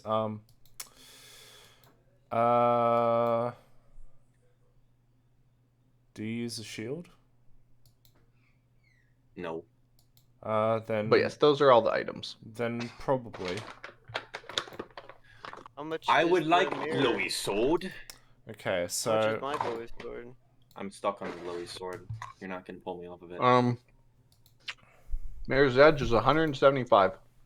And what's the what is it? Strength, Dex, Wisdom, Wisdom. What is it? It definitely doesn't run off of wisdom as a weapon. It also doesn't run off of cost. It is whatever a scimitar does. So I don't have. Yeah, I might as well not. scimitar is a simple weapon. I'm pretty sure. Let me check. Yeah. I can't. I don't have any strength or dexterity to S- warrant me ever using a weapon. So I have scimitar one. is finesse, so you can either use strength or dex. Oh well, my strength is +1 and my dexterity is +0. So that's why you are tower shield boy. yep. Okay. That's Yeah, why but hang on, use but weapons. you do need a light for a weapon payload.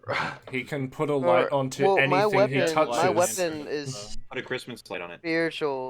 spiritual blade. Okay, that is my light. Spiritual weapon. That is.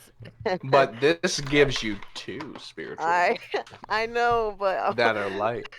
I got my hand open for spells. I'm not gonna put a sword away and then take it back out.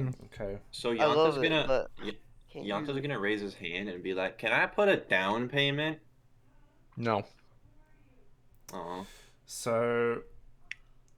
Put down payment on us. Okay, so. Wait. Well, it's like pay for part of it now, pay for the other part later. Okay, so we're agreeing that we need the bag of holding. So that's yes. You can also sell and trade and haggle, and I mean you can do a lot of things here, guys. Yeah. I got a quick question. So the you said it when you attack with it, right? There's two other attacks. When you attack it once. Yeah. So long as you summon the projectiles that emit light, you swing, both of them also attack with it. You essentially have 3 attacks in one hit. What's the I'm actually I'm gonna buy it. Well, let me wait on that. Wouldn't that be really good for Yanta instead of the That's what I was gonna Dragonfly? grab it. I was gonna grab it and give it to Yanta or fucking Post. Wouldn't Yanta Yanta or fucking Post clap with that thing? would clap with it. What? Huh? The thing that gets 3 attacks, like. Oh. So I was gonna grab it and give it to, or at least hold on to it until one of them needs it. Another thing to note as a reminder is this world focuses on reality, so pricing changes, so as well does stock changes. Hey. So, I'm actually. Okay, so we're looking to buy the bag of holding. I'm thinking of purchasing that necklace. So Yanta's gonna walk up and be like, "What would you take, or how much would you give for these?" And then he's gonna show his old sword and his Christmas sword.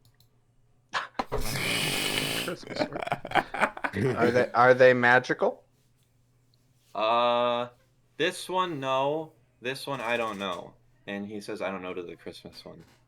You would be better off selling them to a blacksmith.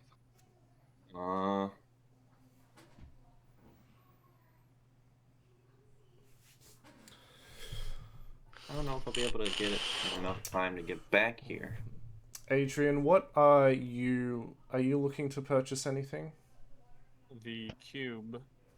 Okay, so if we all purchase something. Okay, I've got figure. This is what I'm gonna do. I've got the numbers. You all type it out in the chat what you want to do. Post has been sitting here for about an hour. Agreed. It makes sense. I'm gonna was go to trying her. Organize it, but people were cutting back in saying shit. You all type it out. What you want to do here? You know the prices. I'm gonna go to Post. Okay. So Post. Okay. Yeah. Have to remember what.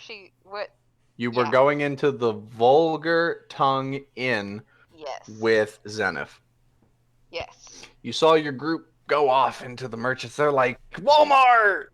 Yeah. So they go off and do that. And as they do that, you follow Zenith in. And immediately you see this tabaxi. Let me grab his thing. How much did you say the necklace was once I found out that he was lying to me? 175. He never changed the price. Okay. Edit in player's journal. Post. edited by post. You see this tabaxi hop over a table and flip it. As Zenith walks in and just turns his head to the right watching this. And this gentleman sits there with 2 rapiers in his hands, and he goes, "Well, do my eyes deceive me? Hello, Zenith." And he's like, starting fights again, Puss. "Well, it is I, Puss Sparrow, and I seem to be running into a little trouble with my dealings." And you see a guy with a great axe come down and cut into the table as it almost hits his shoulder. And he says, "If you excuse me 1 second, Zenith." And he goes and starts clashing swords with the gentleman. And they're saying, "You dirty thief, give us back our money." He's like, "My gentlemen, it is I, Prospero. I did not cheat. I am a simple businessman. I swear." As he opens his palms up with the swords in them, and marked cards, or not marked cards, loaded dice fall out of his sleeves. Oh no. And he goes, "I can explain." And the guy goes, "Gentlemen, please, we can handle this civilized, can't we? For once, Prospero does not need this." And they start swinging. He's like, "Fine, have it your way. Rivera." And you see another tabaxi woman wave, and she's like, "Hi, Zenith, give me 1 second." And post, and save. So now you should see her.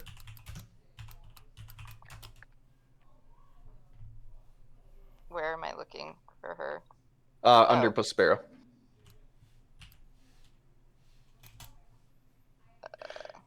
So you see her, and she sticks out her hand, and she casts haste on Puss. And Puss is like, "Thank you, my dear Rivera." And she kind of smiles softly and blushes a little. And Puss kicks the table into one of the guys swiftly and hits him in the back of the head with the hilt of his rapier, knocking him out. And he's like, "Zenith, you could have helped me at any time." He's like, "All right, you want help? Behind you." "What?" And he just gets socked in the face by another guy. And he's like, "Oh, well, that wasn't fair at all." And they pick him up and shake him down. And he's like, "Zenith, please, I could really use the help. It is I, your friend, Prospero." And they throw him out the window. And Zenith just slightly leans back and he's like, "I could have helped, but it's not my fault you got caught." He's like, "Oh God, my rib." He's like, "Post, would you like a drink?" Sure. "All right, we'll see you at the bar, Puss." As the men go outside, and Puss is like, "Zenith, this isn't funny." And you and him go to the bar. So is this common here? Bar fights typically. I mean, this whole bar is a bunch of drunken men fighting, gambling. There are guards in here, but they have completely turned a blind eye. They're only here if it gets too out of control. You see a kitsune behind the counter. It's a square bar counter, so it's in the center of the bar, and it wraps around the center. So they have 4 cornered sides of serving people. Okay. And there's tables everywhere. People are fighting. People are passed out drunk. There's swords and weapons lying around, gun ammo that's gone off. Like, yeah, it's eventful in here. And Zenith just sits down and raises his hand and puts up 2 fingers with his right hand, the clawed one, and puts up 2 in the glove. And he kind of takes his sleeve and pulls it down a little over his arm to not show his arm essentially. And they bring over. They're like, "What can we get you?" And Zenith will put down a gold piece. He's like, "I'll just take a normal ale, and whatever she wants." And she looks at you and she's like, "What can I get for you, sweetheart?" Ale is fine. Ale? All right, coming right up. 2 ales, she yells, and a fox, a orange fox runs across the counter with 2 ales on like a uniform pouched on it, and it lowers its head and Zenith grabs it from the fox's pouch. And as it does this, the fox nods its head, jumps off the counter, and turns into a male kitsune. And he starts going to 10 other customers. Okay.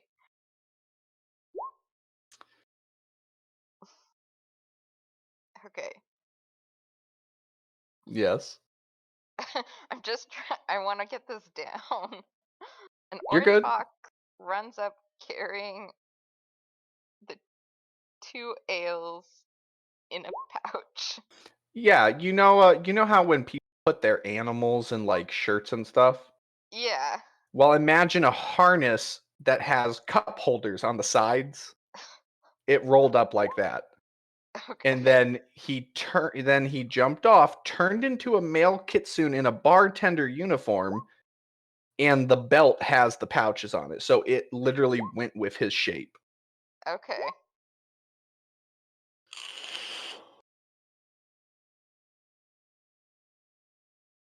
Well, this is like no place I've ever been before.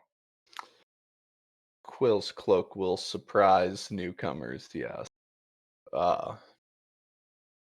It will only get worse at night. It gets worse. He smiles and kind of chuckles. He's like, "It's only 7:30 in the morning." Wait, Wait. hang on. You guys packed up at 7, left. You would have arrived here. Oh, it's only 6 p.m.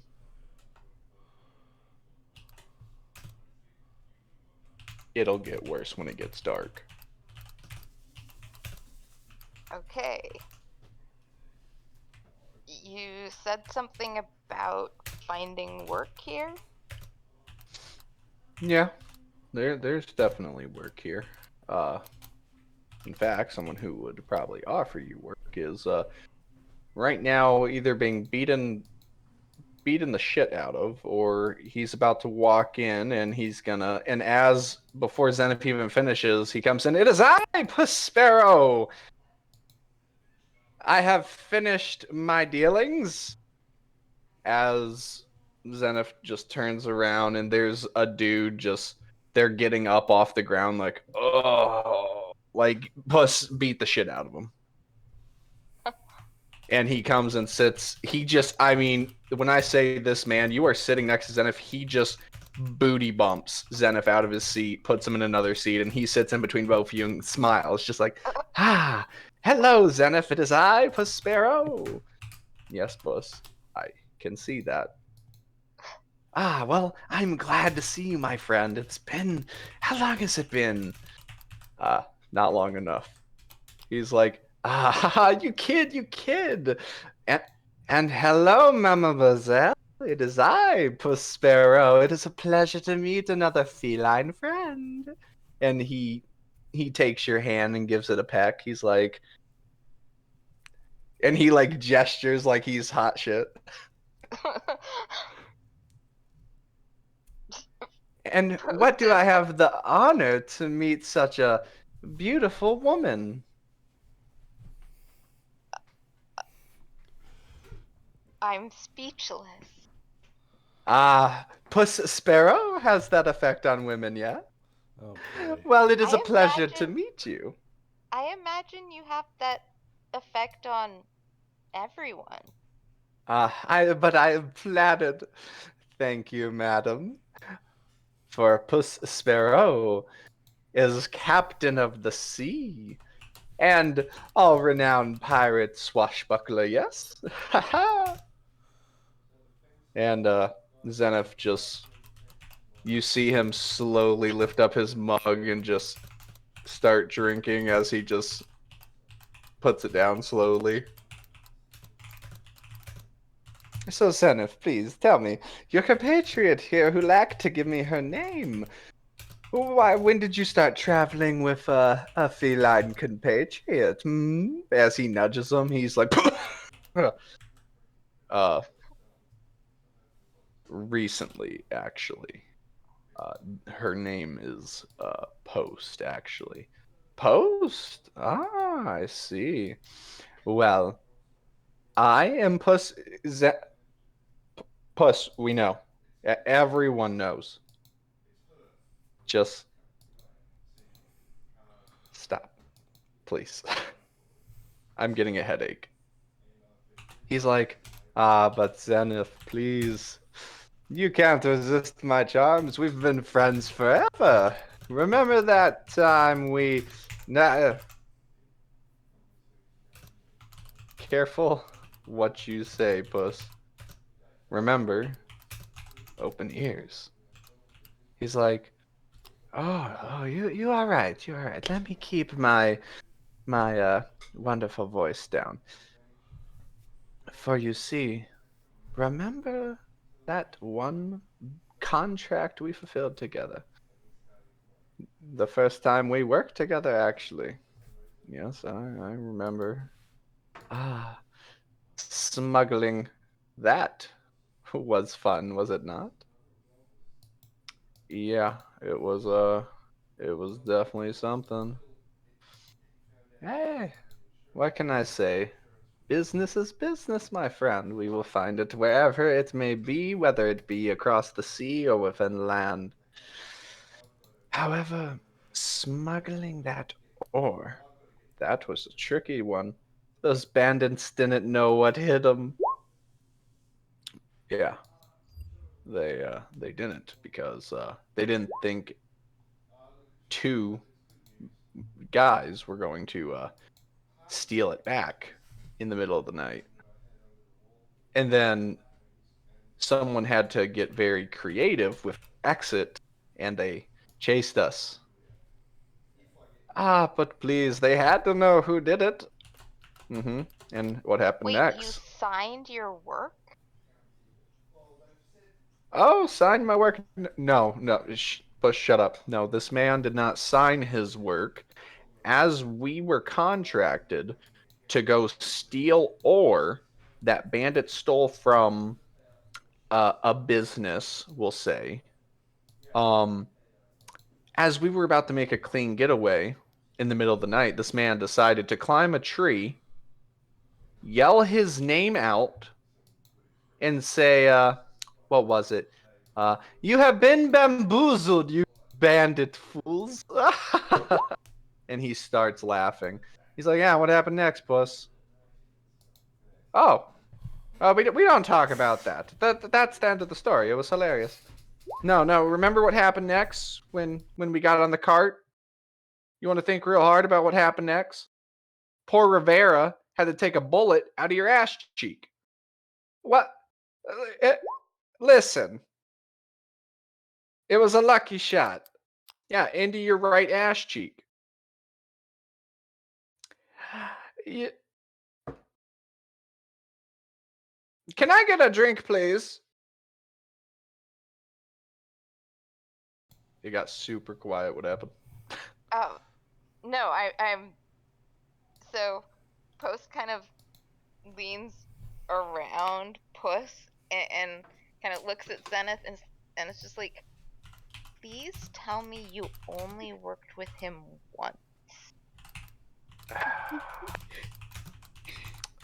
Zenith just has a look of shame as he slowly looks away.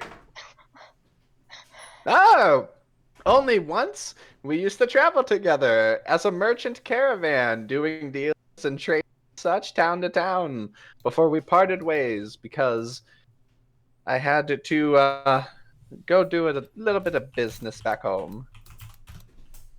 Oh, God. And Rivera comes over. She is wearing,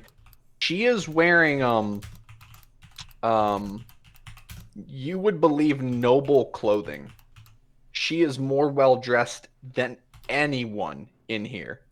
Like silk robes, beautiful jewelry. Not too excessive on the jewelry, but she is wearing very silk, beautiful robes. Like her fur is silky and maintained and everything. She is a very beautiful woman. And she comes over and respectfully sits down next to you and gives you a light smile. She's like, "Hello. I was going to wait by the table respectfully, but I was getting a little lonesome. That and Puss was telling his tale, and we've been childhood friends ever since he Rivera, please, my dear, do not threat. If it is I, Prospero, I will handle this. You do not need to worry yourself. I'm sorry I left you back there all alone." And she smiles. She's like, "It's okay. I yeah." She kind of just sighs, like she might be a little tired, or she seems to be a little how do I explain it? Like she's been up a while. Okay. Probably from traveling. Um, Send like So- Puss. Oh, sorry. Go ahead. Oh. So, Rivera, are you his keeper? Oh, yes. She sticks out her hand elegantly and to shake your hand, and she says, "Yes. My name is Rivera Beltro of Abencrest. Now Post. You didn't exactly give me a detail of your town was. You just gave me the name. Well, So didn't actually give you a name for my town either. you didn't? No. Oh. Okay, that's fine. It's on a body of water. Yes. Okay. So what I'm gonna do is I thought you gave me a name, and I was gonna put it down, but essentially, your small country town would have been in the jurisdiction of Abencrest to the south of it. Okay. So when she says her last name, you would know she is definitely I guess we'll say nobility, but Okay. you would know of her family. Her family owns a massive shipping trade company. They ship trade through the sea and also sponsor a lot of trade through mead. So they are a wealthy family. Okay.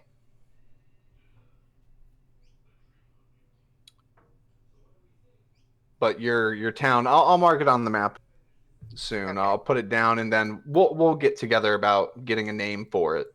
Yeah. But you would be south of Abencrest from the Okay. description you gave of your town. Okay.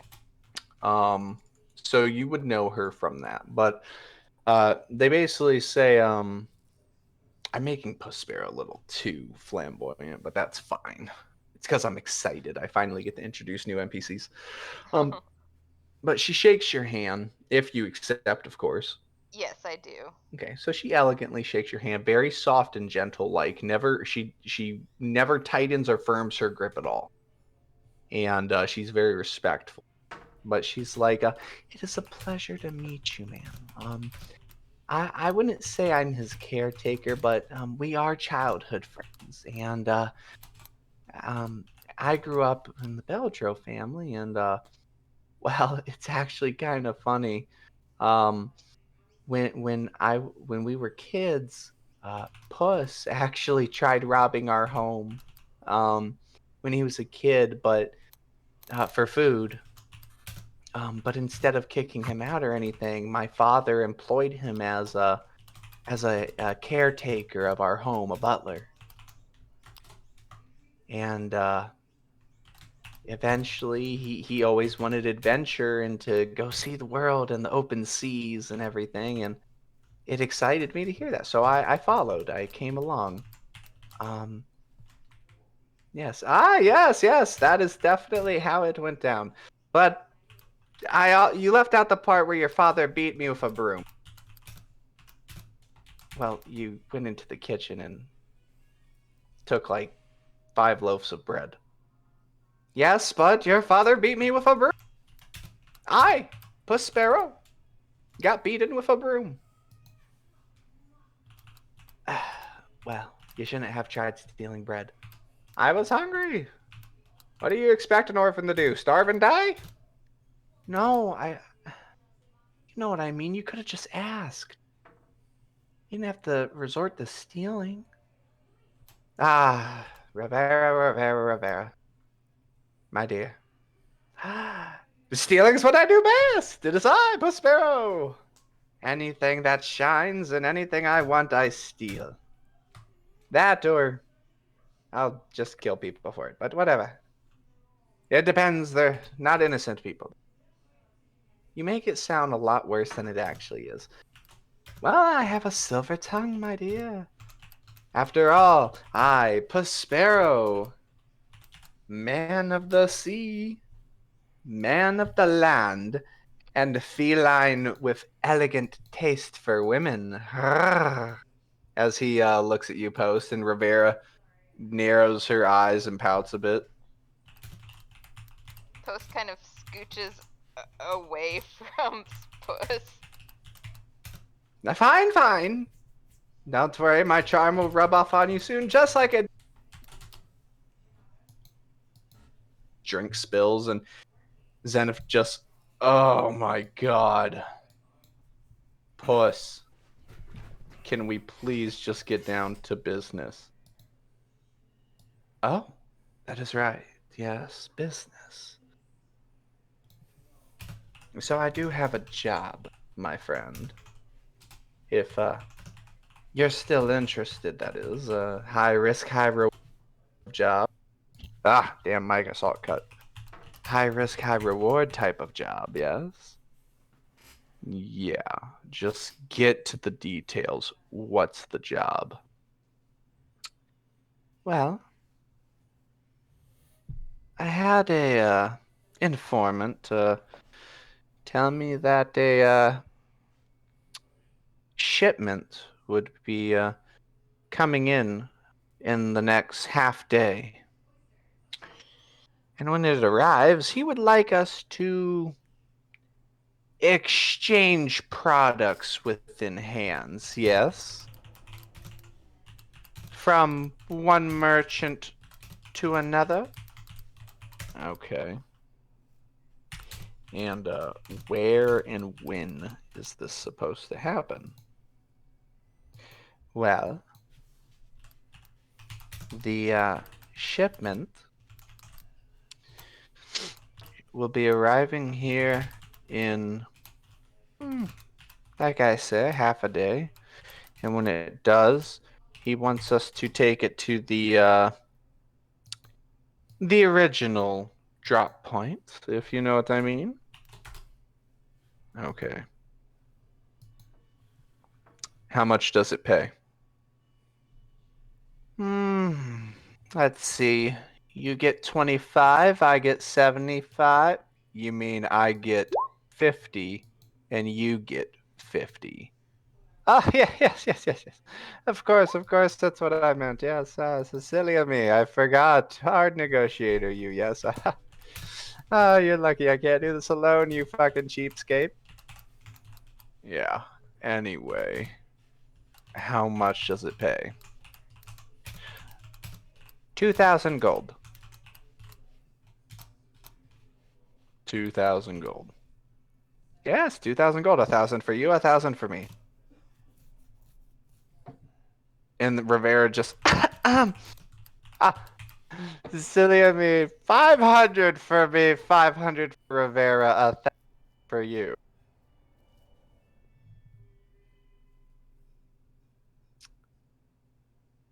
Okay.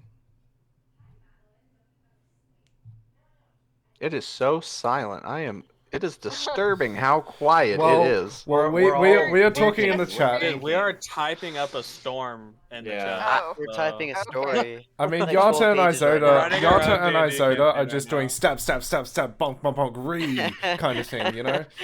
What in Oh the my God. world? I mean, we could make tavern. Dude, endings I'm if just y'all looking at wanted. the infinite re. It's Yeah. kind of annoying. Yeah. Okay. We talked. Anyway, Post, are you gonna chime in at all to this, or just gonna sit and Um, listen? Could I get in on this? Oh? No. Going to stand up for Zenith. Ooh.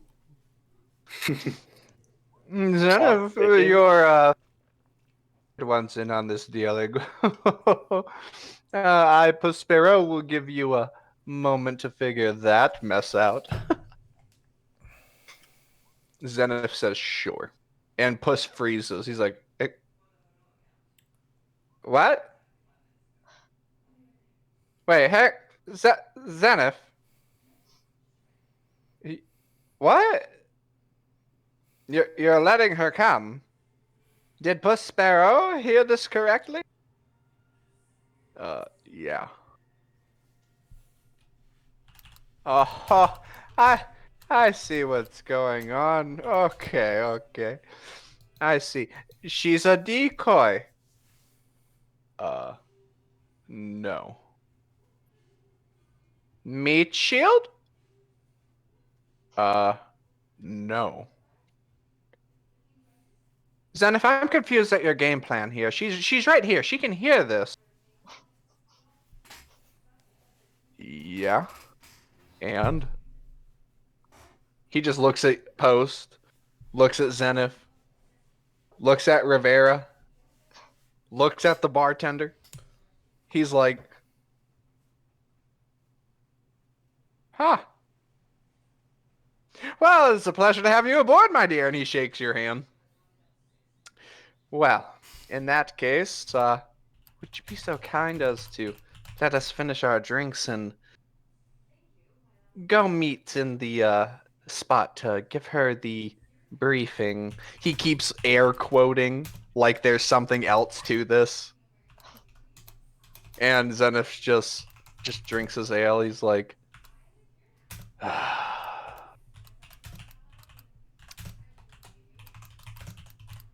all right. So, Zenith looks at you. He's like, 500 gold sound good. That sounds. Yes. Sounds good. All right. Then it's settled. We're going to leave here in about 10 minutes to go to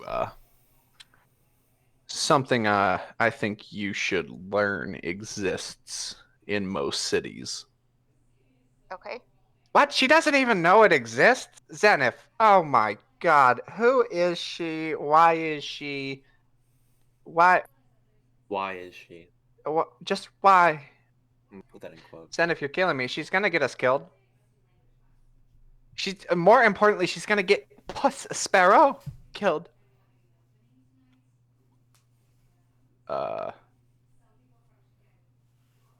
Okay. I don't see where I lose in this. Ah, Zenith. Think about poor Rivera. I'm starting to think she's better off. And also, she's a sorcerer. You'll be fine. Yeah, you're right. She could just cast haste on me and I could get my little cat out. Alright, fair enough. I don't know what's going on here, but I'll figure it out. Hang on. 1 second.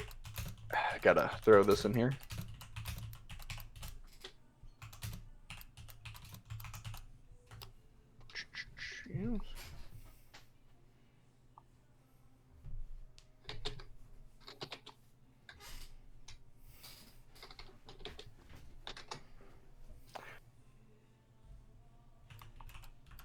Which one's Rivera again? You don't know yet. That's fair. But so let me see. Zenith, actually, you know what? Go ahead and roll an insight check. Post. Ooh. Wow, that would be a natural one. Ooh. Oh, no. Oh no. Damn. Damn. Oh. Zenith really, really hates this guy. So, okay. So, I have a question out of character. Yes. So, when, like, I roll for an insight check, I'm assuming that my character has no idea what I rolled. So, she would just take it as face value, right? That on any roll that, like, a perception roll, like, Yeah. that, okay. That's why I said you think Zenith really hates this guy. Like he's Okay. annoying him. When in reality, you can assume I'm saying that out of character, you rolled a 1. Zenith really hates this guy. If you rolled high, you probably would have gotten Zenith might be annoyed by him, but actually gives a shit about this guy. Yeah. Okay. Someone to call friend. So Rivera just sits calmly listening and smiling, and she smiles every time Puss talks. They've been childhood friends for a while, and Puss is being very over the top and flamboyant, always wanting to make an entrance and everyone know his name. But you definitely do get a bit of a hint that this is a character. This is a play that Puss does. Like there's a switch. Like you saw when it came down to business, he got serious. So he's a rogue that has fun, we'll say. Polar opposite to both of you. Sorry. What is all this general? That's basically sort of the plan we're going to try to follow. But these guys are like, Paylor and shit, you know? Right. I was not doing that. I said, fuck Paylor. Damn, fuck. Yeah, fuck Paylor. Alright, so post and pause this real quick. Just get this shit out of the way and get them on. Okay, so okay, so Dragon Sword. So how are you checking it? Okay, so I was going to go up to the lizard person and in undercommon and say, the sword my friend found an interest in, and I point over to Yanta. Would you mind if I have a look at that sword? You may look, you may not touch, or hang on, sorry, whoops. You may look, but you may not touch. Any particular reason why, even if you're watching over me? To maintain quality. What exactly is that sword good for? I overheard a bit, but I don't quite fully understand it. Killing anything draconic. Yeah, I would say don't touch it, Turnidex.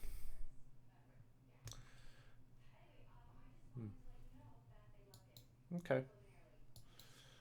I want to insight, if that's like the only thing it's good for. Go ahead. 15. It is a damn good blade, but you're getting a feeling he doesn't want you to touch it because then you'll realize something.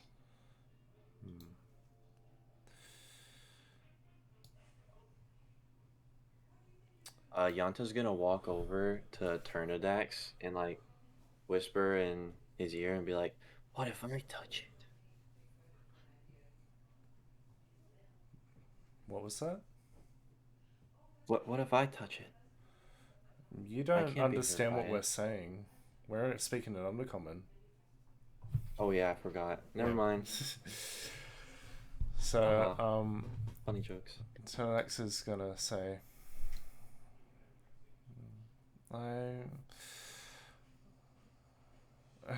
Sir, I get that you want to have your business secrets for your own gain, but if you are potentially going to sell us something dangerous, It's a weapon. It's supposed to be dangerous. You know what I mean. Don't try and play coy with me.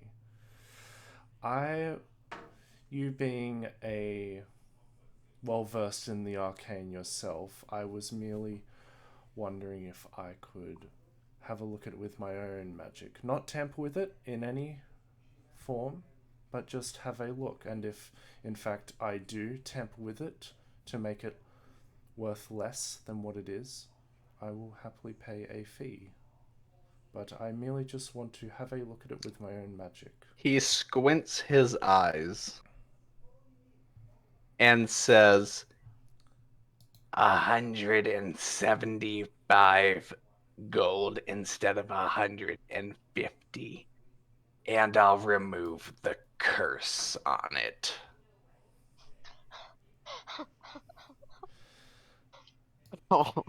He knew it was gonna find. You cut out, Souls. Yeah, you cut out really bad. What part did I cut out on? All of it, basically. He said, give me 175 for it instead of 150, and he'll remove the curse that's on it. Okay, and after that? Because he knew either he's not going to be able to sell it, or you're going to do it, find out, and not buy it anyway. So he might offer something to make a profit. Okay. I'm just going to go back and do the numbers again. So, you said the light sword was 175, right? Yes. Light sword 175. Both swords are now 175. Okay.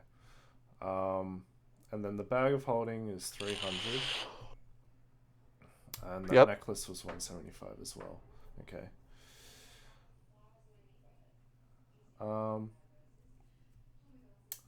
I'm going to say, well, let me discuss with my party, and I'll get back to you. And I'll turn around, go to the party, and I'm going to whisper and say, I say we get the sword Isoda found. We get that necklace I found. It's, I think it'll come in handy for potentially spying on, Zer and Exia, those guys that, we saw, back in Riverrun. Just a hunch, but I think it might be of benefit to us to purchase that, and also the bag of holding for storage on our travels. Does I agree. Anyone have any objections? The dragon sword was apparently it has a curse on it, and we would have paid a little bit more of an extra fee to remove the curse, but frankly speaking, I don't feel like it'd be worth it. I'm not a fan of that sword. There's the vibe I'm getting from it. Bro, you are. Oh my god. Yeah, dragons are extinct. Why do we need a dragon slaying sword? Well, yeah. That's another reason. So. Don't worry, Turnidax. I never planned on killing you. I would like to see you try. Alright, so yeah, we'll just so do that. I'll turn around. I'm going to speak to I just had her name. Where is it? Valoria. And I say, Valoria, I do believe we have come to a decision on some items we would like to purchase. Ah, yes, please. What would you like? So we have agreed to that. We think a bag of holding would be quite handy to have. Also, that necklace up there. I took a particular interest in it, and that sword over there that my friend Isoda found. Souls, you're breathing in the mic now. Okay. Very well. Please show me the total of gold. So you're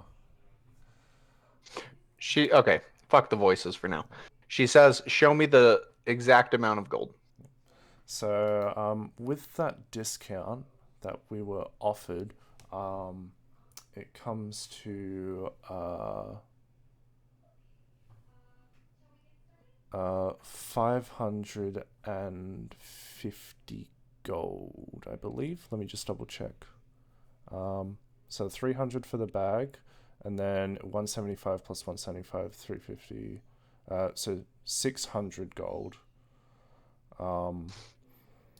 And I'm going to say in undercommon to the lizard folk. I'm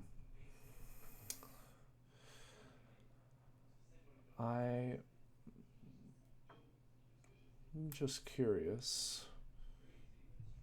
We are more than welcome to be returning customers. Is there some sort of membership or, say, special privileges for returning customers? Maybe some discounts that you could offer us? And I'm going to speak into his mind and say, you wouldn't want anyone to find out that items are cursed. Oh, you did it. You did it. Roll a wisdom saving throw disadvantage.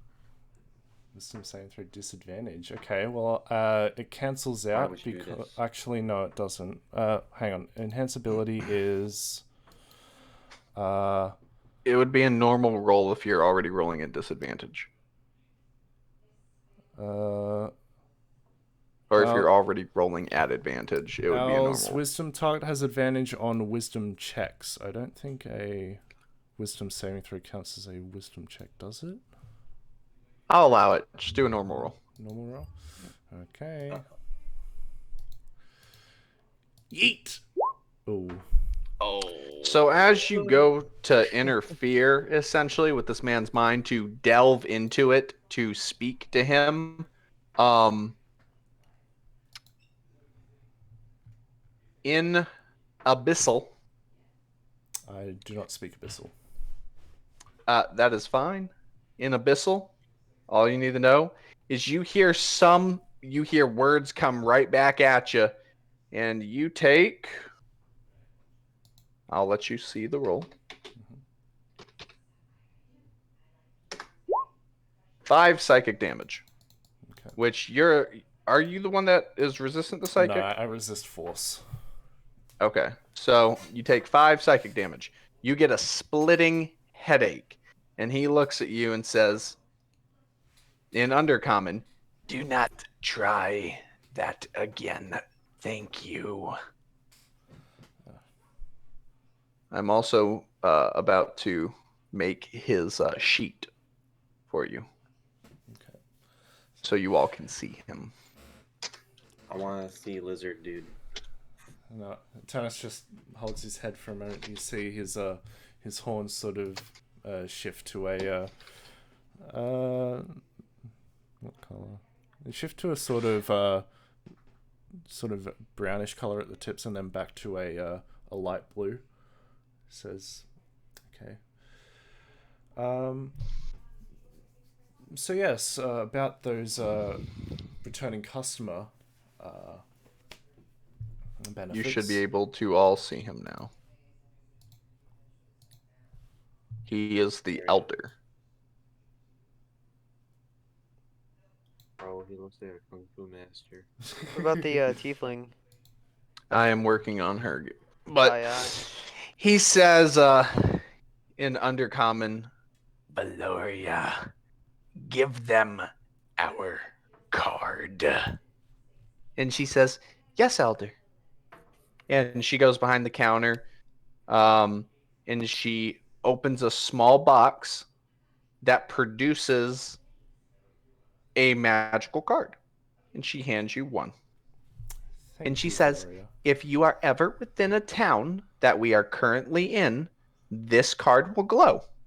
Ooh, that's very handy to have, seeing that you jump around all different kinds of places. I feel like that's the main point. Yes. And Tanas will pop the card away. So I do believe with that bundle discount, it came to about 600 gold. He sticks out his hand. Please give me the funds. And I'll turn to the party and say, you guys help contribute here?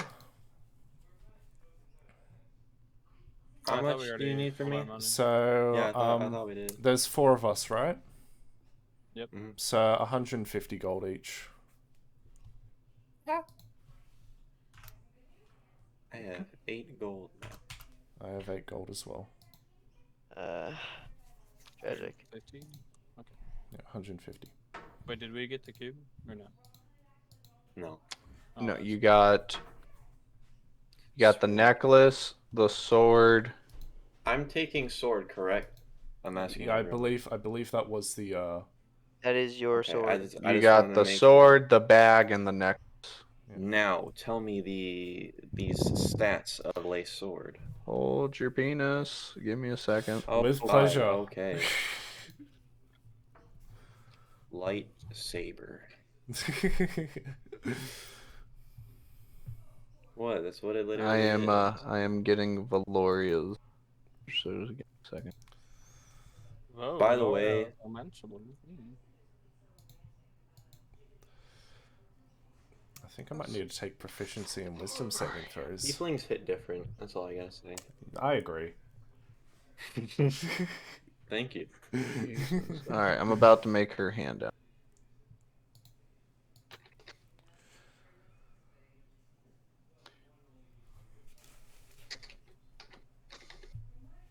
Oh my god. Type.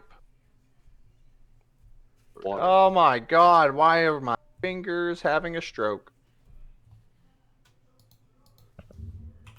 I'm like struggling to type here. Alright, there she is. I was right. Lord. Ooh. Okay. I heard everyone go, ooh. Okay. Okay, so one thing about enhanceability, it doesn't work on saving throws. We're all looking at. What? I'm this, lost. in general, that is what the sword does. Oh god. Let me write this down. Holy fuck. Yep. You should copy and paste it. Sheesh. Alright. Yeet. And the necklace? I'm assuming it's something like scrying once a week. Yes, and you must be attuned to it. Yep. Okay. You want to identify it? Yeah, I may as well. It'll take me a minute to do so. He also, as you exchange items and currency, he says, no refunds. I figured. But thank you Cool for your sword. business. We will return. And he gives you a bag of holding. Alright, so I can get rid of that meme on inventory.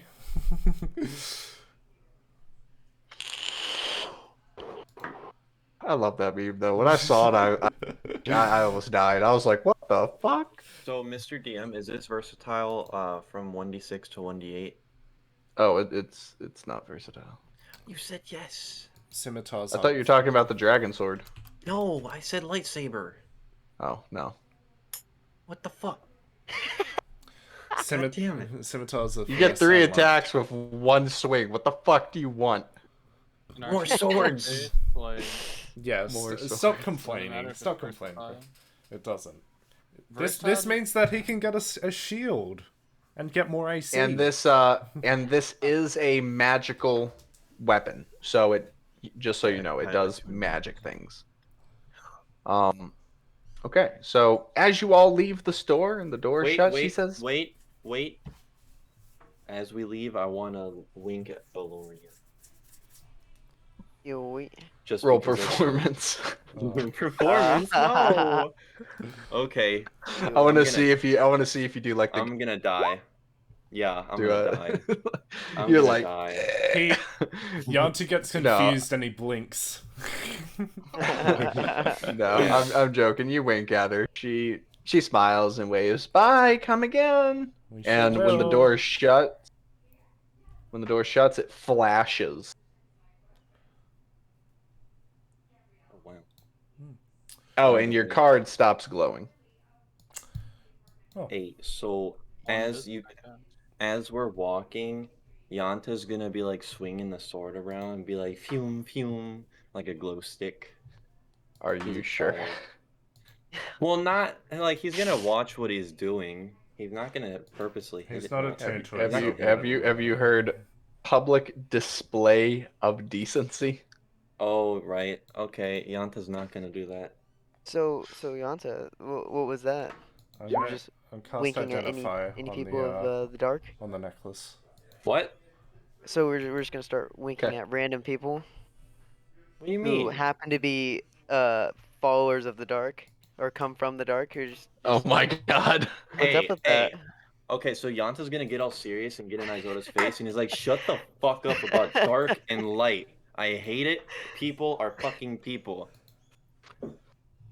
People have to fuck people. I mean, I don't know, anyway. man. It's not wrong. So you identify it as this argument takes place. Yeah. He definitely withheld some information about this item. Yeah. It works just like, yep, same thing. 10 minutes, you can see what someone sees so long as you know who they are and have met them. Yeah. Those are the 2 necessary components. You have had to meet them and you need to know their name. We've met Exile. What if Exire is not his name? So if you want to put that that's down, what we'll find out. But yeah. those are the 2 necessary components. Their name and you have met them. Yep. It works for 10 minutes once a week. Yep. The thing he did not tell you was that there is a chance that they will be aware that you're doing it.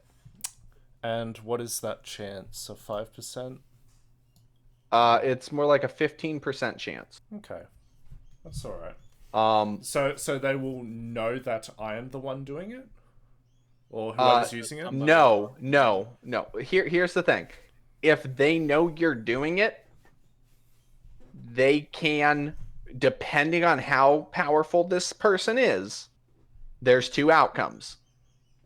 They reverse it and see through your eyes, which is that's a 5% chance. Very low. Very low that happens. Yep. The 15% chance is they know you're doing it and can willingly stop it. Okay. Yep. Other than that, nope. I mean, it's very slim. It really depends on who to. Yeah, Oh my that's god, I fine. probably cut out. It depends on who you're doing it to. Yeah. just like sit in a dark room. So the 2 conditions was know the person, Know their name, know their name. and you have to have met them before. Okay. Know their name, have to. And I'm not talking about some nickname either they go by. It has to be their real like name. it has to be their name. Does it have to be first and last, or just first and last? Their full name. Okay. You don't have to worry about middle name. Yep. Middle name don't matter. Okay. Like for instance, Puss Sparrow, and have met him. Bam, it works. Yeah. As long as that's actually his name. We'll never know. And this requires attunement, correct? Yes, it requires attunement. All right.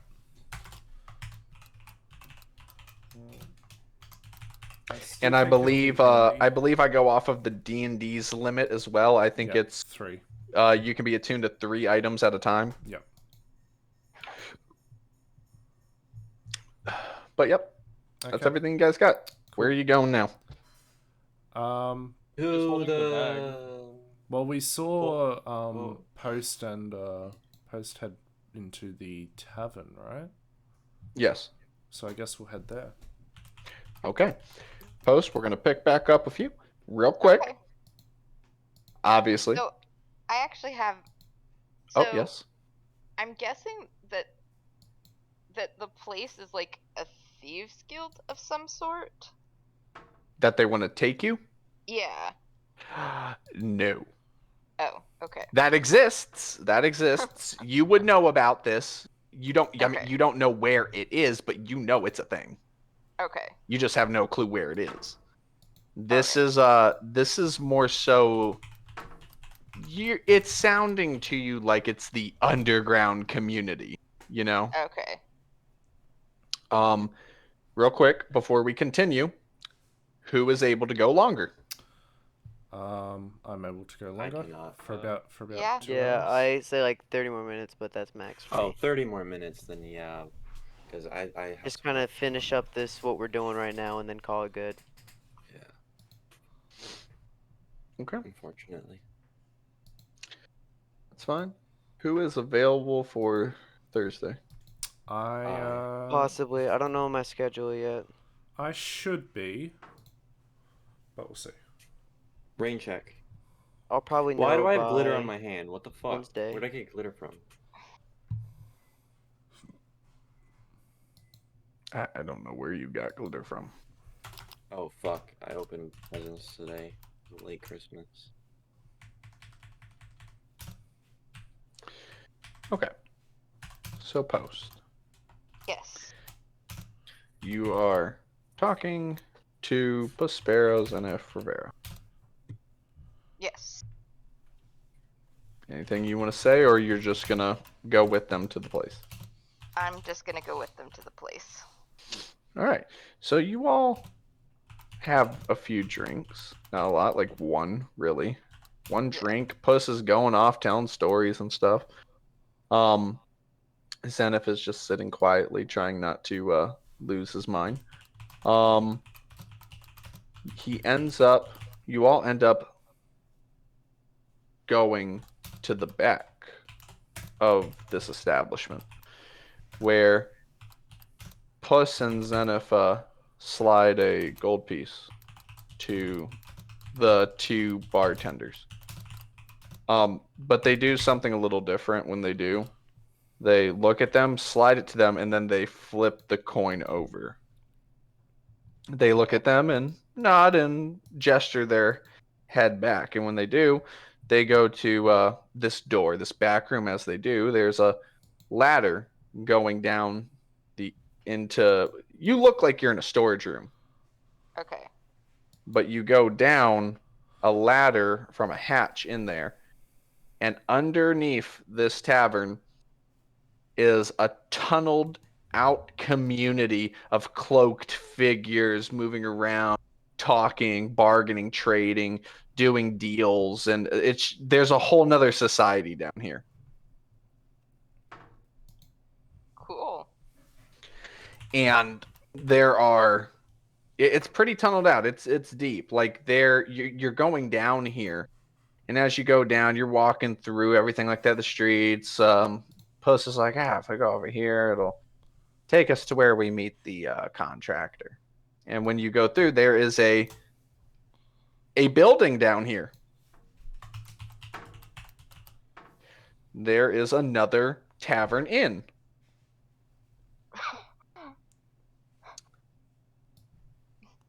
Post is looking around and is just like, this is trippy. Zenith looks back and just says, keep your coin close and hand on the gun. Yes, sir. Yeah. So you end up going down there, and you're doing that. Let me find the name of this bitch.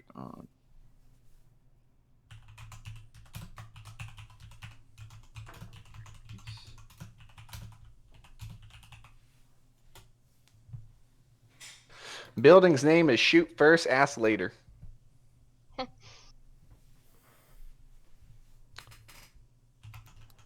Now, there are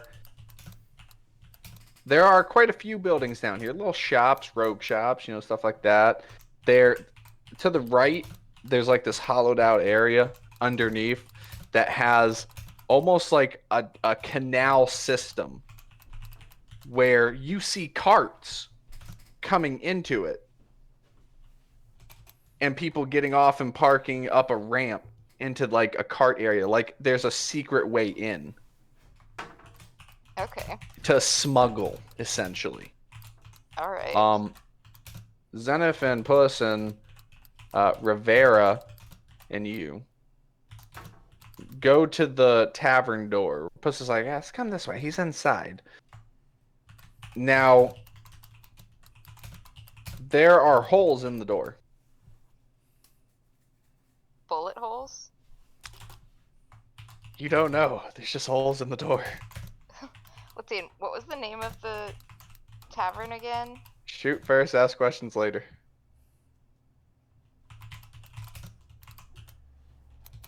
Yep. So, Puss goes to grab the doorknob, but stops. And he lights a cigarette and starts smoking. As another gentleman's like, can you move out of the way? You just cut out. Business. Where did I cut out at? Right as the guy started to talk. He said, can you get out of the way? I'm getting some... Damn it, this fucking mic. Can you get out of the way? I am trying to get in here to do some business. And Puss just says, ah, yes, here, let Prospero let you move in first. I'm just smoking before I enter. And he says, Jesus, move out of the way, you damn tabaxis. He grabs the door and turns it. As it opens, you hear a loud gunshot and a bullet go through this guy's head. As he just gets blown down the stairs. And you hear a guy go, woo! He celebrates. He's like, I knew. Hell yeah, I told you I'd get him. And everyone's like, oh, you damn bastard. Here's 100 gold. I lose. He's like, shit, I didn't think the next poor sucker who opened that door would actually fucking fall for that shit. He's like, hey, I told you. No one's going to care that there's 3 bullet holes in a door. So they're all kind of celebrating. They took bets on whether or not someone would open the door, even though there's bullet holes and a man waiting on the other side.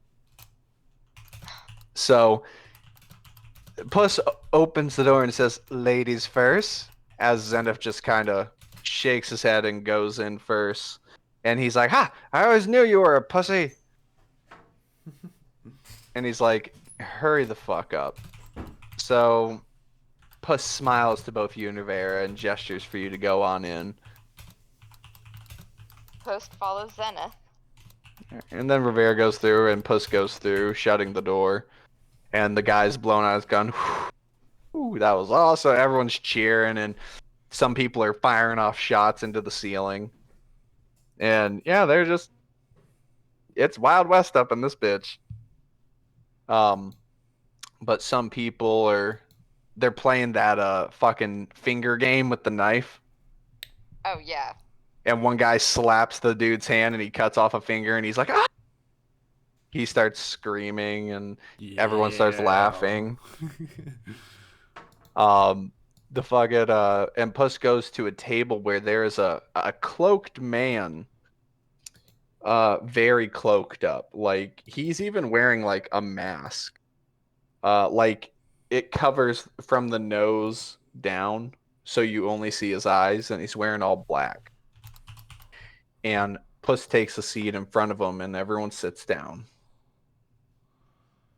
And the gentleman says, I take it you are Puss Sparrow. He's like, that's my name, it is I, Puss Sparrow. Now, we had talked prior in Unis Vernus. You said you had a job for us? Yes, my employer, Dusty. He said there is a shipment coming in, essentially a cargo caravan with a smuggled good that needs to trade hands discreetly. It'll be here in half a day. If you could acquire said cargo without casualty, mind you, blame needs to go on someone, and blame is only really believable if they're alive. So I need you to steal this cargo, give it to someone else at this location, and he points on the map to Puss, and Puss keeps it to himself. And he says, deliver it to this area where someone will be waiting, and they will pick it up from there and hand you payment. Do not try to reach me again. Do not try and find my employer. You will be paid on delivery 2,000 gold pieces. And mind you, the cargo must remain intact. It is to be treated with delicate care and not to be opened. Ah, I see. Well, that sounds... Hold on, Puss. Don't you think we have the right to know what we're transporting or what we're stealing? Who are we stealing from? At least give me that. You are stealing from, you are actually stealing from the Templar. Oh boy. The Templar. Really? Yes, they, have something of interest to my employer. Something, worth stealing from the Templar. Uh-huh. Yeah, I'm gonna have to say 1,000 more gold. 1,000 more gold, really? Listen, I don't know who you take Puss for, but I'll tell you right now, you're not taking me for a fucking run. 1,000 more gold, or this ain't happening. I'm not gonna steal from the Templar Order, which has the backing of every kingdom. There we go. 1,000 more gold, huh?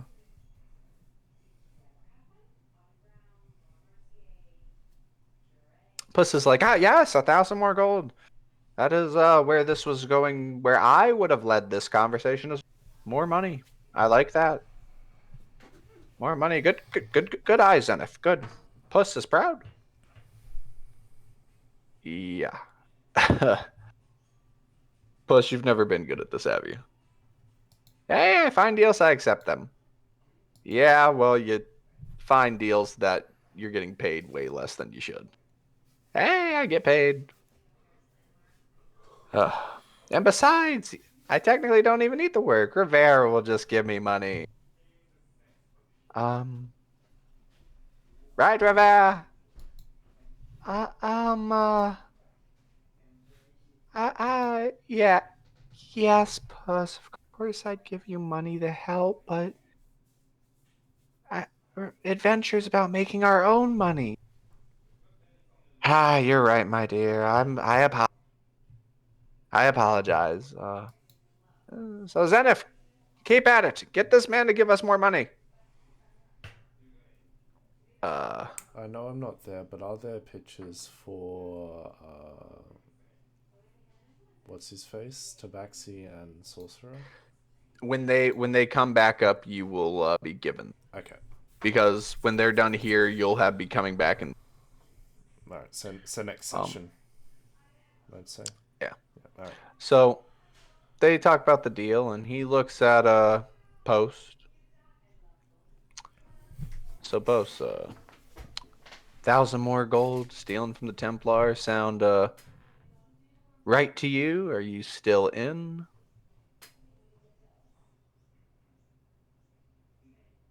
Why not? Xenophah smirks approvingly.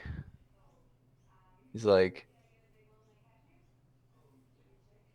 Tabaxis like shiny gold, don't they? Well, so do I. 1,000 more gold and all of us are in. Oh, up front, by the way. Up front. Fine. 1,000 gold up front, 2,000 when it's done. Then you got a deal. Sound like a deal, Post? Puss? Rivera? Post nods. Puss is like, this is acceptable for Prospero, indeed. Rivera's like, I agree. Then you got a deal. And he puts 1,000 gold on the table. That is 250 gold Post for you. Okay. And he says, now, unless you want to do anything down here, I presume we're done here and we can go back up. The gentleman gets up and walks away after the deal has been complete. Okay. All right. Which you now know the location of the underground community of Rogue in Quill's Cloak. So make sure you know that.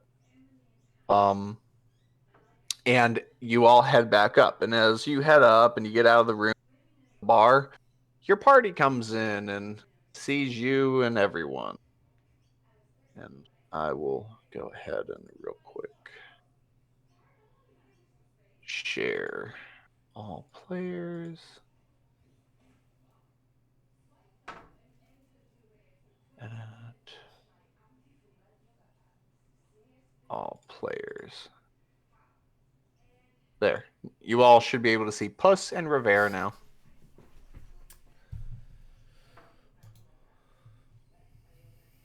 Okay, I'll be the first to say it. Rivera's kind of cute. Leave me alone. Furry. Sorry. Had to. Ain't nothing Party wrong with that. members. Yeah, bruh. Party Fuck you members. got against furries? Yep, party members, No, I never said anything bad about furries. I'm just calling you out for being a furry. they are party members right now and can be convinced to stay. Question. Yes. Can I try to wink at Rivera? Yes. Performance? Yes. This is not gonna go well. I did better. All right. Yeah, you wink at her and she looks at you and blushes a bit for a second before She sidesteps closer to Prospero. Gotcha. I was so tempted to reaction silvery barbs. I should put difficulty ratings It's next to these mandatory. romances to make. It's mandatory. You want me to reaction silvery barbs? Do it. All right, re-roll. Oh that my shit. god, the fucking frog. Re-roll. I want to see if I can drag my frog on there, and the answer is yes. Ha! You have to take that. She doesn't blush. She just walks away to Prospero. I want to stab myself with the sword now. I sneeze and it throws off Yanta. I want to stab myself with the sword. Can I do that? Sure. Okay. Go ahead. No, don't actually. Make the attack roll. 3 times. Yep, at advantage. Does it yourself. Fuck off. No. So, I guess we're calling it here for the night. I guess we are. Boo, that sucks. I want to go on like 2 more hours. It's okay. But I want to go on as well, but I think it's good that we end here, because then it'll give me like a week's time, because Thursday isn't on, right? Wesley can't make it? No, I said I don't know my schedule until Wednesday. Oh. Did anyone else say that Thursday might not be on for them? No. It's always on for me. Okay. It's on like Donkey Kong. Alright, well, it's still on for me, but this will give me some time to write up this Don't let us session. down, Wesley. Bro, To one write up of this these session whatever- and then the previous session as well. one of these days my performance will work. One of these days. When it does work, I'll be there to knock it back down. Oh, No, my. you bitch. Nope. That's messed up. That's the session. I feel like roleplay went pretty good. Yeah. Yeah. Did I agree?